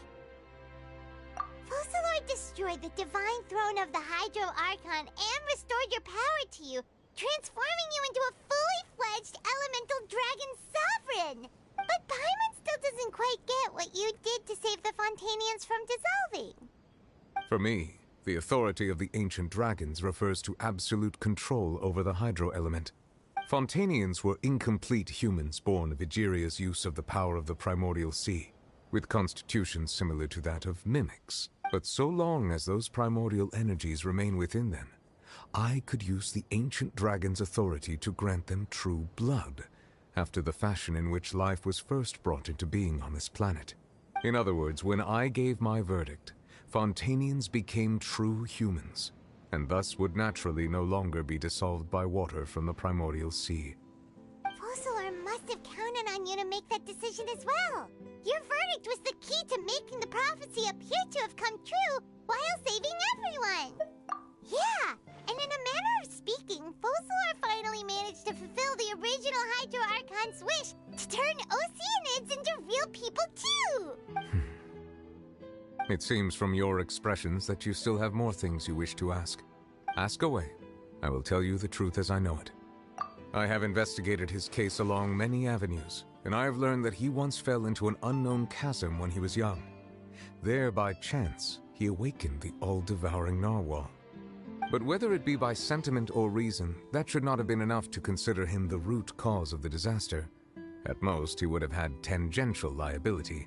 As for the judgment passed by the Oratrice during the trial, whether it was due to that liability by association or Focalors deliberately using him to buy time for us on the assumption that he would be able to hold the creature off, I cannot say.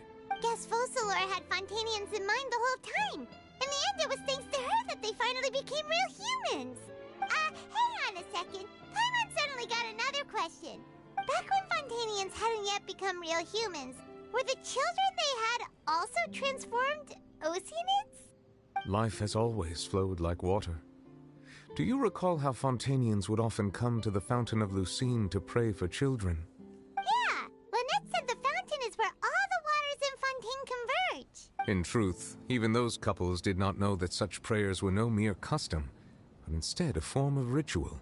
Those Oceanids who were blessed within the spring water would later descend as new humans in the coming months. Paimon sorta gets it now. Either way, seems like this ritual won't be of any further use, but it'll probably live on as a local custom. Ask away. I will tell you the truth as I know it. Yeah, about that. Risley said Farina has already left. What's that all about? Ah, Lady Farina. The people are only aware that her death sentence has not been carried out. She abdicated the post of Hydro Archon and left affairs related to that title to me, before leaving the Opera House. I related Focalors' words to her faithfully and completely. After hearing them, she seemed neither saddened nor comforted. She simply said that she was tired and needed to rest. Having said that, she then packed her things and moved out of the Opera House, not unlike how an ordinary person might. But she's still got a place to stay, right? You need not worry. I will make arrangements to ensure that she will not want for food, clothing, board, or travel. In truth, I am somewhat happy for her. The wear and tear on her spirit will, of course, take time to heal. But now that she no longer has to play the role of Focalors the Hydro Archon, she can finally lay down her burdens and lead a normal life. What about you then? What are your plans now that you've regained your full powers as the Hydro Dragon? After Focalors passed on, the Oratrice also ceased to function. This matter will directly affect our trials. After much careful consideration, I've decided to take over its role in our courts. From now on, I shall hear cases and pass verdicts by myself. Looks like you're still considering stuff from the perspective of the Udex, huh? As an elemental dragon, there are indeed many things that I must do. But this power and this duty, in a manner of speaking, you could say that both were granted to me. As such, before I attend to my other responsibilities, I must first and foremost continue to serve Fontaine as its highest judge. The duty of the Hydro Sovereign and the duty of the Udex shall coexist within my person. Additionally, the Hydro Archon's departure has brought about another problem, which is that the Opera House shall no longer produce indemnitium. That's true. That power was derived from the people's faith in the Hydro Archon, wasn't it? Wait, but the various mechs and machines in the city are all still okay. Where are they getting their energy from? As I am now, I have full command over New Musia, and it can serve as a complete substitute. Another reason why I cannot quite leave Fontaine immediately. Wow. This ancient dragon's authority stuff is really quite useful, huh? Ask away. I will tell you the truth as I know it. Oh, that's right! They say you've given it to the knave as a diplomatic gift or something! Leaving aside their intentionality, the two Fatui Harbingers have indeed done much for us during this crisis. Their sole remaining goal in Fontaine, at least at this point, would seem to be the Gnosis. The Oratrice has ceased to function. The Hydro Archon's divine throne is now no more, and I do not need the Gnosis's power. As such, it has lost all meaning for Fontaine. If the Fatui have impure designs, then we might as well accede to their request now, and avoid unnecessary conflict. What complicated considerations. Paimon thought you were just giving it to them out of gratitude to the knave and as an apology to Child. Ask away. I will tell you the truth as I know it. You will soon be heading to Natlan, I presume. I'm afraid that I have little talent as a travel guide, so all I can do is tell you what I know about that land. As far as I'm aware, Natlan can be said to be a nation of dragons. A nation of dragons? You mean like you? No, I suspect that I would not find myself welcome there. Unlike ancient dragons such as myself, the dragons of Natlan have undergone long years of development and evolution. Large numbers of them have entered a form of coexistence with humanity. Natlan is also the nation of war. War ravages those lands like an undying flame. There is one other piece of information I got incidentally from my negotiations with the Knave that I believe may be useful to you. The Harbinger known as the Captain has thrown his hat into the endless ring of war. The Captain. Sounds like a real tough customer. Seriously, everywhere you look, there's a Fatui Harbinger doing their thing. I suggest that you fully prepare yourself before going to Natlan. In the meantime, Fontaine's doors will always be open to you. Ask away. I will tell you the truth as I know it. Hang on a sec. Paimon still got a question about the Gnosis. When we spoke to Linny earlier, he mentioned that your attitude towards giving away the Gnosis had clearly changed. We guessed that there might be some reason for it that only you were aware of. No wonder the House of the Hearth is the Fatui's intelligence division. They are certainly sharp. So regarding this specific issue, I was just getting ready to share something with you. What is it? In truth, I exchanged some further words with that lady named Skirk after sending you two back to the surface. It went something like this.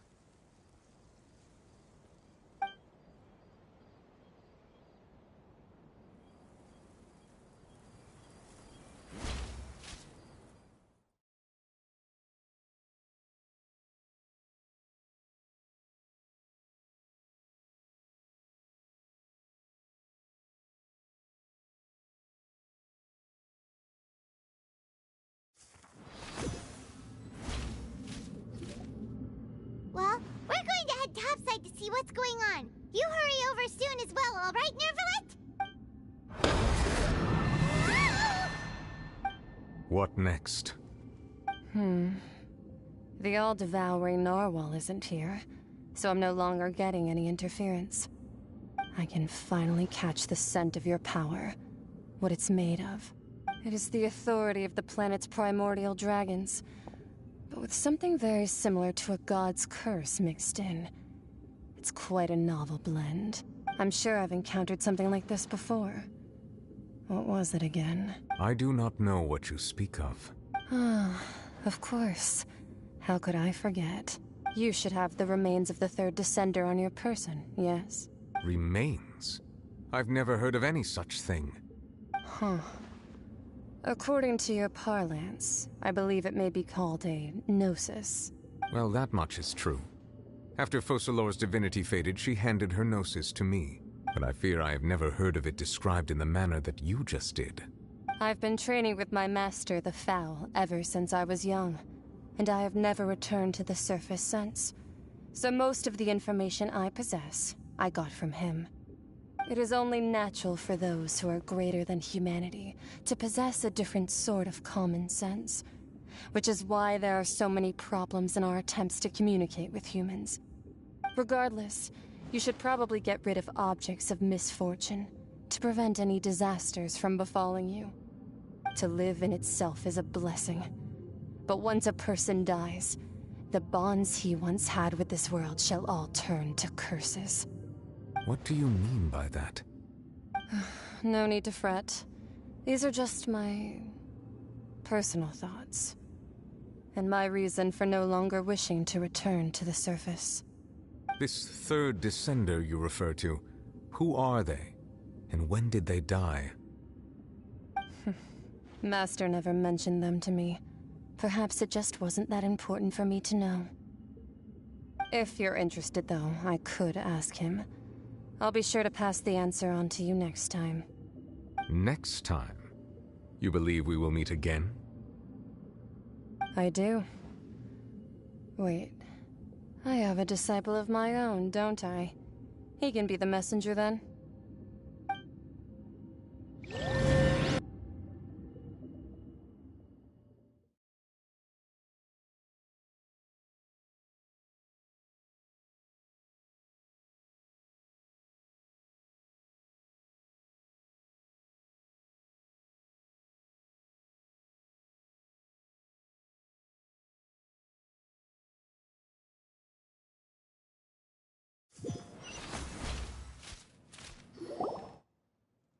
That's what she told me.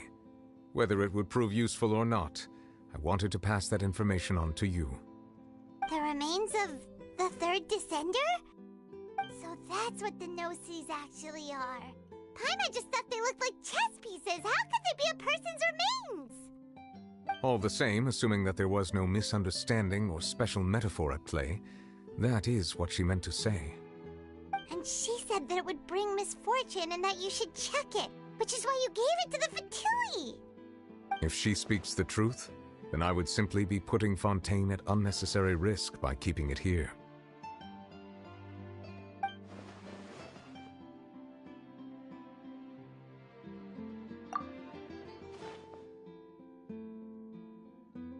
I had guessed that you might already be familiar with this concept, but I did not expect you to be one of them. That means that the Gnosis, which are exceedingly element-compatible and can even enhance elemental abilities, do indeed come from the third descender. I wonder, does your body also possess similar properties? Like being able to use elemental powers without a vision. That does sort of count as special compatibility, right? No, let's not think about this stuff right now. It just feels creepy, comparing the Traveler to the dead third descender and all. That's what you say, but this topic still feels like bad luck. Once Child recovers, let's get some more answers out of him. Or go look for his master and get the answers that way. I too believe it unwise to make too many blind guesses when information is lacking. The same is true of being at court. All right. Whatever the case, it seems like the crisis here in Fontaine's over for now. Yes. All of Focalor's efforts were for this moment as well. But she sacrificed herself in the end as a god, and she suffered through all those years as a human. Was that really what she wanted? I suppose that would be the mystery of a god's will. I suspect not. But once in a while I too would guess that if wishes were like the clouds in the sky, they will one day return to the earth as raindrops. Life flows like water, and rain is the final answer. The water levels may sometimes tilt one way or another, but the rain falls fairly upon all. And what, ultimately, is the difference between the rains that fall upon all of us?